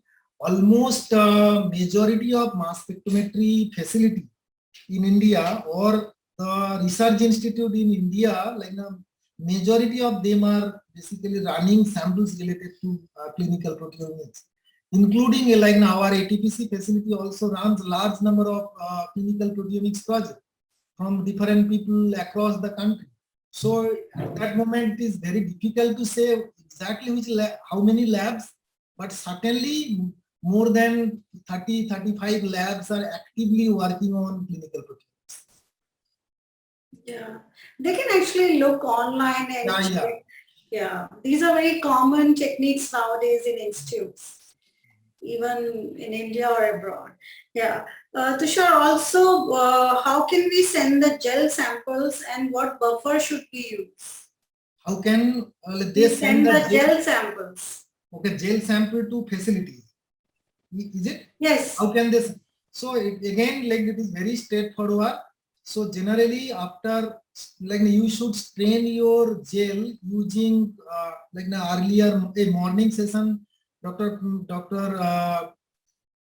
I think Nipendra mentioned that like you can use colloidal Kumasi, even you can use normal Kumasi stain for staining purpose. But one thing like any other conventional like protein purification or protein basically check, you should not use the quick staining protocol or quick destaining protocol using microwaves. So you should use like a normal, like room temperature incubation. The best way you could use colloidal Kumasi. It will quickly stain your material and then wash them using water, and subsequently you can actually stain the gel using gel storing solutions, which basically a destaining solution, like I think methanol and acetic acid solutions, which will preserve the SDS page for long time purpose. You can dip that particular solutions, your gel in that particular solution and stain. You can cut or you can like stain also whole gel samples to the facility. All right. And there's one student, Neha, she's asking, can you please explain the difference between data dependent and data independent acquisition?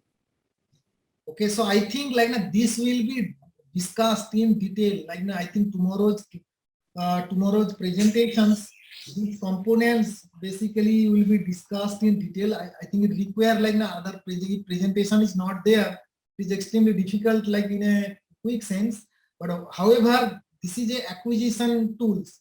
Both data dependent and independent. These are not like something which basically involve in sample or something is associated with later phase analysis. It is the process by which you could actually acquire the data separately for data independent process, data dependent process. I think tomorrow's some presentation will be there. Like the first some presentation will be there, which is basically discussed by Dr. Sadab or something like he is. So he will be talking about probably these data dependent and independent, like the analysis, like how the data will be collected. All right, and she's asking, while developing MS method, how to decide the declustering potential or collision energy? Neha, can you basically explain that part? Yeah, I think they should raise their hands and, we can... No, we can actually send the details, such kind of specific questions already they have mentioned.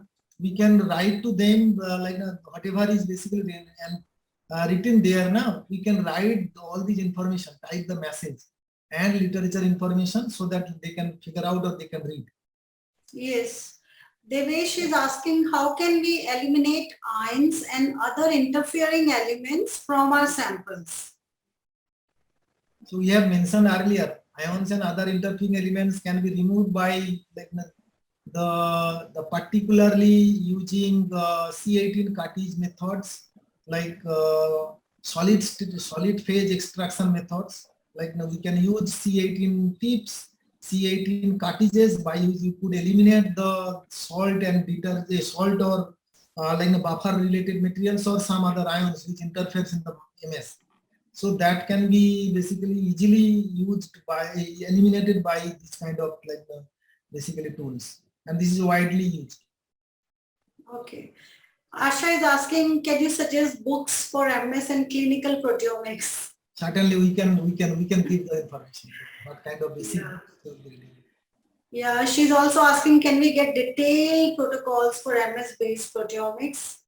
Like, is there any lab manual available, and which lab manual you recommend? Yeah, so certainly every lab, they actually develop the protocol, though fundamental steps are very much similar. As we showed, the reductive alkylations followed by trypsin digestion, cleaning samples by acetone precipitation, like this kind of tools is very much like generic. Like every sample preparation method, these steps are involved, steps are used. However, every lab, they modify like composition of buffer, composition of like the reagents which basically require for like a digestion step, temperature which facilitate the digestion steps, concentrations of like the specific reagents. So they individual labs, they modify that part. So again, like someone is interested to know the generic, like basically tools, yes, they can get these kind of things from any lab. Like even like my lab, I have my own protocol, which is modified from like the literature's like available like methods. So based on optimizations, we have actually logged that protocols and used extensively in my lab. Similarly, ATPC, there are like the specific SOPs which followed for specific purpose. So that is there. Similarly, many other labs, so may not be basically exactly, you can say similar method you will get everywhere, but the fundamental steps are similar. Some deviations might be there, some based on the samples, based on type of experiment people actually adopt. However, yes, we can share. Neha, probably we can share, is it? Yeah, we can share it. If somebody is interested asking the protocol, we can share, no problem. Or if anyone is interested, they can write to me. In my lab, I have protocol, I can also share. All right. So one student, Smriti Shri, she's saying, can you please elaborate on the fact that various forms of MS differs on the basis of their sensitivities and specificities, and which is superior form to be used in laboratory practices? Okay. So it is not only the sensitivity, like I don't get it like the specific exactly the name specificity, but I'll talk about the sensitivities. So another term is basically there which is not mentioned, probably she could actually tell the resolution. So depending upon again what kind of experiment you like to do. Suppose you wanted to isolate like the molecules which is very narrow difference, like, or you can say isobaric compounds. So or like the metabolites which basically present like present in a large mixers, you wanted to a large basically component or large amount of molecules are present in a mixture. So you want, and their molecular weights are very close, as you mentioned, isobaric. The separations require very high resolution equipments. So high resolution in the sense, like probably here, the intensity of a specific peak divided by, like if you see the grossly, how can you explain the resolution? The resolution defines by the intensity of a specific spectrum, like if I say peptide dilution spectrum divided by the width of the half width of this particular, like half intensity width of that particular spectrum.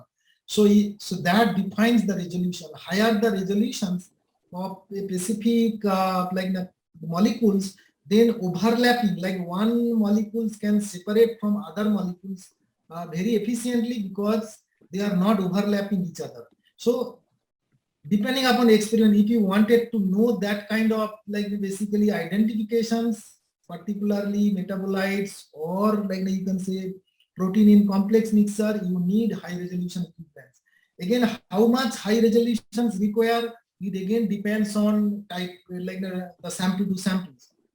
Typically in proteomics, like any HRMS, like high resolution mass spectrometry equipments will be able to segregate the like the peptides or identify the specific like the specific peptides efficient manner. So typically greater than 10,000, like the resolutions is considered as high resolution equipments. So again, it ranges from 10,000 to like 10 lakhs resolutions equipments are available in the market. But typically most of the top related time of flight related equipments, their resolutions varies within the lakhs limit, like the 80-90,000 basically limits. So that is sufficient for like metabolites, sufficient for basically like the proteome applications. However, many cases like lipids, sometimes the metabolite characterizations like the require like very high resolution equipments, like what I mentioned, like more than like lakhs resolution. So this is one. Sensitivity, like here, what basically we can define, like how less you could actually detect. Like suppose you have something proteins or metabolites present in a sample, and how less quantity your instrument can actually give the signal. So that defined again sensitivity. There are large number of equipments. There's varieties of various sensitivities are present there. Though there is a the correlation between sensitivity and resolutions. Like the many, if you wanted to have very high sensitivity equipments, you may not get like very high resolutions. So in that case, basically you will compromise with the identification. So all samples cannot be basically analyzed in one machine using in similar same basically workflow. Depending upon the equipments, you can actually design your equipment also. We have a student, Sri Yuta Murthy. Can IT help her to come, live? Because I can't do it from my end. She has lots of questions. I think the best would be to talk directly. Yeah, I'll just make her the moderator first, and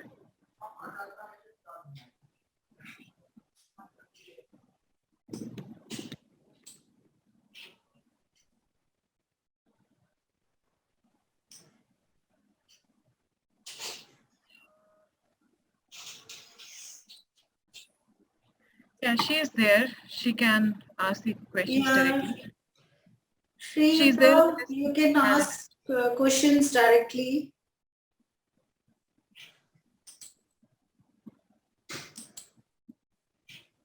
Can you hear us? Yeah. Can you see me, madam? Yeah. Yeah, I can't see you, but yes, we can hear you. Yes. Yeah. Okay. It's okay. We are planning to work on marine proteomics, that is environmental proteomics. So we will be concentrating on marine samples, that is biofilms which form on titanium or condenser tube materials like cupronickel, aluminum, brass. We want to do a full stretch of proteomic analysis to find out what are the protein expression profiles present in these biofilms. And then you have invertebrate larvae like barnacles, mussels, oysters coming and attaching to it. So they respond to specific proteins present in the biofilm, and then only that they attach and go. It is not a random process.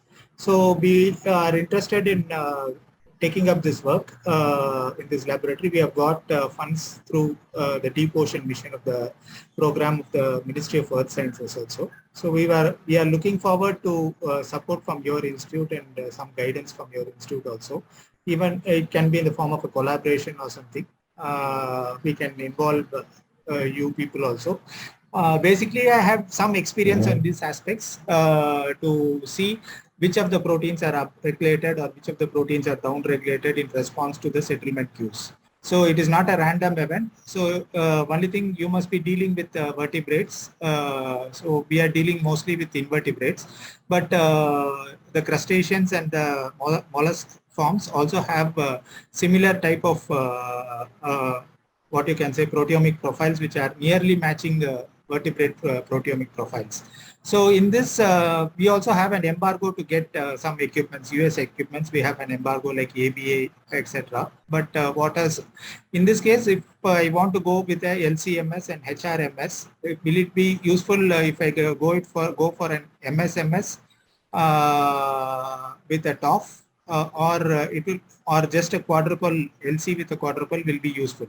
So this is one of my basic questions. And which of the systems will be better? Because thermo is the QTOF of thermo is very good, but compared to thermo, which of the things will be useful? So, these are my questions. So, Pinky, shall I answer this? Yeah. Go ahead. Yes. Yeah. Yes. Yeah. So, Murthy, I think it is interesting project. Like what I felt, like I think you try to basically characterize the biofilms specifically from the marine organism. Okay. Yeah. So in this case, I think you have already established the methods by which you can extract the protein from biofilm, because biofilm is a composite mixture of basically carbohydrates and proteins. Okay, so one thing first you need to look at the removal of this kind of sugar moieties or this kind of materials from your composition, so that your sample extraction will be efficient. So this is one. Second thing, you mentioned like what kind of equipments you will be using, like particularly quadrupole, or you can use the top-based systems or trap-based systems, like orbital trap-based systems, like what you have mentioned in the thermo. So quadrupole equipments, majority of like most of the quadrupole equipments, they are actually, or all quadrupole equipments, they are actually designed in low resolutions. Okay, so they are like sensitivity, like I just talked about this issue, sensitivity of this particular setup is very high. However, their resolutions are basically compromised, very low. So why this is used? So particularly if you have a specific class or specific target moiety, you already know, and you wanted to basically characterize them. So in that case, quadrupole setups will work really well. Particular routine applications, you already know the target moiety, particularly in your biofilm, you have already knew that like A, B, C, D, F, whatever, like 100,000 proteins are present there. Among these 5,000 proteins, you wanted to know like in a 5 protein, how they changes, or 5 molecule, whatever the changes. It may be molecule, it may be proteins, it may be metabolites or molecules. So whatever the way. So in that case, if you wanted to know their quantifications, I think quadrupole systems work really well. If you have a standard, from that you could actually quantify how much basically the based on environmental Q or environmental basic exposure, what kind of basically changes happens in the biofilm. So however, if you wanted to do the discovery, or you wanted to know, you don't have idea about the protein present in this particular biofilm, you wanted to discover that particular biofilm, in that case, quadrupole systems will not work really well.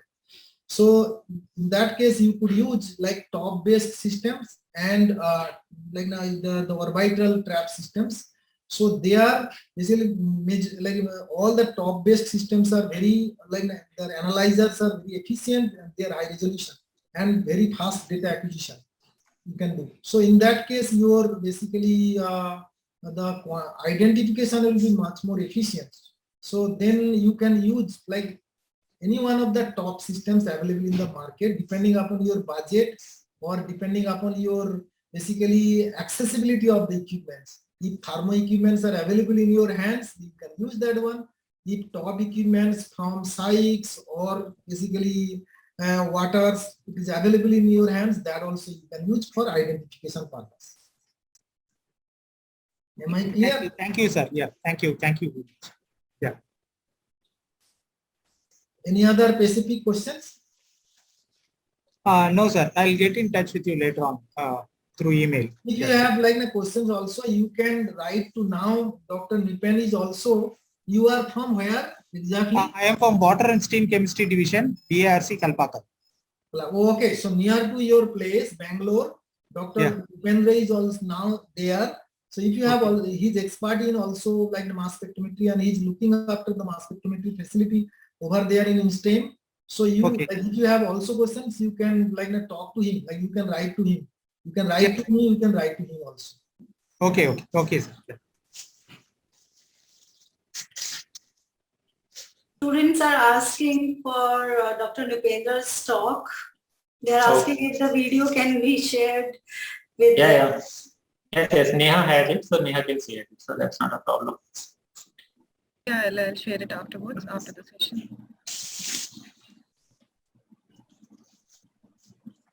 Okay, now there's another attendee, Urmi. I'm just converting her to a moderator if she can ask her queries directly.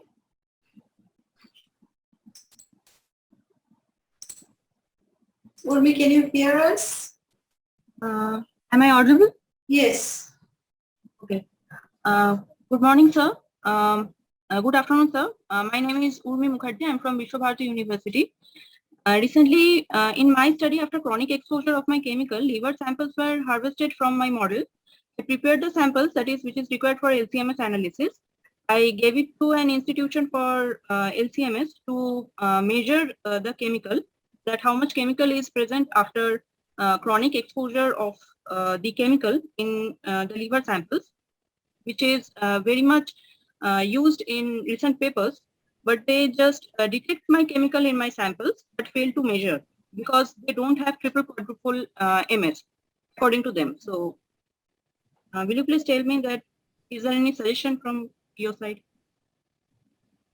So Neha, will you take this question or should I take it? Dr. Neha? You can also take it and I'm comfortable, whatever you say. Please go ahead. Yeah.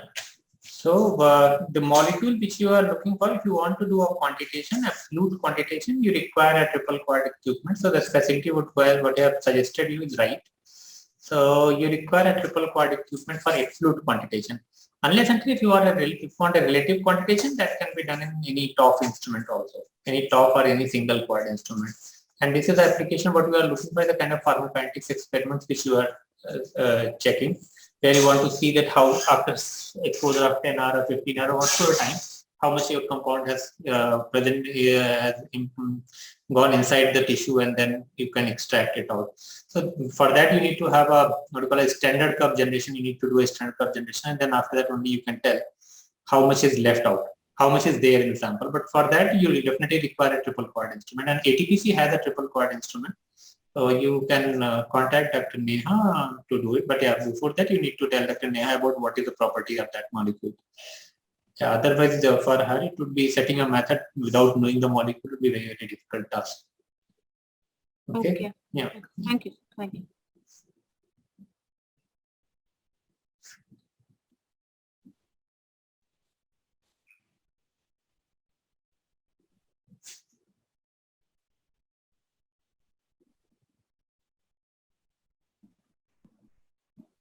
Okay, there was a question regarding the parameters and like collision energy and all. How do we decide like what collision energy or other decluttering potential how much can be used and all? So I'll say like it depends upon how your molecule behaves. Like as I mentioned, it depends from different manufacturers to manufacturers. You have different range and you need to play within that range and give a couple of runs to see how the molecule is behaving. Like for example, in the case of collision energy, you really need to see if that particular molecule of your interest is getting fragmented or not. And that is, it is done by looking at the intensity of that particular molecule. So this is how like we actually decide the various other parameters for while setting up a MS method. So there is the option, most of the machine has the option for compound optimization. So in that compound optimization parameter, you need to select ramping collision energy parameters. And there they use like there's an option to put a ramping of value of 2 or 3 or whatsoever it is. Like some instrument uses a percentage value, some instrument uses a volt value. So there you put a step value of 1 volt or 2 volt and then screen that method. And then it will keep on increasing the value, whatsoever the fixed value you put. And then it will tell you what is the maximum energy it can achieve with your molecule. And that you put it in your method. So that's the way you optimize the collision energy. And same is for collision along with the declustering potential, because that is also a pretty important parameter. So that also you need to optimize. And if you are doing some kind of MRM analysis, then you need to have a what you call the exit potential. So that value also need to optimize. So these are the 2-3 values which you need to optimize in a method development when you are doing it for first time. Once you know these things, you need to put this value into a method, and then your things is set up. Yeah.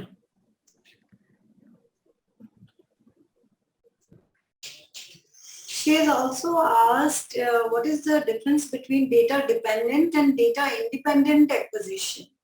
Okay. So, Dr. Shah?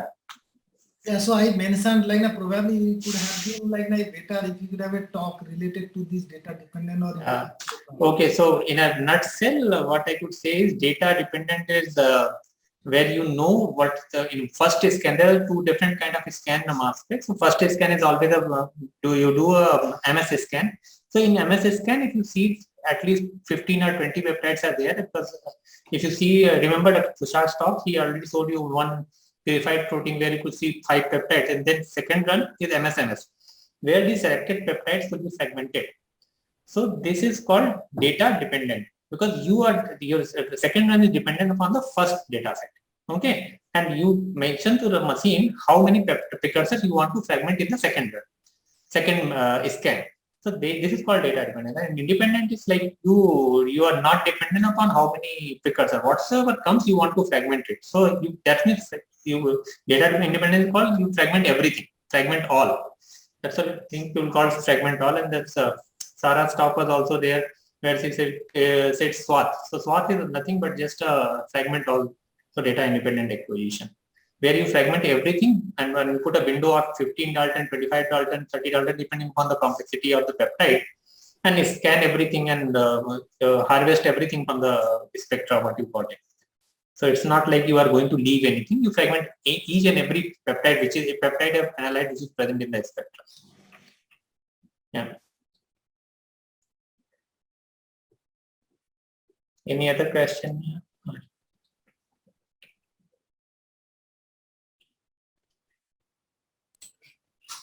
Yeah, I don't see any more questions here, but you can always send your queries and write emails to speakers if you come up with other questions.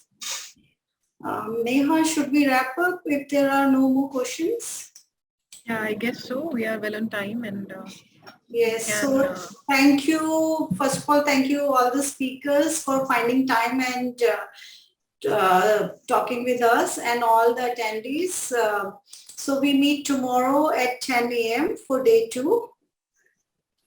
And there'll be 3 more talks tomorrow. Thank you so much. Have a good day. Yeah, thank you everyone. See you. Okay, sir. Bye. Bye, Pinky. Bye. So your daughter is with you there, na? Yeah, she is here. She is here. At least that is the best part. Yeah. Okay, sir. Yeah, bye.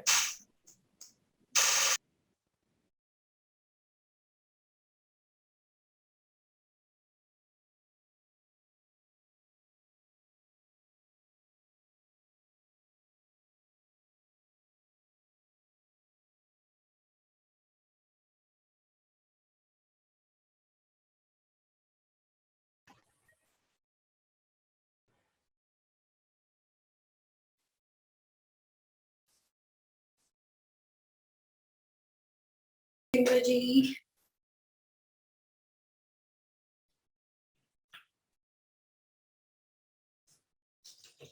Using high-end mass spectrometry at the University of Georgia.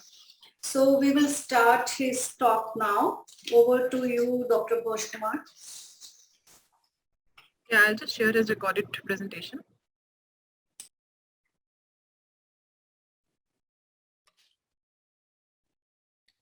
Will he be available for the questions?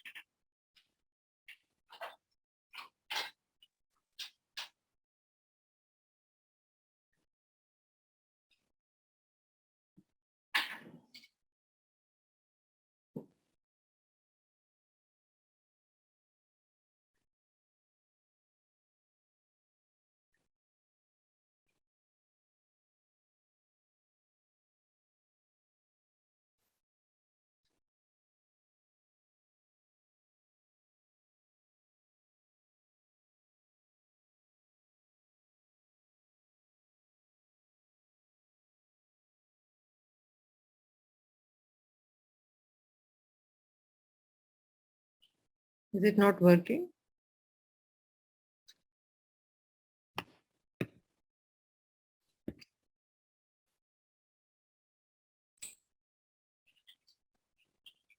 Should we ask IT to try it?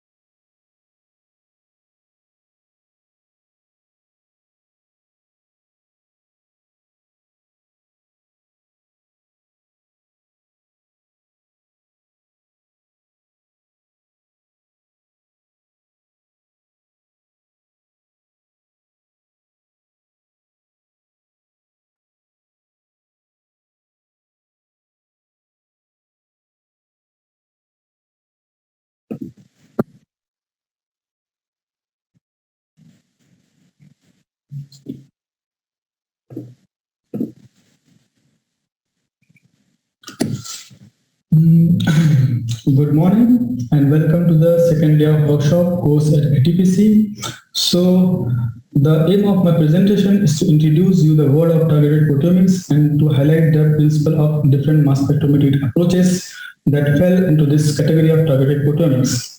Possibly some of you have mass spectrometry experience. I guess still it would be very important to give this introductory talk for those people who are not so experienced. So I have structured this presentation into 3 parts. Each part is headlined with the basic question regarding targeted proteomics.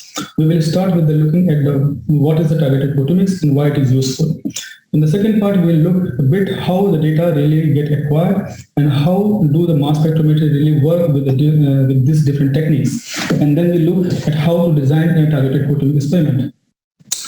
Okay, so let's start with what is targeted proteomics and why it is useful. So when I looked in the literature and to find a definition about targeted proteomics, I realized this is not so easy because this term targeted proteomics is used actually quite broadly by a lot of different groups and peoples. So I picked a simple definition and the targeted proteomics term is used as an umbrella term for different mass spectrometric techniques that all have the aim to accurately quantify a list of predefined proteins and peptide or post-translational modification. So, in other words, with targeted proteomics, you will typically never definitely identify something new that you haven't heard before, but you always just try to very thoroughly validate or measure protein or peptide that you already have a hypothesis for. So, also, targeted proteomics is often referred to as a hypothesis-driven proteomics of what you find in the literature, and there's one more technical aspect about targeted proteomics, and that is protein and peptide quantification. With these mass spectrometric techniques, we typically perform on the basis of fragment ion chromatogram, and that is different from short-wave proteomics. Here we always quantify based on the precursor and chromatogram in the targeted mass spectrometry. Okay, so why is targeted proteomics something useful to do? The discovery or untargeted short-wave proteomics is definitely a very important and valid mass spectrometric techniques, and it's always the ideal technique for you in the moment when you want to identify protein or peptide or whatever in your sample. So at the moment, when you globally want to map out which protein or peptide are present in the sample, the short one is the way to go. However, in the moment when you want to do targeted proteomics is when you want to be more quantitatively accurate, then you should consider using one of these techniques. Especially in the recent year where proteomics tend to be larger and larger, that you want to analyze bigger and bigger sample cohort. This performance advantage of targeted proteomics becoming more important. That's why it becomes more and more useful to work with one of these techniques. And the fact that this performance advantage of off-target proteomics are really well accepted by now and in the community and appreciated. In 2012, targeted proteomics became the method of year selected by the Nature Method journal. Okay, so now let's get a bit more concrete and let's look at this different flavor of different mass spectrometric acquisition techniques. Historically, the first technique that's under umbrella of targeted proteomics is SRM. SRM means selected reaction monitoring, and that's why SRM is definitely the most frequently used and the best established technique which is used by most of the people. However, PRM, parallel reaction monitoring, the other classical targeted approach get more and more attention and is used more and more, especially when the first paper came out on 2012. They do this PRM method on QX2 platform. However, to this two very classical approach, and there is also a third mass spectrometric acquisition type that fell into the category of targeted proteomics, and that is SWOT-MS. There is very special in the SWOT-MS because SWOT-MS data can interpret the data in a different way. So you can use SWOT data to do more type of classical discovery-driven experiment, and you can also take SWOT data and simply ask the question, which protein can I detect, which Which would the classical discovery driven approach. But you can also use SWOT data into this category in a different targeted way. So you can use a predefined list of protein and peptide and query this raw data just for those peptide and proteins, and then it is a targeted protein approach as well. Okay, so now a little bit complicated factor. When you look at the slide, these are three different names. In fact, there is all three names has many additional normal names around the field and used frequently. So, for example, SRM, you also find the term multiple reaction monitoring for it. PRM, is also described as a targeted MSMS, MRM high resolution, and pseudo MRM in different papers. SWOT-MS is also referred as a hyper reaction monitoring. Some people also just use term DIA in general. It means the data independent equation. All these names come because of the trademark of different companies. Now, let's have a look a bit more into the technical details. So here we see data equation principle, the targeted data equation principle of SRM. So SRM measurement, as you probably all know, very primarily performed on triple quadrupole, and as the name already suggests, it consists of three quadrupole mass analyzers. The first and third quadrupole uses the mass filter, and the second quadrupole is the collision cell. So here the precursor gets fragmented. So if you now monitor peptide with SRM, what happens is that whenever there is a mixture of different peptide eluting from your column at a given time, ideally in SRM you will filter just one peptide precursor here in the first quarter. And then here you can see the red ball only passed by the first quadrupole, and then you will fragment it. And in Q2 and the third quadrupole, you will again select just for one specific fragment. And then you will record the intensity of the specific fragment over time. So what is always measured by SRM are always pair of peptide precursor isolated in Q1 and fragment ion are isolated in Q3. So in SRM, there is no full scan recorded data. You always just record an intensity of specific transition that you need to predefine and tell the instrument by generating such a transition list where you say which M by Z value you want to isolate here. And then when you do record this transition intensity over time, then you end up with the such chromatogram where you can generate from the data by doing structured ion chromatogram, such peak group where you see now in your peptide of interest are eluting from your column, and you can use this information for computation. So the major advantage of doing SRM on triple quad is that this triple quad instrument are very good in reducing noise, simply because you have these two filter steps. You are filtering all your masses twice in Q1 and Q3. Triple quad is also good in transmission efficiency, so the mass majority of peptide that actually enter the instrument will also reach to the detector. And you can very rapidly switch between a different transition. So quadrupole are very fast, and this is why you can measure with SRM on triple quadrupole. It is very sensitive, and you cannot measure just one transition but several hundred. And because you tell the instrument in advance that it should be measured, you can do this measurement very reproducible and very accurate. But there's also a downside of SRM and the triple quad. So the major downside of is the resolution of quadrupole compared to the high resolution instrument these days. So this is why measurement with triple quads are often less selective than the other instrument, and you also need to provide the transition list to the instrument.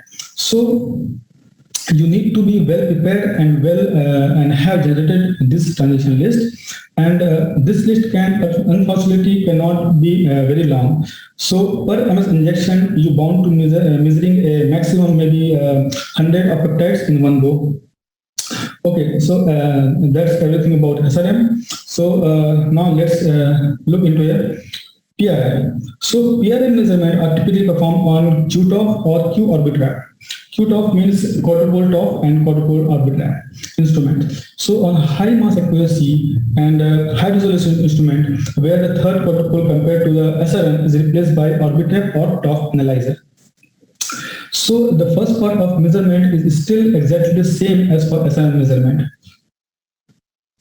You also have a mixture of peptide that eluting at a certain time point from your column, and you just try to select with this 1 over M by Z isolation window, roughly a single precursor ion, and then you fragment it.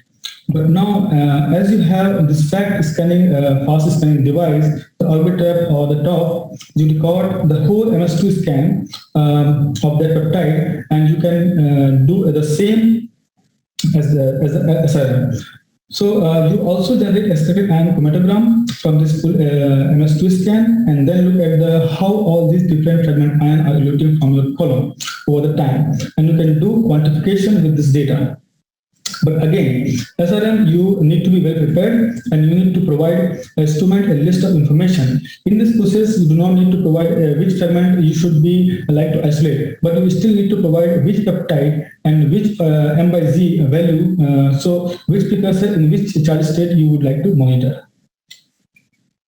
And just to be very comprehensive, what people typically do in PRM, they do not record this full, they just not record this full MS2 scan, but they also add MS1 once again. So just as done in shotgun proteomics, where you want to scan all peptide and get MS1 full scan.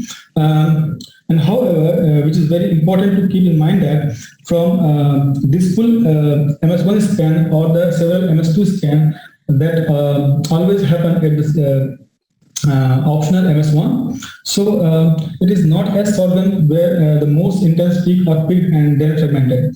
It is completely independent. People just add this additional MS1 scan to also get information on the precursor for the peptide. So if you include this MS1, you can later on also query this peptide, look at the MS1 intensity, and have more information in the data without such precursor MS1 scan.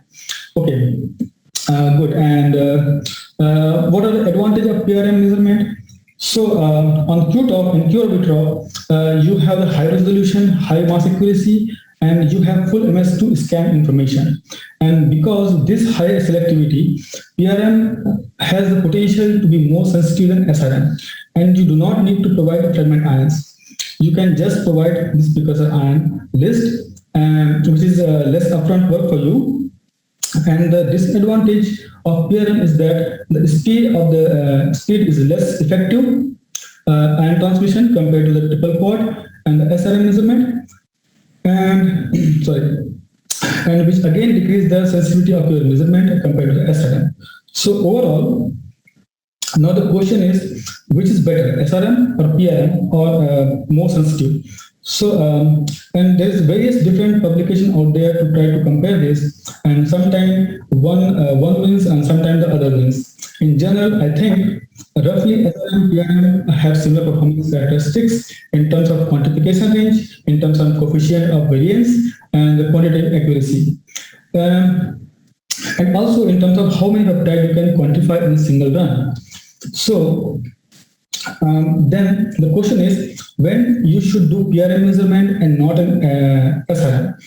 A very good reason to do PRM is and not a SRM measurement is if you don't have triple quad instrument in your institution or you don't have access to it. So also a good reason is where you want to stay on the same platform as your peer shotgun experiment. By this means you once you acquire data in your shotgun experiment, the same platform you are using for the PRM analysis. So the parameter of the peptide query will be the same. So it will be very easier to get the data from discovery experiment and as well as in the validation experiment, or you can say a PRM experiment.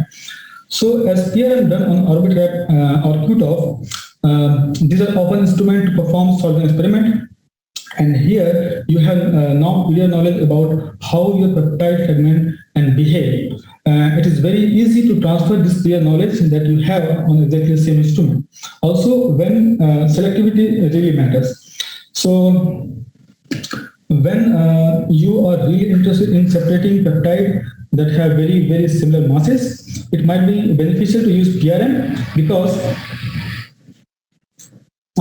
you have this additional higher selectivity of the orbiter and top instrument.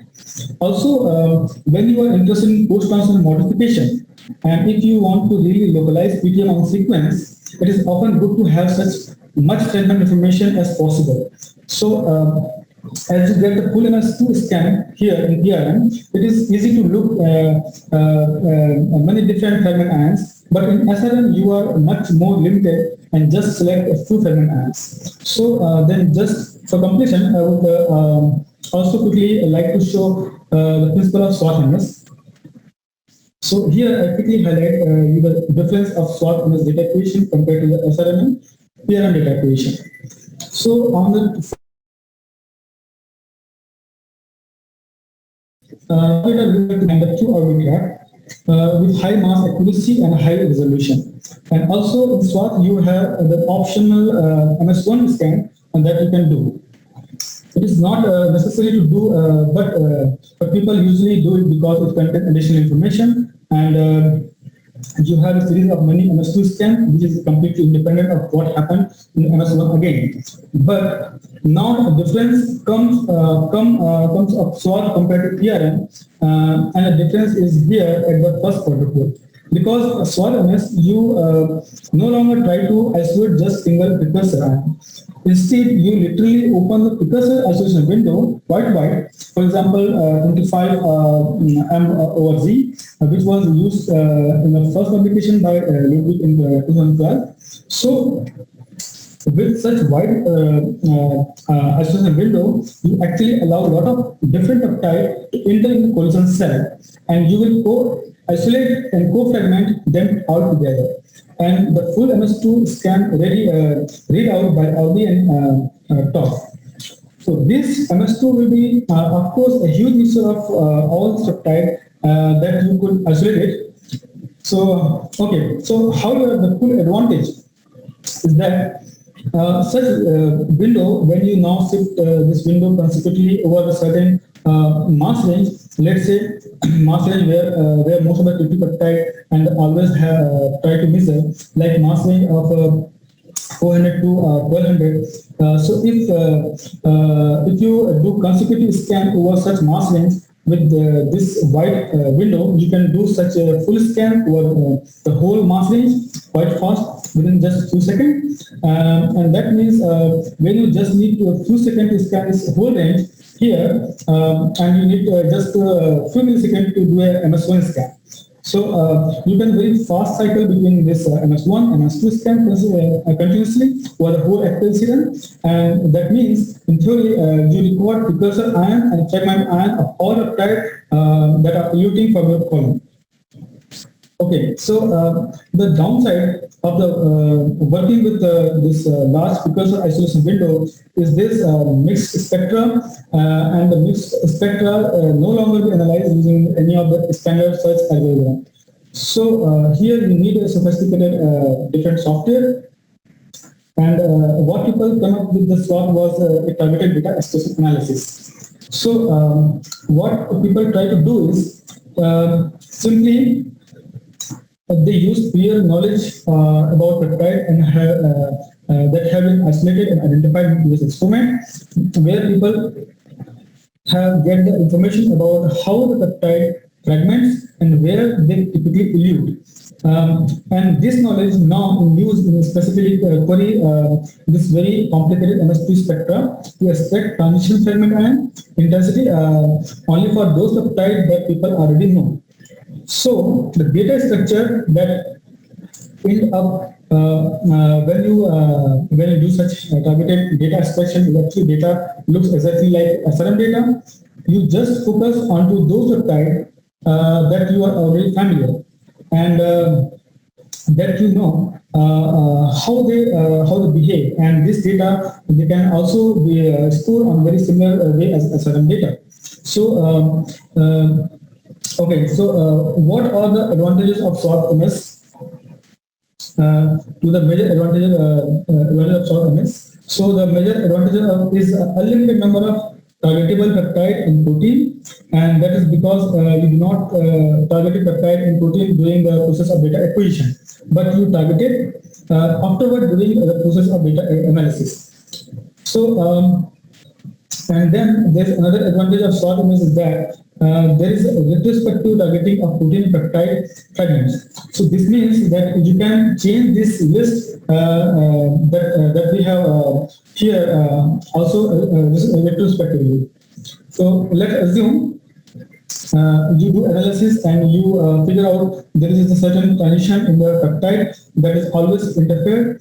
So you can take it out and add a new additional transition for the particular peptide, simply because all data here you can also change peptide or protein, or you can even query new peptide later on.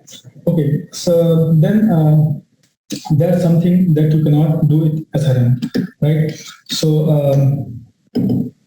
there are also disadvantage of the SWOT image, and especially now looking at the comparison to SRM and PRM, SWOT image is still less selective and less sensitive. So if you are really interested in measuring very low abundant protein, and if you want to be very selective for those protein, SRM and PRM are still the better way to achieve this.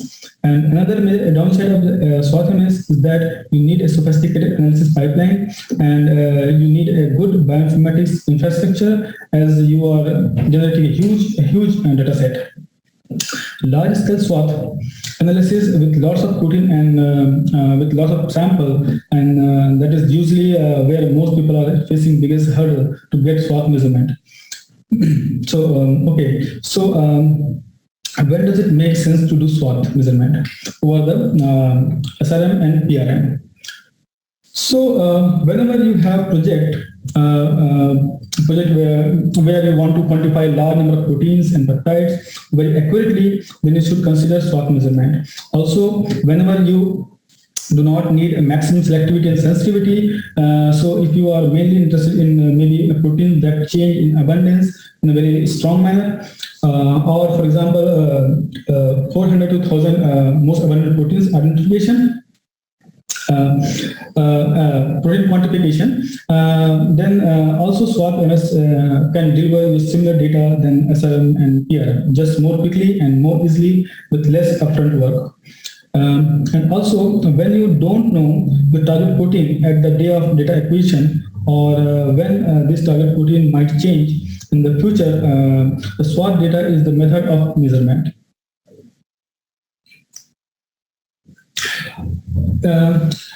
If it is, for example, not possible for you to store your sample physically, when it is PCL sample or just a small sample amount, it might also make sense to measure a sample once by DIA SWOT, and then you have the data file, and you don't need to care about keeping the physical sample at some point, and you can always reanalyze it later and for new proteins.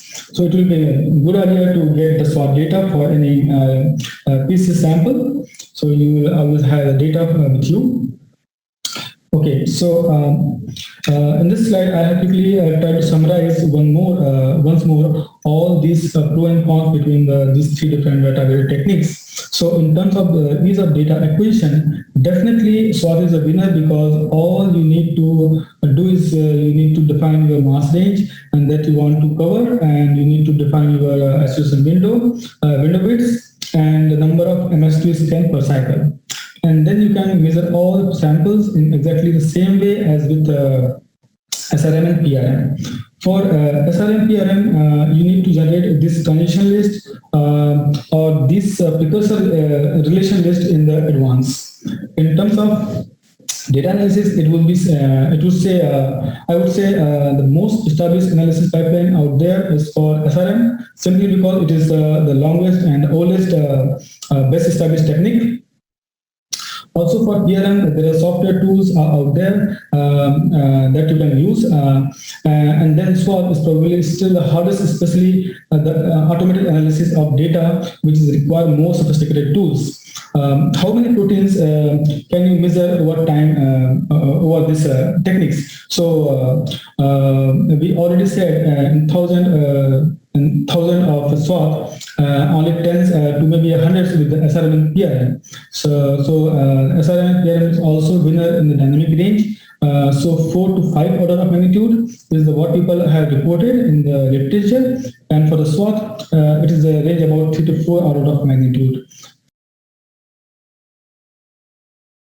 Be highly and retrospective targeting is absolutely impossible with SRM and PRM. So you will just be able to analyze what you have put in the instrument in terms of the transition list. With PRM, you can at least change the fragment and so as you have recorded full MS2 scan, you are retrospective in the sense that you have changed the fragment you want to use for the given peptide. But with swath, you can really change retrospectively everything you can query. You also a new peptide, a new protein at the later stage.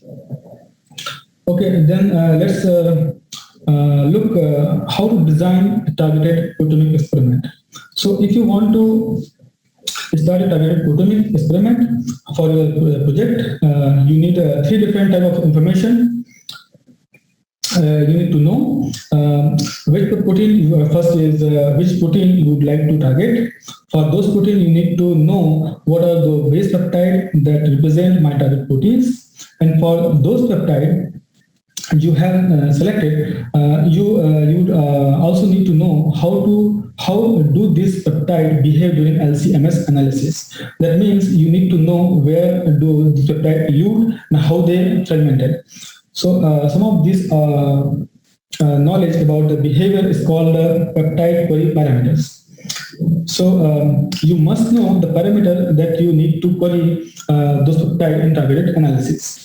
Okay, so I will go with this different type of information and we'll look how people select them or what is important to consider here. So for protein selection, obviously depend on each study and the project.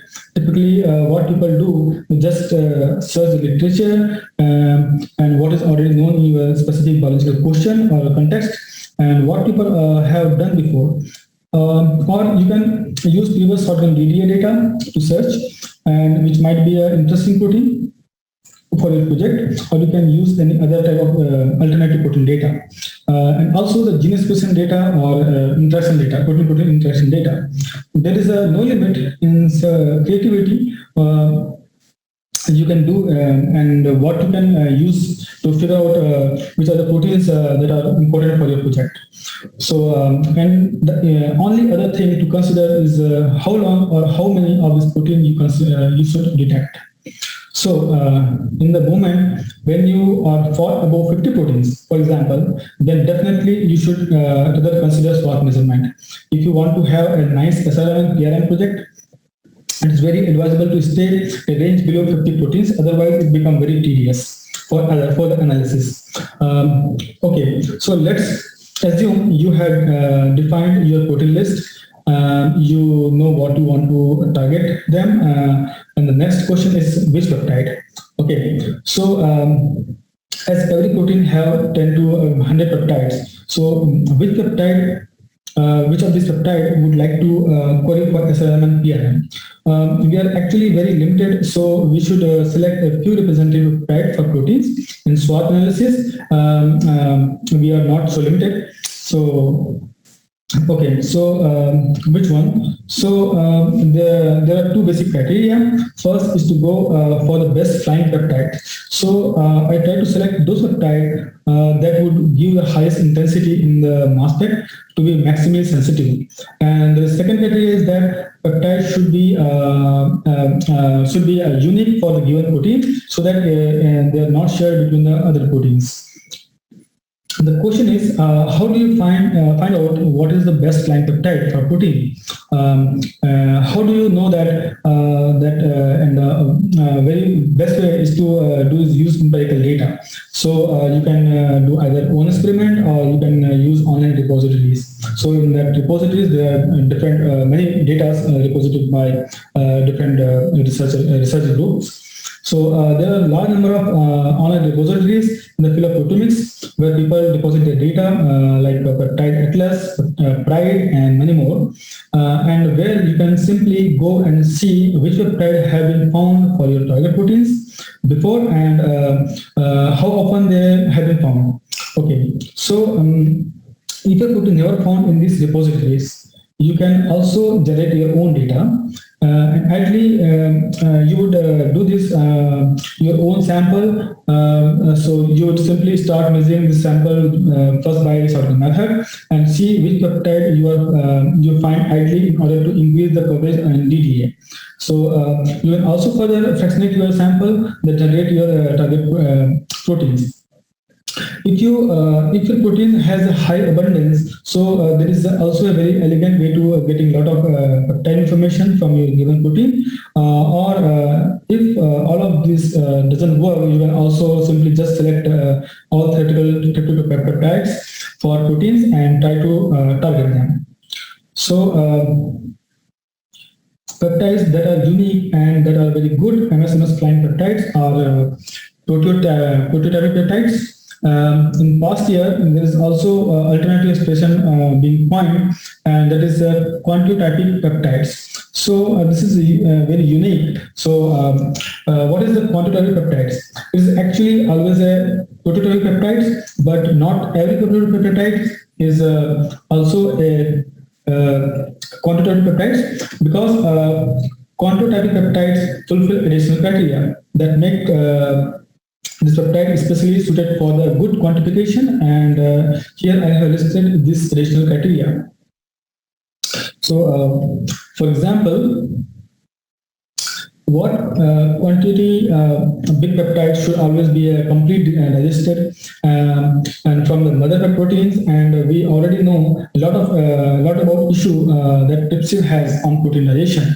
For example, whenever you have two neighboring lysine or either side of the peptide, we know that trypsin often does a bad job for cleaving between these two to the same here. So if you have a stick amino acid close to the cleavage site, we also see that trypsin is not so well in cleaving. So also a peptide with a KP or RP sequence within cleavage site, then typically we always assume that trypsin does not cleave if there is a problem following after the lysine arginine. Right. So ideally, one should avoid having such peptides as a quantitative representative for protein, just because you can never be sure that it is really cleaved 100%. And also, non-tryptic peptide should not be used to quantify a protein ideally. So then there is a second criteria, which is chemical modification. So ideally, you should use peptides that are not prone to chemically modify. So if you have a tryptophan or methionine, they can be oxidized easily. So it is better to have peptide without these two amino acids. And similarly, the NG and QG sequence are prone to be deamination and N-terminal glutamine and glutamic acid, carbomethylated C amino acid can cyclize. So all of these peptides with these features should not be used. So look for the other peptide, and then there is a last criteria, which is biological modification. So in the moment when the peptide carries PTM, again it would be a bad representative for total protein, because often protein is not 100% modified, but just a small portion of it. Okay, so should avoid this all kind of peptide criteria, and then for protein. But how do you know which carries PTM? So one thing that you can do is you can check online repository for your known PTM carrying peptide, and there are here are 3 examples of this PTM. So, sorry. Repository, PTM repository, so you can try to avoid known motif of glycosylation. For example, there is a annex S or T that is actually a glycosylation motif, quite known, and you should also avoid very N and C terminal peptide as they are known to be more prone for degradation. Okay, so all of this point you see here is of course a very valid point. And if you can exclude this peptide that carry all these things, you are more likely to get a very good quantity of peptide that represent protein. However, sometimes you really follow all these protein points and you will not end up with the single peptide. So what people do, just they relax those criteria in some way, and so now we know which protein we want to select, and we have selected prototypic peptide and the quantitative peptides. So now, before we can go for targeted measurement, for targeted analysis, we also need to this third type of information, and that is the peptide parameters. So in the peptide parameters, so how do we get them? So for that, so ideally the peptide parameters is to know the precursor mass over Z, M or Z value of all our peptides, and what is the charge of the peptides in our measurement. And we need this information for SRM, PRM before the measurement, because only then we can create a transition list or precursor list.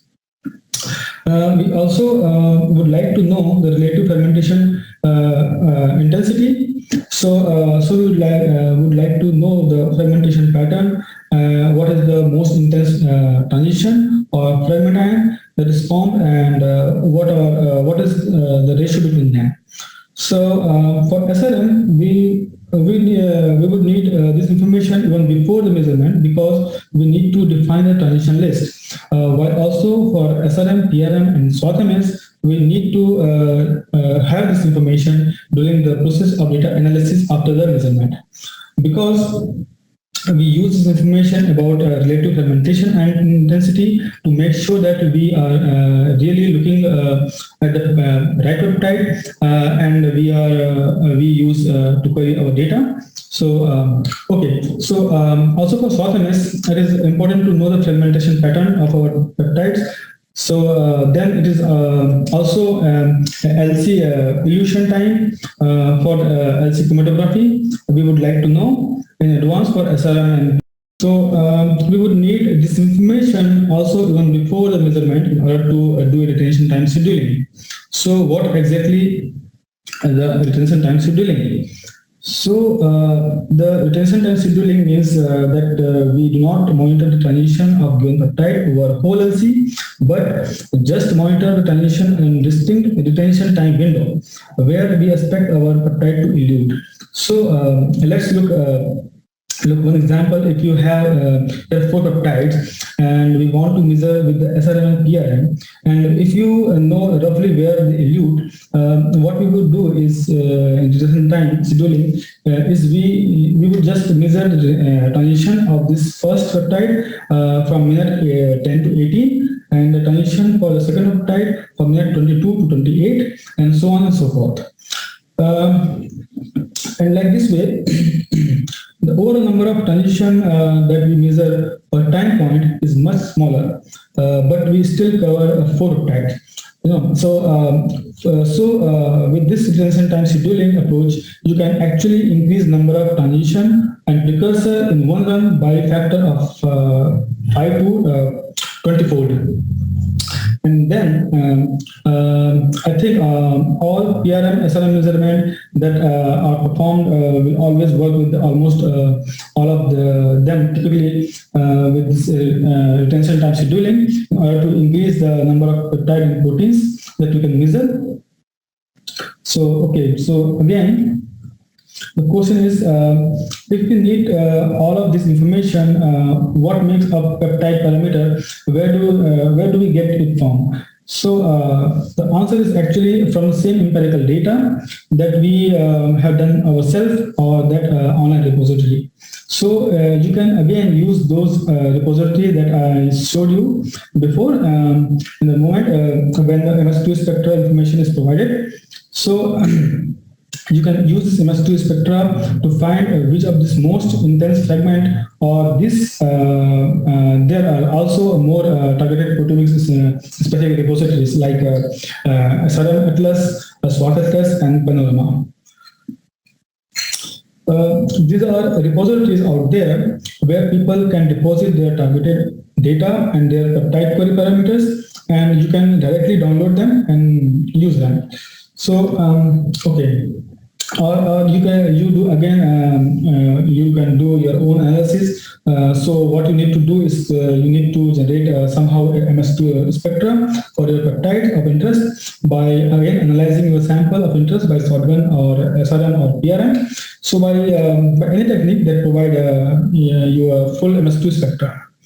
Okay, so you can also work with synthetic peptides.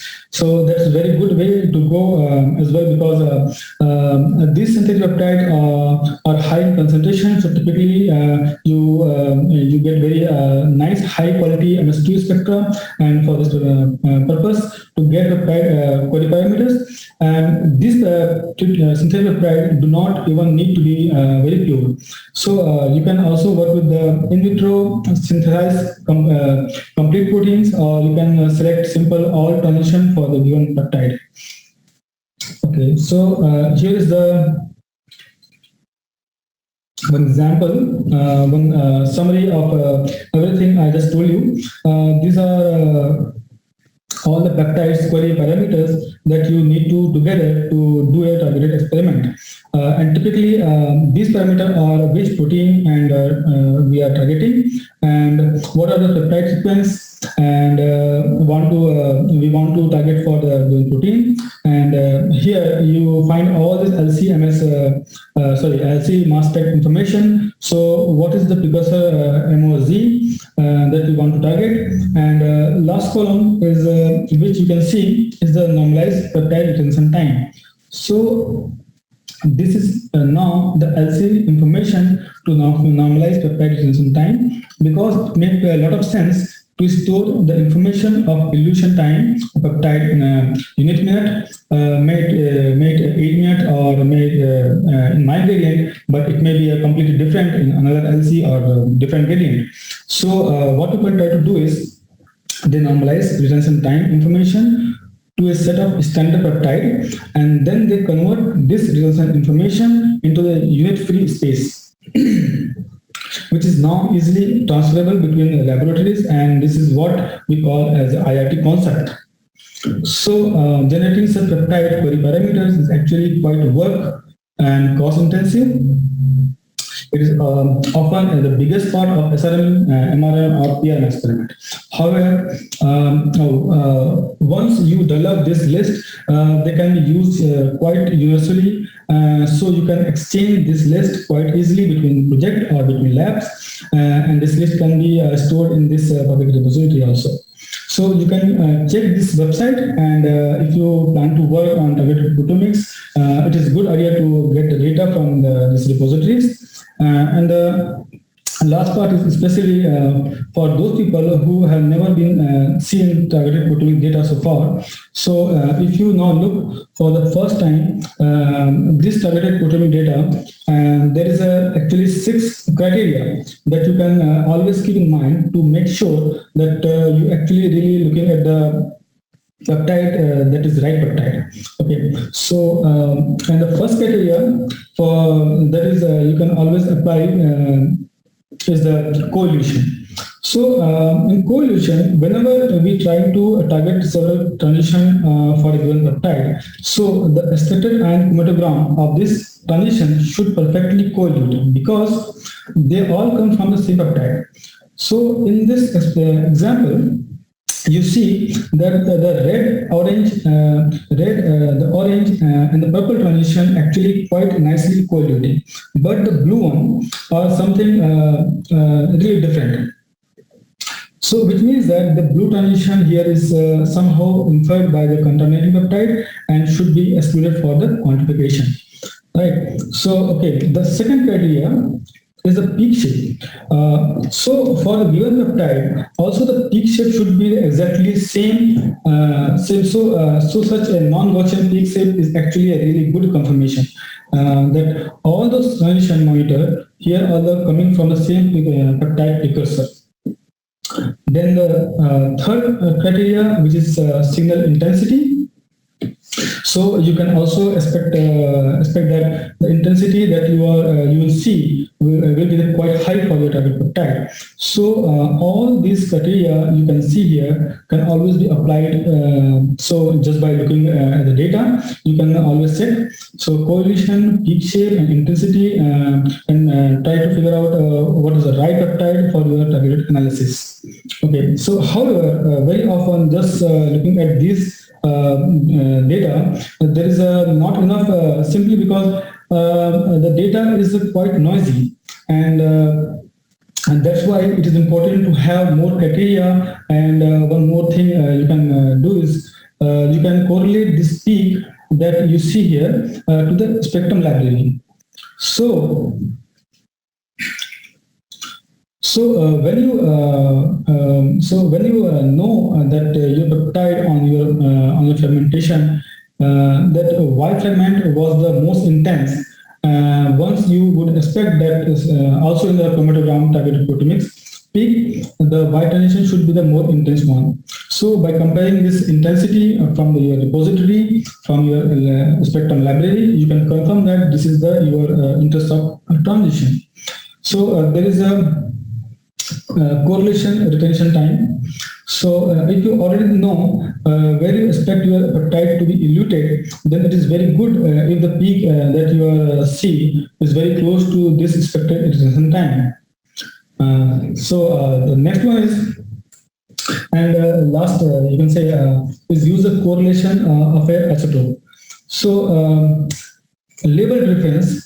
In the label peptide, so in the moment when you have an isotope label peptide, either synthetic peptide or by having like Saleh experiment, so where you have a heavy and light version of peptide present, so you can look whether your light and heavy peptide signal are perfectly correlating. So whether they have exactly the same relative intensity of all the fragments. So this is the completion of the targeted proteomic experiment. So for this now, thank you all for your patience, and please feel free to contact me if you have any queries. This is my email ID. So thank you all. Thank you very much. Thank you so much, Dr. Bhoj Kumar.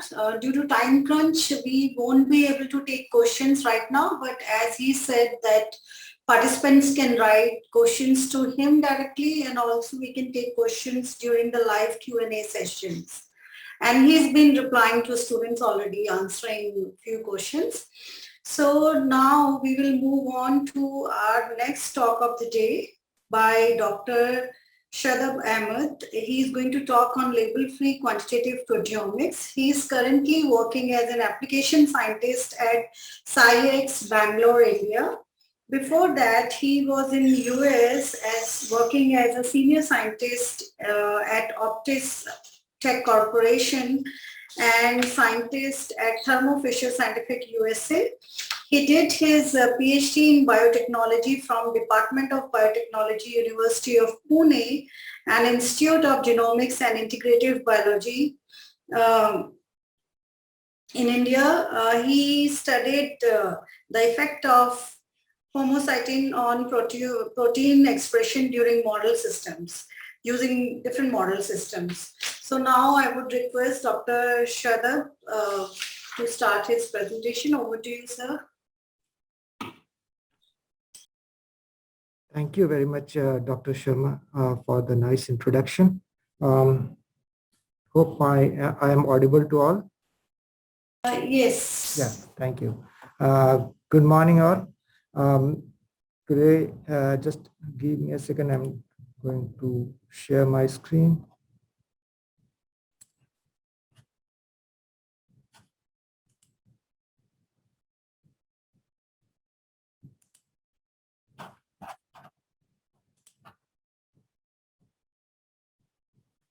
Okay.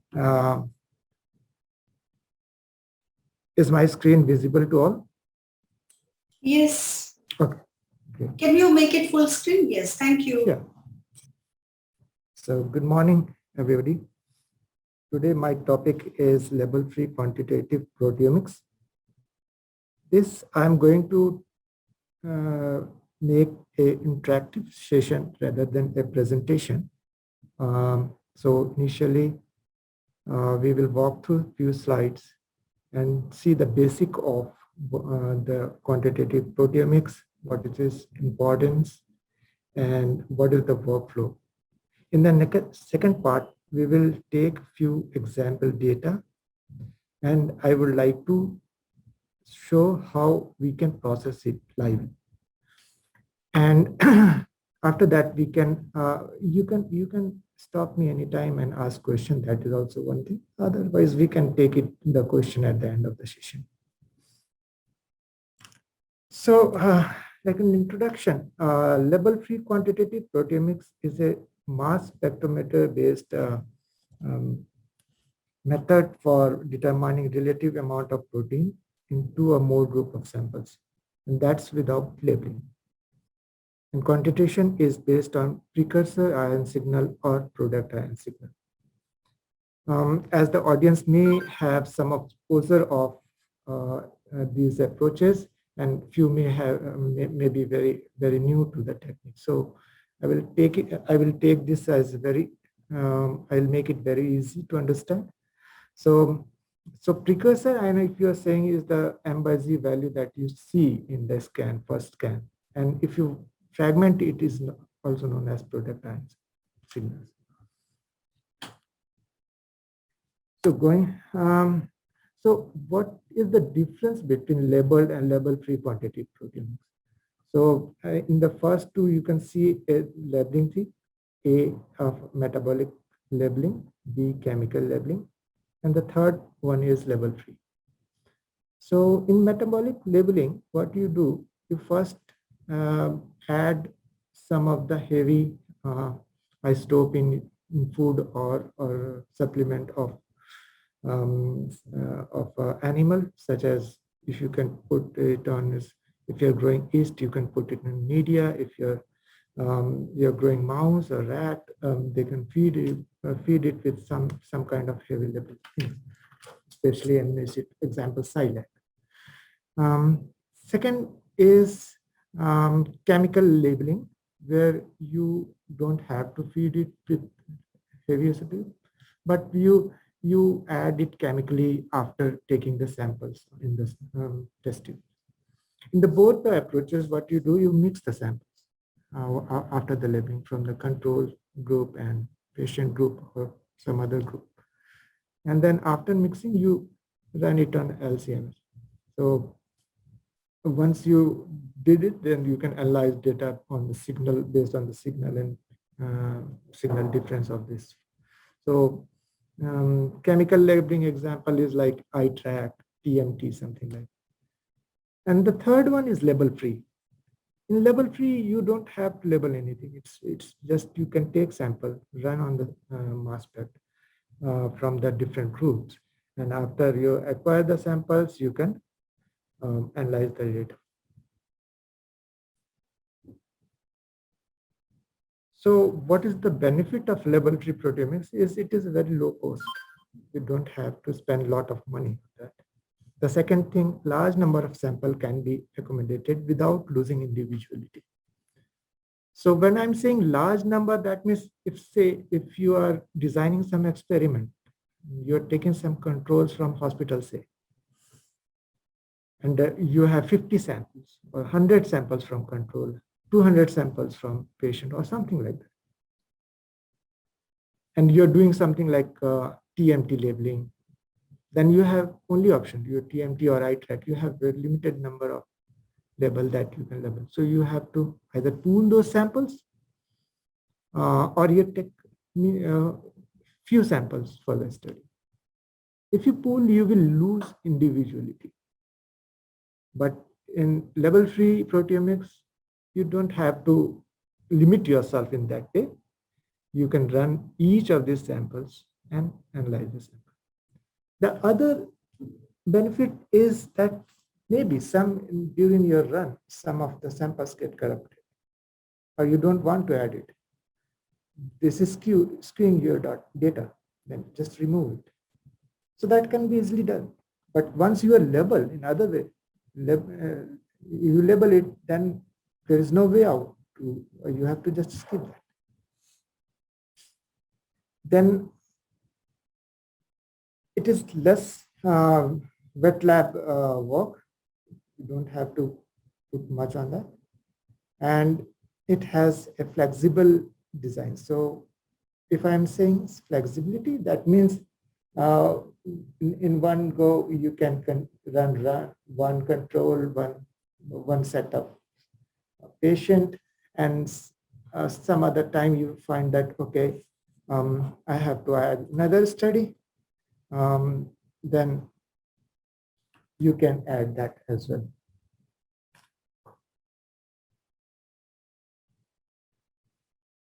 So going to next slides. So level-free quantitation can be done in different ways.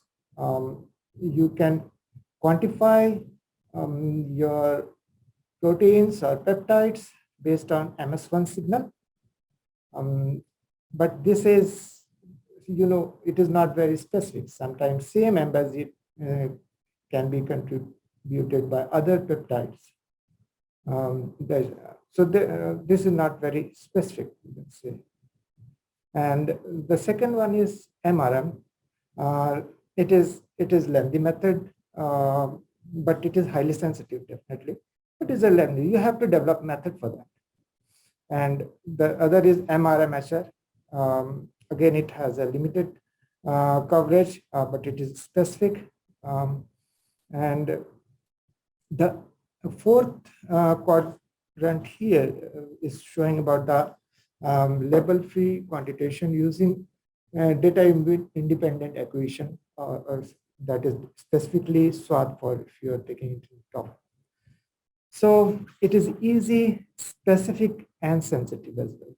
So if you are seeing you don't know about the samples, what is there in your samples, then the better to use start with SWAT, develop your find out your differential express proteins if you want, and then you can develop or validate that using some other techniques.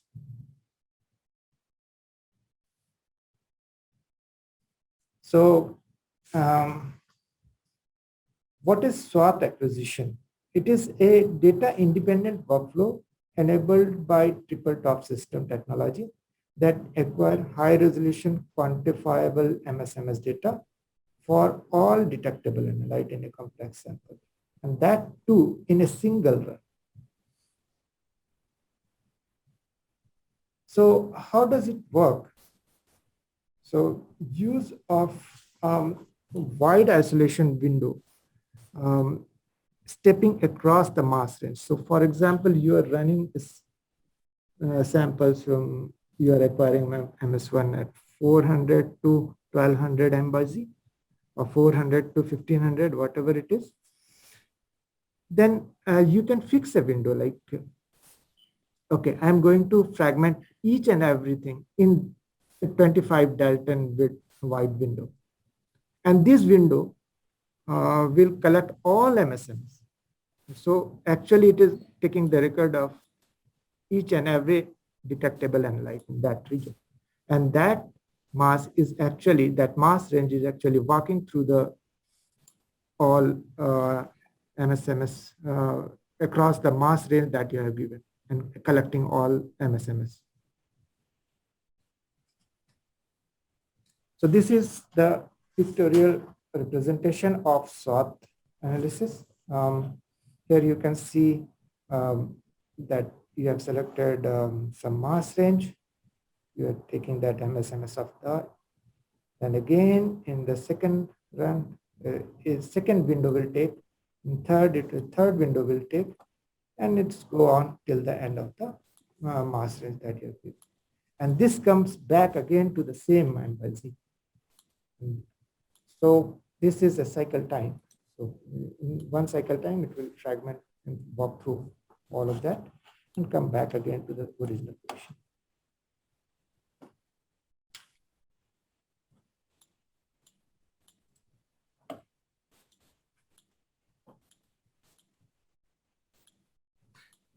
So I got a question of what is MRM and MRMHR. So MRMHR is nothing but if you are collecting that data on high-res machines like a triple top instrument, and then you can do XIC of that across the whatever the product, and you don't have to select for the Q3. 3,600 to 4,000. और देखो इसमें ना paper में वो सेंट्रिकॉन का जो website में जाओ उसमें जाके देखो this is from Millipore okay Millipore Centricon 3 kilo dalton उसमें वेबसाइट पेपर डॉक्यूमेंट मिलेगा उसमें मेंशन है like if they mention it 8,000 then you can use 8,000.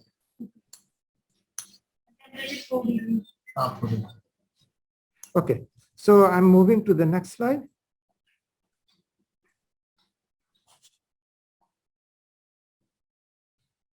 So sort acquisition can be acquired in a fixed window or a variable window mode. So fixed window where you fix the Q1 selection for MSMS, say 25 Dalton. So it will walk through 25 Dalton across the mass range that you have selected. But in the variable window sort acquisition, you can design an experiment where the selection window will be smaller, where the number of peptides eluting in your LC is high. So this is very easy method. It's not too complex. There is an Excel sheet is provided with one of our software where you can put all the embassy that you're getting from DIA experiment. It will design you, and you can give the mass range and what are the window time range that you want, and then it will calculate it.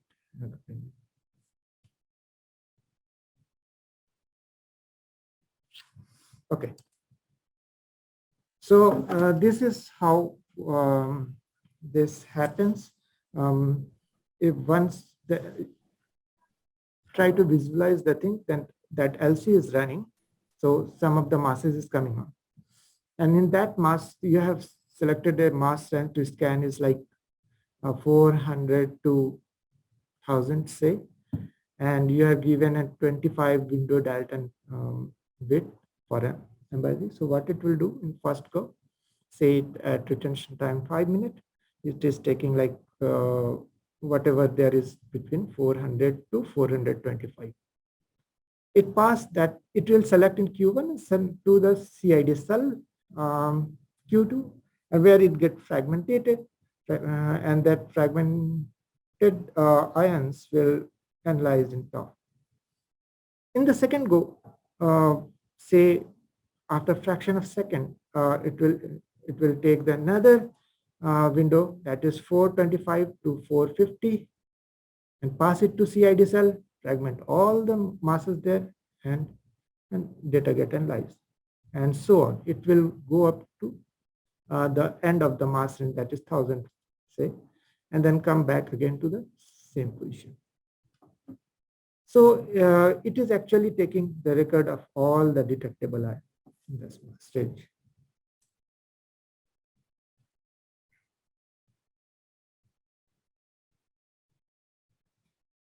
Okay, so cycle time is nothing but time take to do one full set of design experiment. For example, in SWAT, you are taking one MS Then you go for the fragmentation of 400 to 425, 424 to 450, then 450 to 475. Likewise, you are going to till the end of the mass. So the time taking from this experiment to that experiment to the end of the MSMS and coming back again, the time taken for the one cycle is known as cycle time.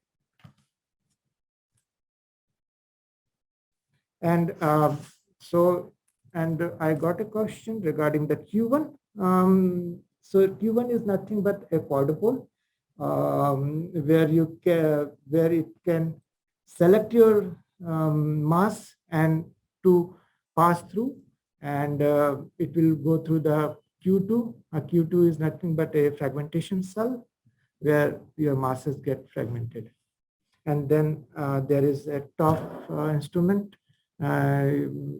For example, SciX triple TOF or 5600, 6600, where this will get analyzed in TOF. If you are using some other instrument, there is a same thing will happen. There's a selection at the Q1, then the fragmentation, and there is some kind of analysis things. For example, Orbitrap. So, so dia actually occurs in that way.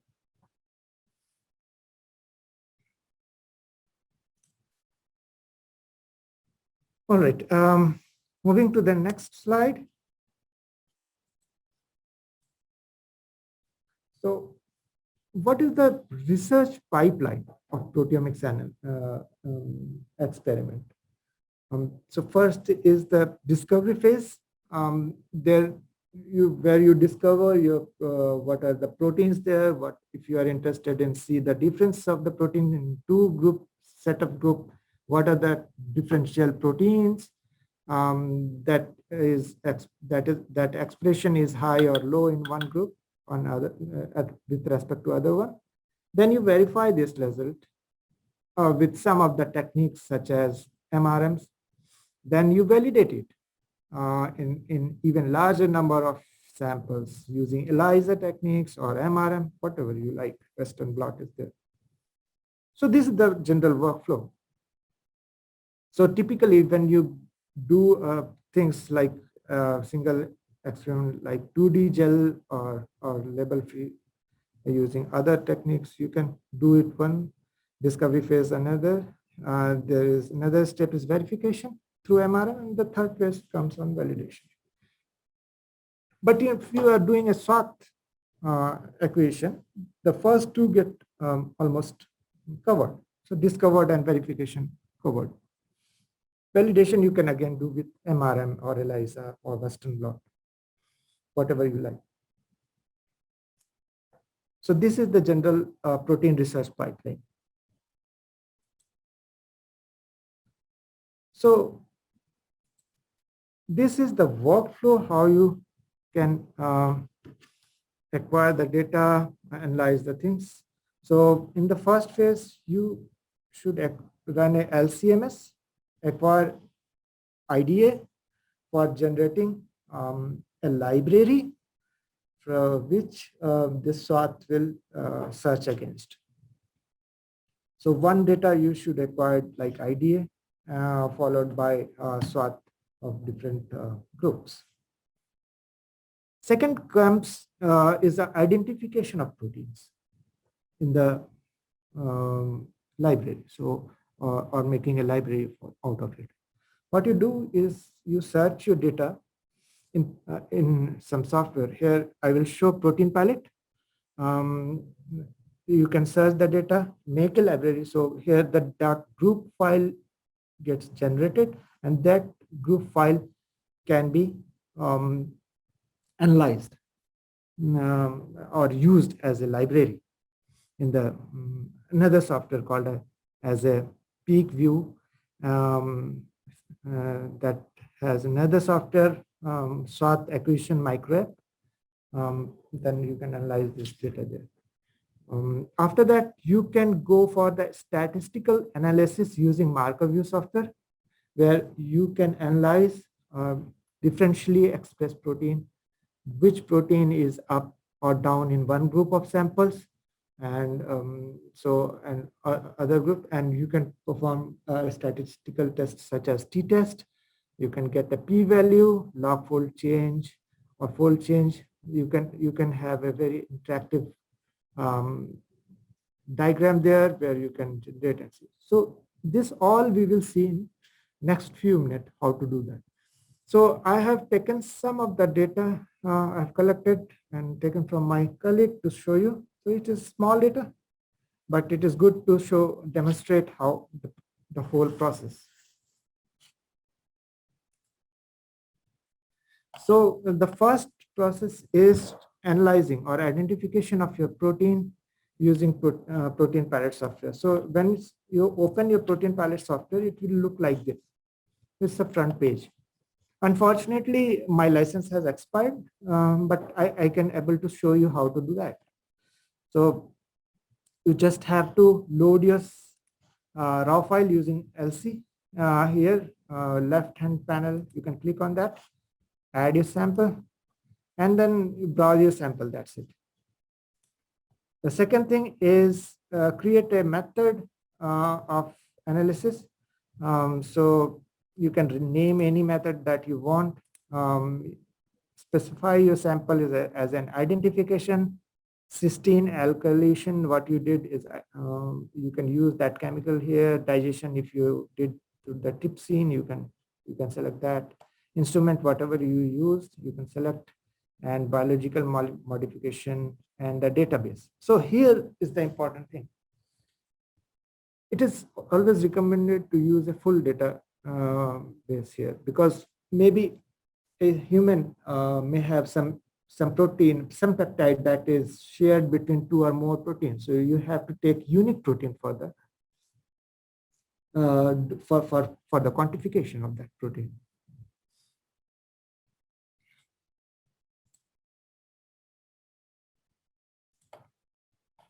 All right.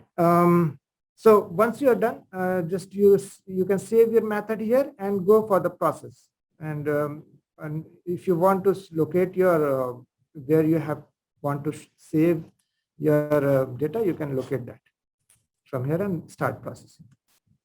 It will typically take 45 minutes to 1.5 hours for a very complex sample using standard laptops.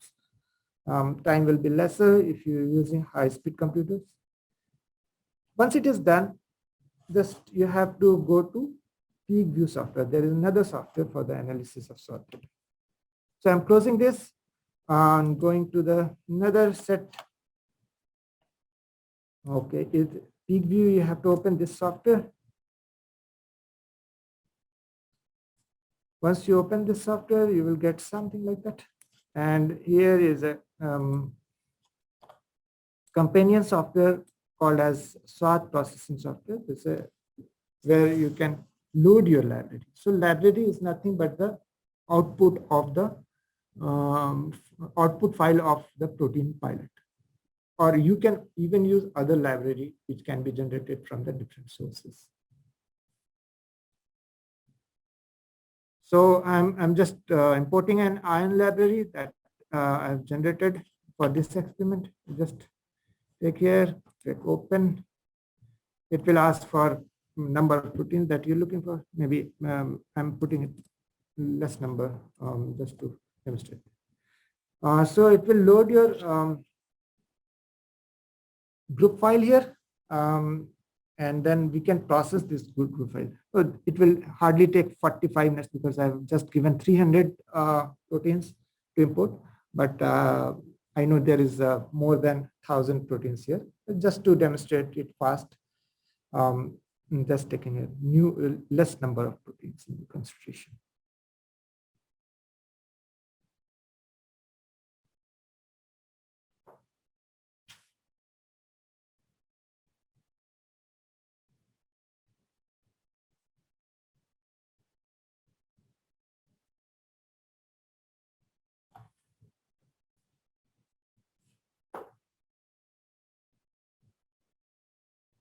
Just 20 seconds more.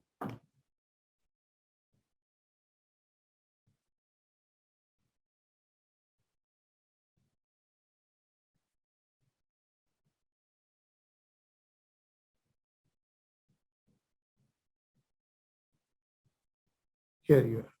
So once that library is loaded, it will ask you for the SWOT data. So I have 12 files, and each file has three different, 4 different groups. Sorry, and each group have 3 samples. So I'm loading all of that. 8, 9, 10, 11, 12, all 12 files, and say OK. So it will load your data here, and it will be visible like this. So now you can see total ion chromatogram also here for all these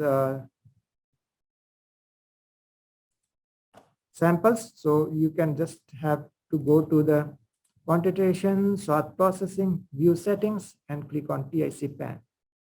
So TIC pan will appear here. And you can walk through a different file, and that will be displayed like here. And this is actually the XIC of ions. So the processing setting is like this. So total number of peptide per protein, we have selected 6. So, so for each of the protein, it will select 6 peptide. The number of transition per peptide is 6 again. Transition means you are selecting 6 fragment ions. And then their peptide confidence threshold it will take from the protein pilot file, and false discovery rate, you can select it, like we have kept it at 1. So an XIC window of 5 minutes are given. Maybe if you are running it in same go, the RT variation may be less. Or if you are using like you run few samples today, then after few days you run again samples, RT varies little bit here and there. That even you can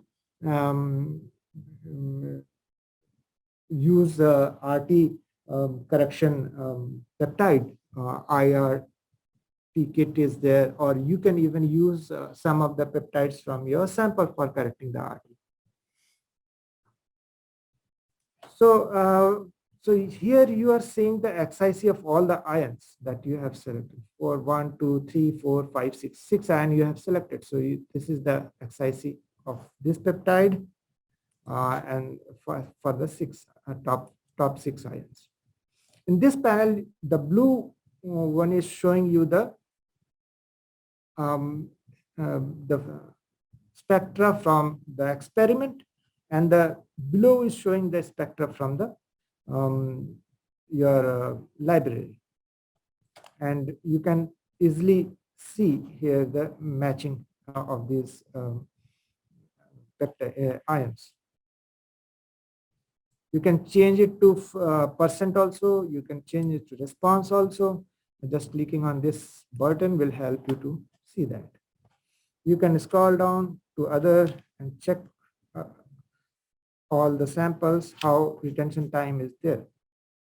If you feel that there is you need to calibrate the retention time, then you have to add here some IRT, you spike your some with some retention time calibration peptide, or you can take some peptide from your sample as well. Just have to click this one, select peptide for RT. For example, I'm taking one. Here you can see a new thing come, retention time calibration protein. Again, for say I want to take this peptide, I will add it. So if you click here, you can see 2 peptide will be selected. So the idea here is to get a bunch of peptides from different RT region. Typically, if you select 2 in every 10 minutes interval, that is good enough for even a very skewed model. So once you are done, you can go and calculate RT fit. So just have to click this and then apply. So I'm not going to do this, but once you click, this will going to happen like this. It will take some time when apply it, and then you can start processing. So this is the longest step that will take. Once you process it, then you go and say export area. So once you export the area of your peptide, ion, and protein will be exported, and that in a marker view file. So this is the third software. So what you did, you generated one ion library using Protein Pilot. You generated those things, the area list, a peak list, a peptide identified peptide list using peak view and sort processing company and software.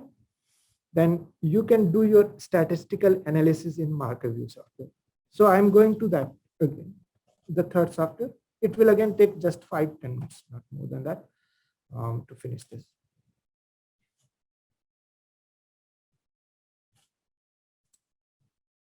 So the third software you can go is a marker view, which is statistical analysis software.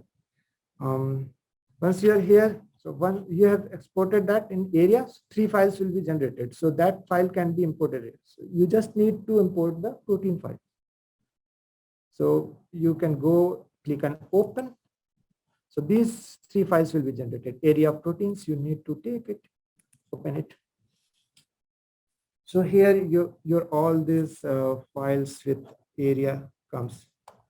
And you can group this. So we have 4 groups. You can go view, show sample, and just group it like 1. You can name it anything, whatever you want. 2, 3, 4. Once you are done, just you can go and you can check for that. You can also go for the normalize. You can normalize it using some specific area, normalizing using total area sum. So just clicking on this, it normalizes your data. And you can click on t-test, specify your how many per group sample is this. So here it is 3, just click on that. You will get a t-test value, p value, and log fold change or fold change. So here you can easily see which protein is different in different groups. So for example, if I take this one, you can see this is low abundant in one E1 group, then highest in next 2 groups, and in between 2 in the 4th group. You can walk through it. Just have to click on these proteins, and it will show up in the panel here. So you can select your peptide proteins that are differentially expressed. And this area is the combination of 6 peptide and 6 ions in that, and which is already normalized. You can use that. So that's it for this workshop. I hope it is very easy to understand. Otherwise, if any have any question, please ask. Thank you so much, Dr. Shadar. There were few questions, and I can read them for you so that every participant can hear that. Yes, please. Okay.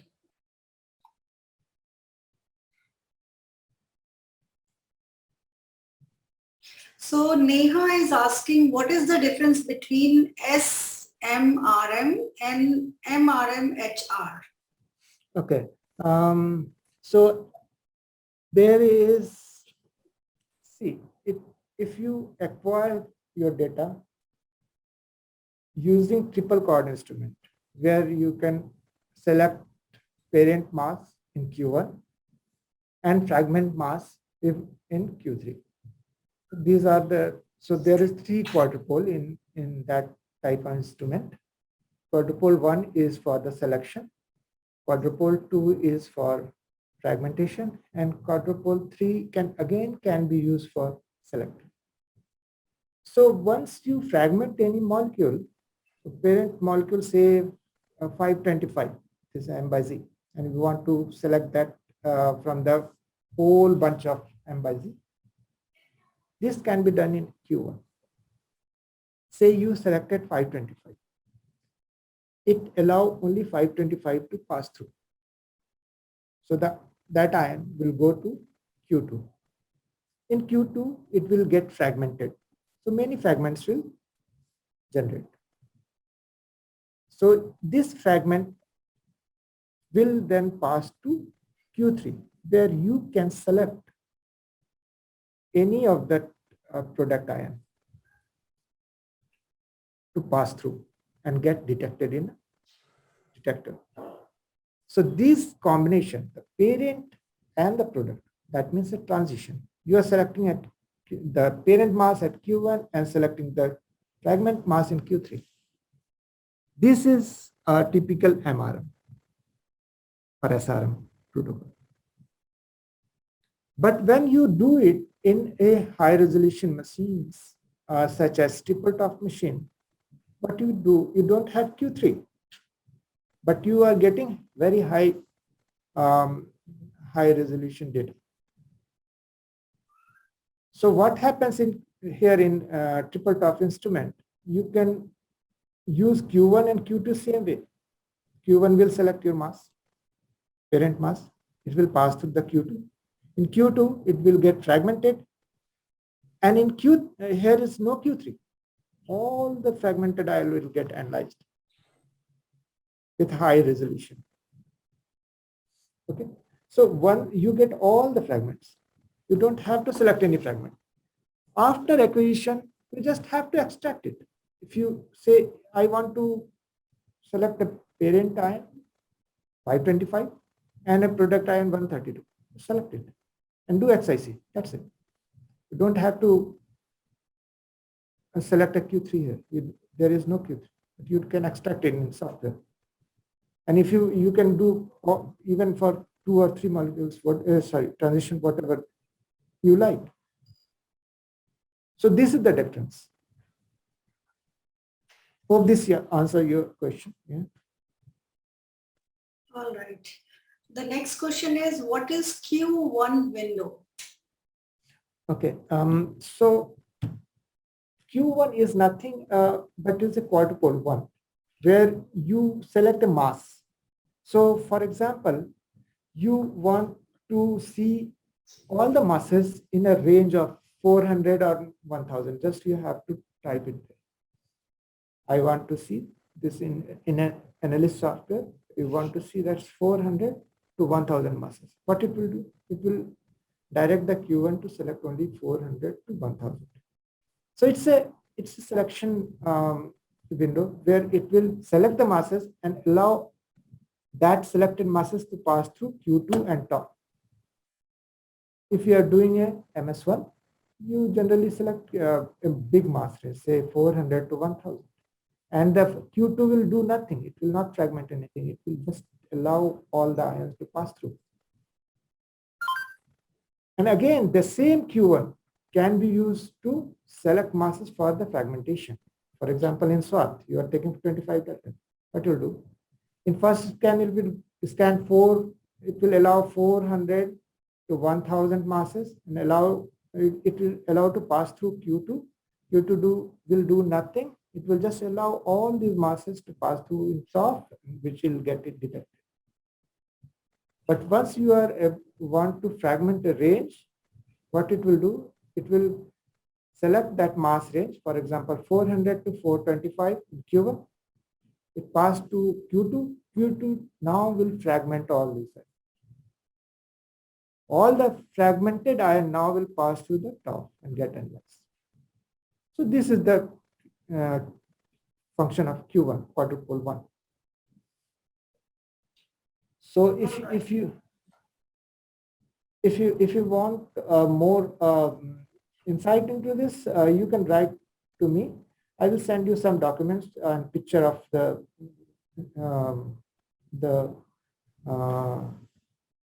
instrument, so you will able to understand it clearly. So here is the picture again I'm showing, where you can select in Q1, it will pass into the Q2, where get fragmented. Here CID is written, it is actually a Q2. And the fragmented I am going to pass through the top, get analyzed. Okay. One question is, can we do PTM in SWAT? Yes, you can do PTM in SWAT. So that is post-translational modification. So if you're getting those PTM analyzed in protein pilot, you will definitely going to see that in the SWAT also. And do you need triple quadrupole and also TOFF for SWAT? Triple quad is not in picture for SWAT. Here is a high-res machine, triple top instrument will be used for SWAT. Okay. Neha is asking, can you please explain in detail the terminology such as cycle time, accumulation time, Q1 width, when you explained about SWAT? Sure. So Q1, so cycle time is, so for example, in SWAT, you are taking 400 to 1000 mass into consideration for TOF MS and same mass for the MSMS in the window width of 25 delta. Let's say this is your selection. What it will do in the first time, for example, 0 minute, although nothing will come in 0 minute, say 5 minutes. 5 minute LCRA, it is taking TOF MS. It will scan all the masses between 400 to 1000. And the accumulation time is the time spent on the analyzing these masses in TOF. Okay. So this is accumulation time of TOF MS1. Now, in the second go, what it will do, now it will start fragmenting. Fragmenting from 400 to 425, 425 to 450, 450 to 475, 475 to 500, and so on till the end, that is 1000. And each step, it will spend some time, whatever accumulation time you are giving, spend that much time to analyze that data. So the addition of that MS1 time and the addition of all the MSMS time will give you the cycle time. It is generally around one second cycle time, 1.2, 1.3, and so on. How much time you are spending on each of this cycle that you can specify in your acquisition method. So this is cycle time and the Q1 selection already explained. Hope this answers your question. Yes. Sudhir Roy is asking, do SciEx take samples from outside for analysis and who to contact? No, at such not. We are not providing service, but for demo, if some organization or institute is willing to take as instrument or want to show how the instrument is performing, and they can send sample and we can show that this. But we are not providing, we are not service providers. Okay. Asha is asking, what does Q1 isolation strategy mean? Okay, the same, the strategy of what you are selecting, right? 25 delta you are selecting, that is, you are fixing that window for selecting the mass range for fragmentation. So that is the strategy. And again, if you go in the next slide, you will see that this is a variable window. Here, the cycle time will vary. The accumulation window for MSMS will vary. So it will not fit for 25 Dalton. Where there is more number of peptide is eluting, the window will become smaller. And when there is less number of peptide is eluting, the window will become bigger. All right. And Neha is asking, what is data dependent and data independent acquisition? Okay. So yeah. So for example, we have seen the SWOT, right? You have taken MS1 scan, but you are not directing anything to the instrument. It is taking all the record of MSMS right from 400 to 1000, right? But when you do data dependent acquisition, which is also called as data information dependent acquisition, IDA. IDA and DDA is same. So when you're doing data dependent acquisition, you have, it is like it will depend on the data, the information in MS1 scan. So what will happen? For example, at retention time X, there are 25 masses, right? And you say like, okay, I want to fragment top 20 masses of that. So now it is dependent on the data which is acquired already. So in MS1, the software will see what are the masses present. Then it will select 20 top masses and do fragmentation of only 20 masses. So for example, it is 525, 550, 625. It will select that. It will not give you sort like window and walk through. It will select that mass, pass it to Q2. That particular mass will get fragmented in Q2, and you will get the fragment of that particular mass. This is called as data dependent acquisition because it depends on the information or the data at the particular retention time. And it will analyze that data, take the top 20, top 15, top 40, whatever you are giving there, and do fragmentation. That is called a data dependent acquisition or data information dependent acquisition. This is two terms which is, it is same thing. Then there is a data independent acquisition. That is actually you are not depending on it. So SWOT is the type of data independent acquisition, nothing else. It is a data independent acquisition. You are not depending on data. You are taking MS1, that's true, but you are taking record of all the fragment. That is data independent. Hope this answers your question. And then there's the last question. Sri Yuta is asking, what is label free means? In iTrack, you use tags for control and treatments. Do you mean these tags are labels? Yes.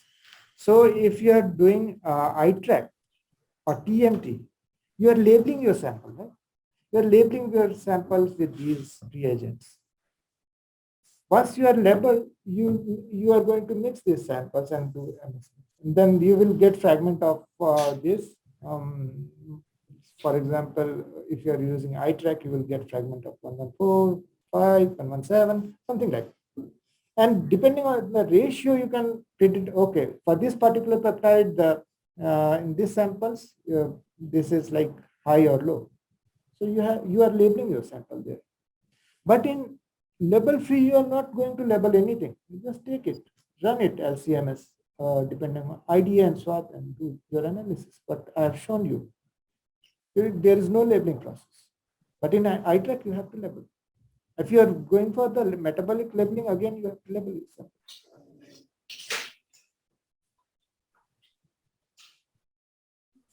Okay. One student is asking, can you suggest or send PDFs explaining these topics that they can go through? Yeah, absolutely. I can do that. So you can just hold on. I can give you my email address.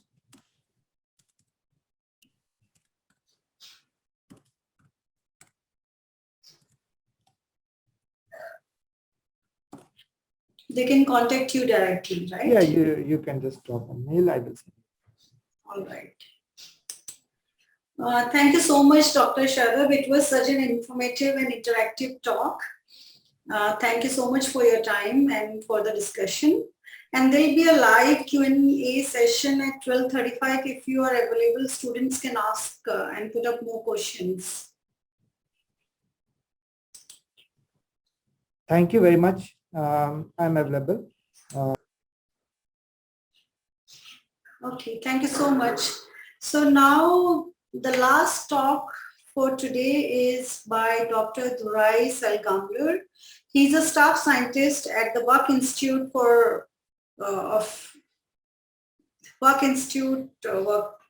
Research on Aging. He's currently working on deciphering the role of advanced ages or glycation end products in aging and Alzheimer's disease. His work will determine the metabolic networks that influence the production of ages and determine the mechanisms by which hyperglycemia enhances the risk of Alzheimer's disease. So before joining the Buck Institute, he worked as a postdoctoral research associate at Washington State University. And in his previous research, he characterized the function of neuronal G-protein coupled receptors or GPCRs and uncovered the mechanism and role of neurotransmitters in regulating immunity and aging in C. elegans. He held fellowships at the University of Hyderabad and Alagappa University in India, where he completed his PhD in understanding host pathogen interactions using C. elegans as a model. So today he is going to talk on proteomics as a tool to decipher host pathogen interactions. So we will be playing his video due to the time difference between US and India.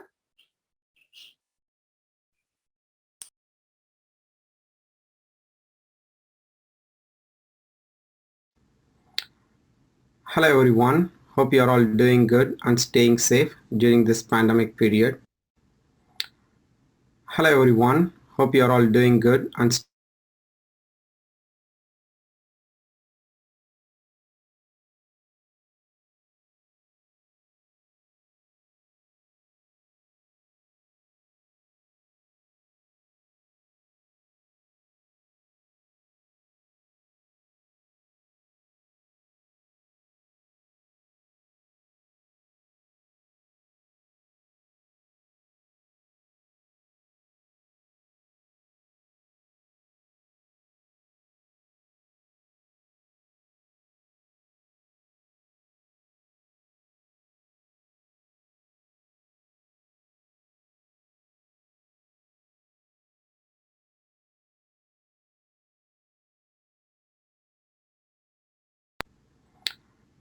Hello everyone, hope you are all doing good and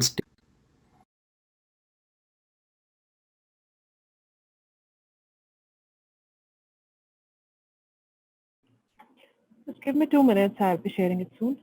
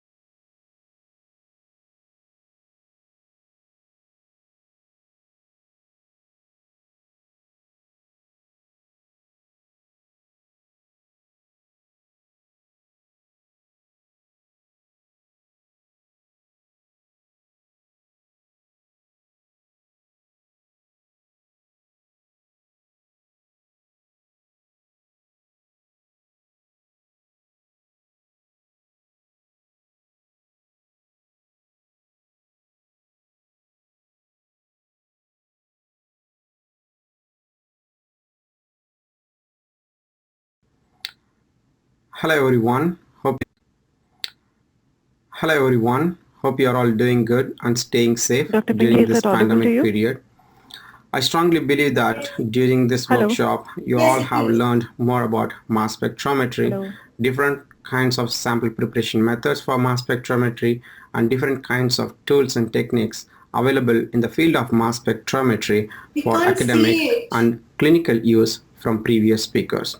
I'm very happy to be part of this workshop and to Neha, we can hear the talk, but we can't see it.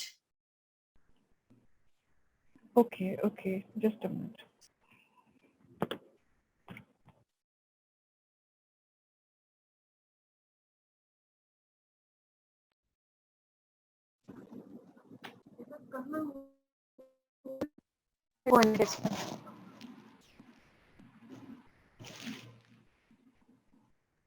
Video नहीं दिख रहा उनका.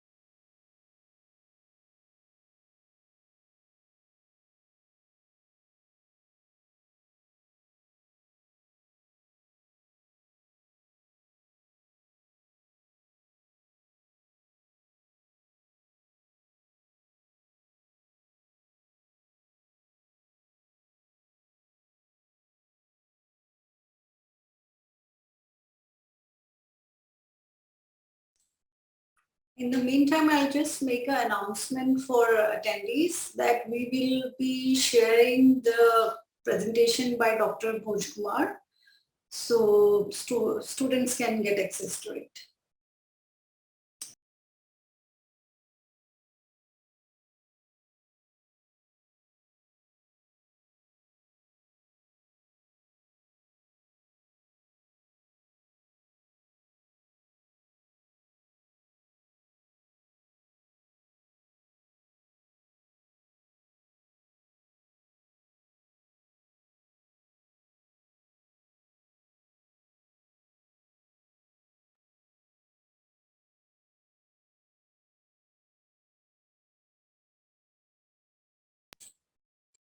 We can see the presentation now.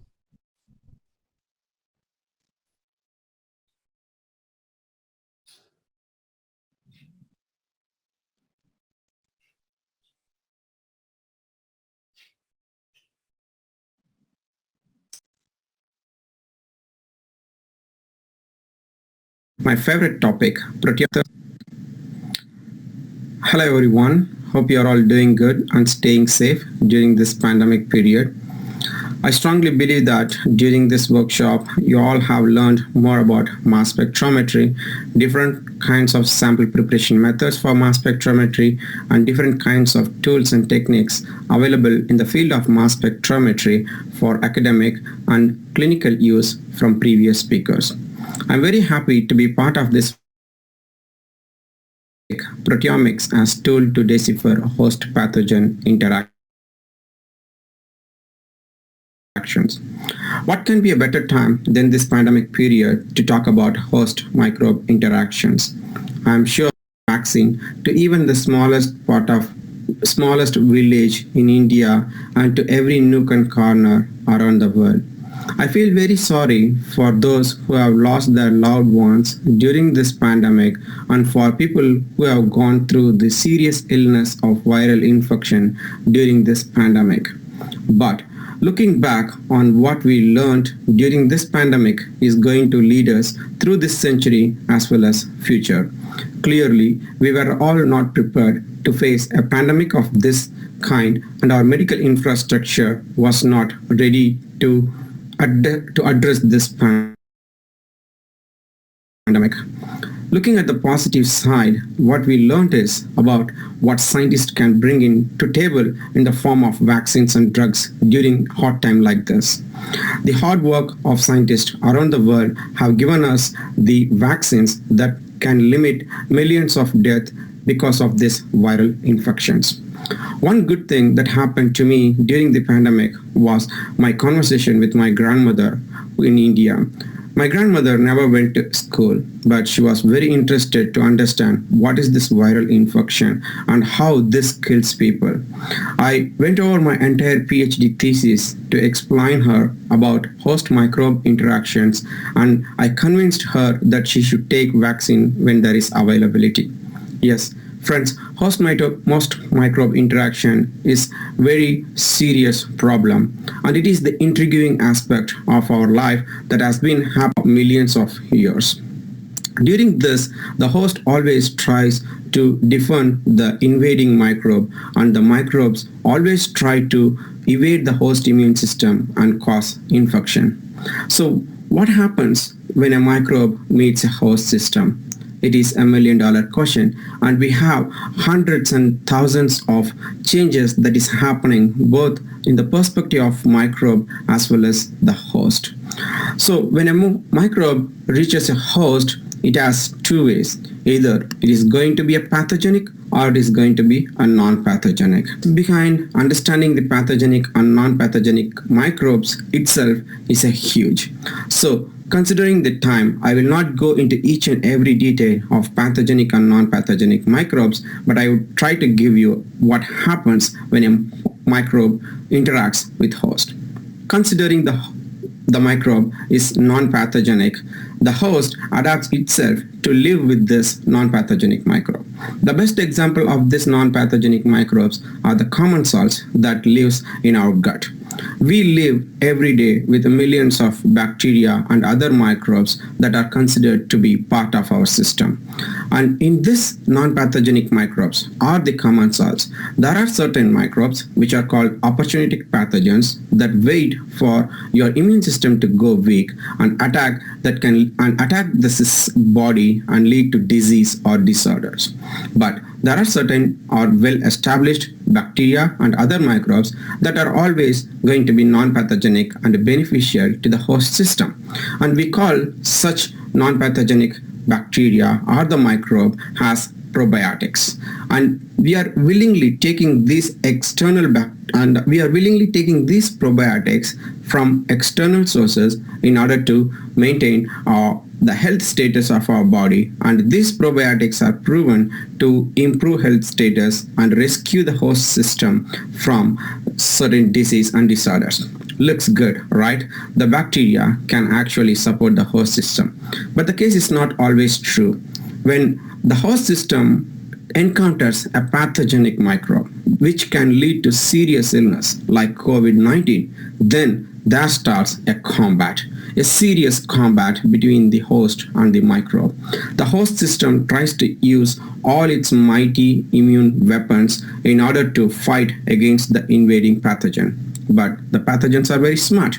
They always try to find a way in order to evade this immune system or the host immune system and cause infections. But the interaction that is happening between the host and the pathogen by itself is again a very big field. So in short, what happens if the pathogen wins? Sorry to say, if the pathogen wins, then it leads to disease and even death. And what happens if the host wins? It leads to survival. Yes. So host-pathogen interaction itself is a very complex system, and thanks to all the research done by the microbiology researchers around the world that has led to ample amount of information, or that has provided us an ample amount of information that led us to understand the mechanism of pathogenesis. So going in short, either it is bacteria or a virus, they all have a similar way of entry and exit system in the host cell. First, the bacteria or virus need to adhere to the host cell, then it has to internalize, and then it has to use the resource available from the host system in order to survive. Then it has to reprogram the host system to provide the nutrition that is required for its multiplication as well as disease progression. During all this time, the bacteria or the virus, it has to face the strong effect of the host immune system, and it has to find a way in order to tackle this host system. So Even though bacteria and virus cause two different kinds of infections and they have different mechanisms, their entry and the exit process seems to be very similar. Thanks to advancement in the field of omics technologies that has happened in the past decade that provided us more information regarding the biochemical and molecular aspects of host pathogen interaction. Advancement in the field of genomics have provided us information about the genes that are involved in producing the virulent factors in the pathogen as well as the genes that are modified in the host system during microbial pathogenesis. The key advancement in transcriptome and proteomic technology has provided with huge data sets that lead us to understand the regulation of the mRNAs, microRNAs, and signaling proteins during host microbe interactions. The advancement in proteomic tools have provided us information precisely about the transcription factors that are involved in regulating a set of genes that are necessary for defense response against a microbial pathogen or a set of genes that are downregulated when the pathogen wins the host system. Advancement in mass spectrometry technologies has led to a new platform of metabolomics that provides us the information about metabolites that are involved in signaling pathways during host pathogen interaction. All this advancement in omics technologies has provided us with not only information to understand host pathogen interaction, but also knowledge about the proteins and pathways that are necessary for defense response as well as the susceptibility of host system against microbial infection. This information can be very useful in designing a drug in order to combat the microbial pathogenesis. In specific, proteomics has contributed significantly to the field of host microbe interaction and to understand infectious disease. In pathogen perspective, proteomics has provided us information about the pathogens at the level of species and at the level of strain differences. Proteomics can be used to identify two different pathogenic strains that one can be virulent and the other one can be non-virulent strain. Proteomics at the pathogen perspective has also provided us information about the host protein content that helps the pathogen for its successful disease progression. In host perspective, proteomics have led us to understand the changes that happens at the proteome level during the microbial infections. It also provided us information about the plasma membrane and cell surface proteins that are required for the bacterial entry into the host system.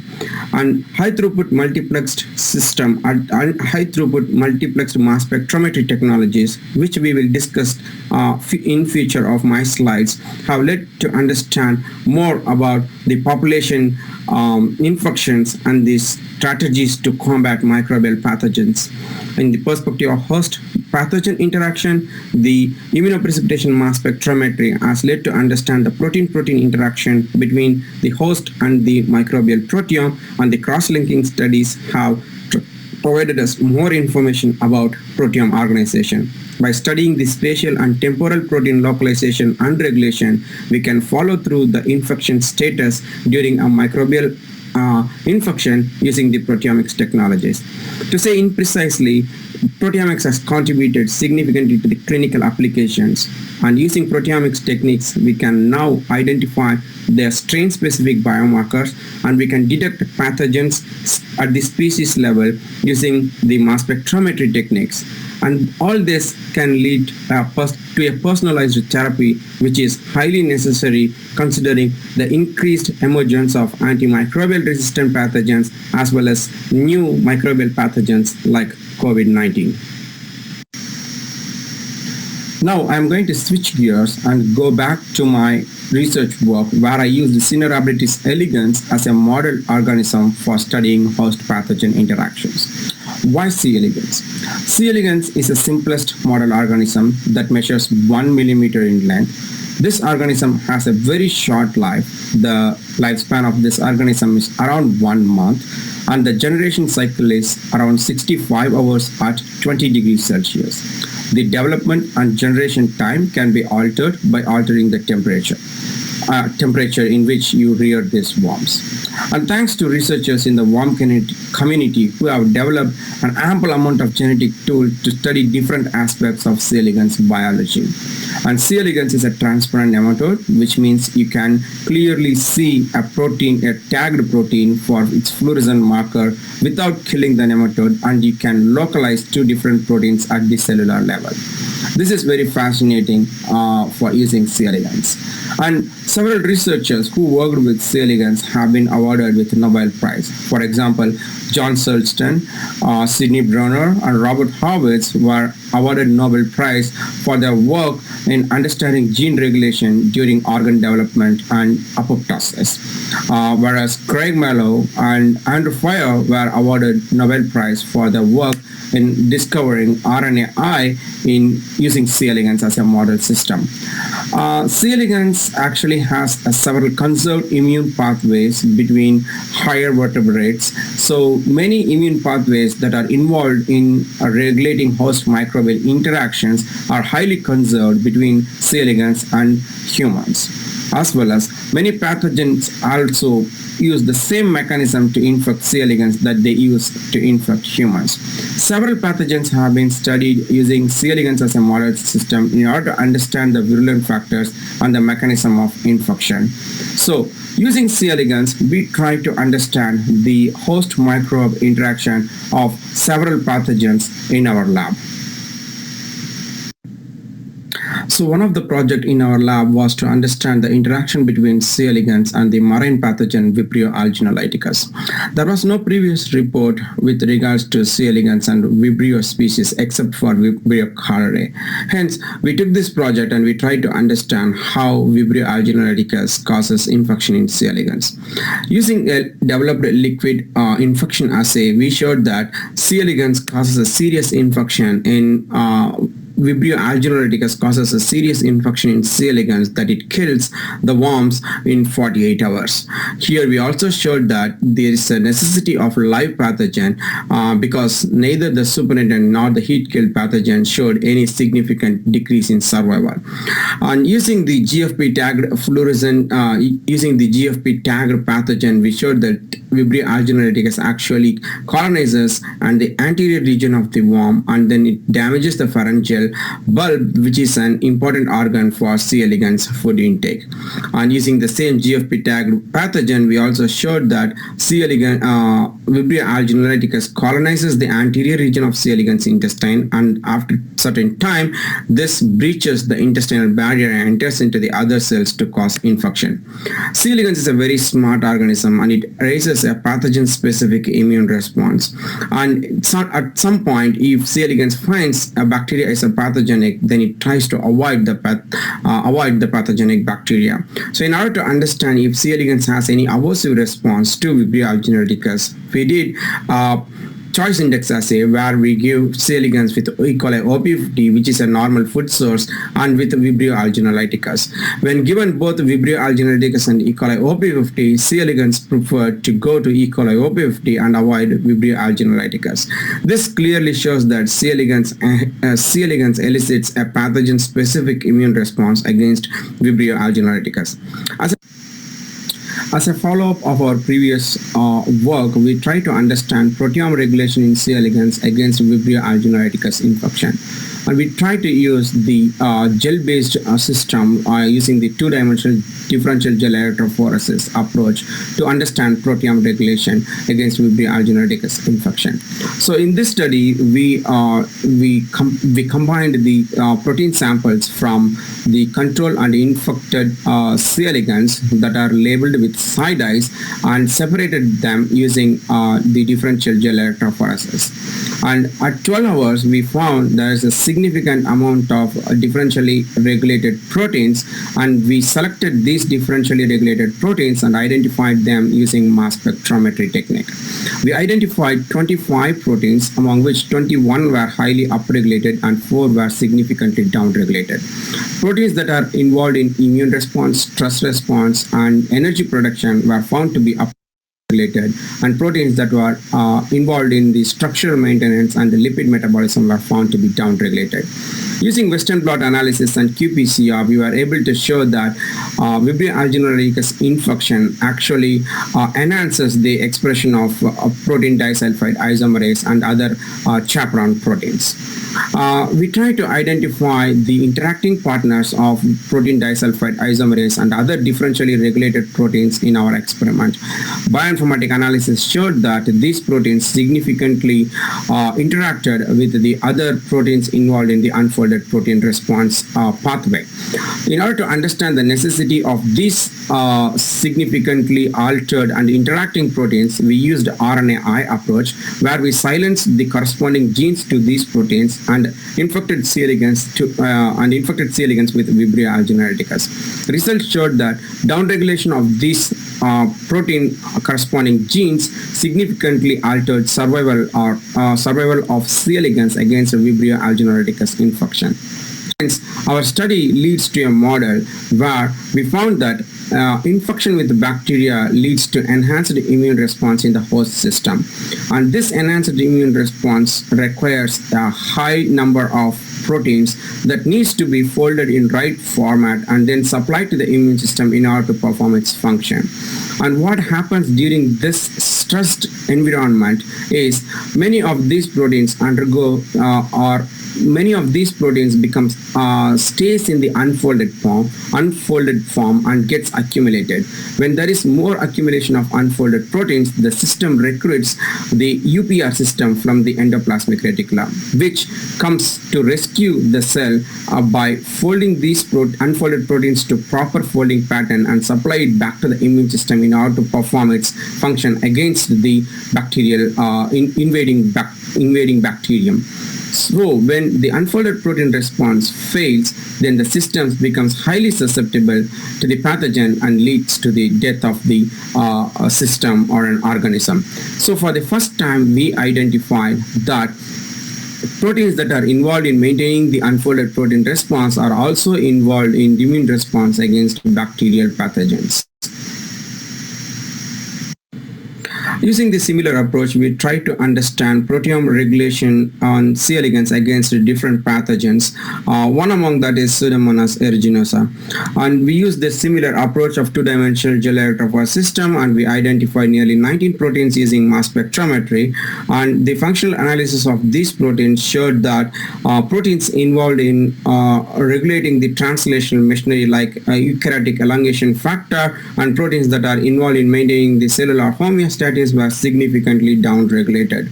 We showed using Western blot that we showed that infection with the Pseudomonas aeruginosa PAO1 significantly downregulated elongation, eukaryotic elongation factor. Using bioinformatic approach, we were able to show that the Pseudomonas aeruginosa exotoxin A matches perfectly or docks perfectly with the elongation, eukaryotic elongation factor. And using chemical methods, we were able to show that inhibiting translation inhibiting translation leads to enhanced susceptibility of C. elegans to Pseudomonas aeruginosa. Hence, there arises a model from our study that during infection, Pseudomonas aeruginosa endocytosis its toxin tox A that actually binds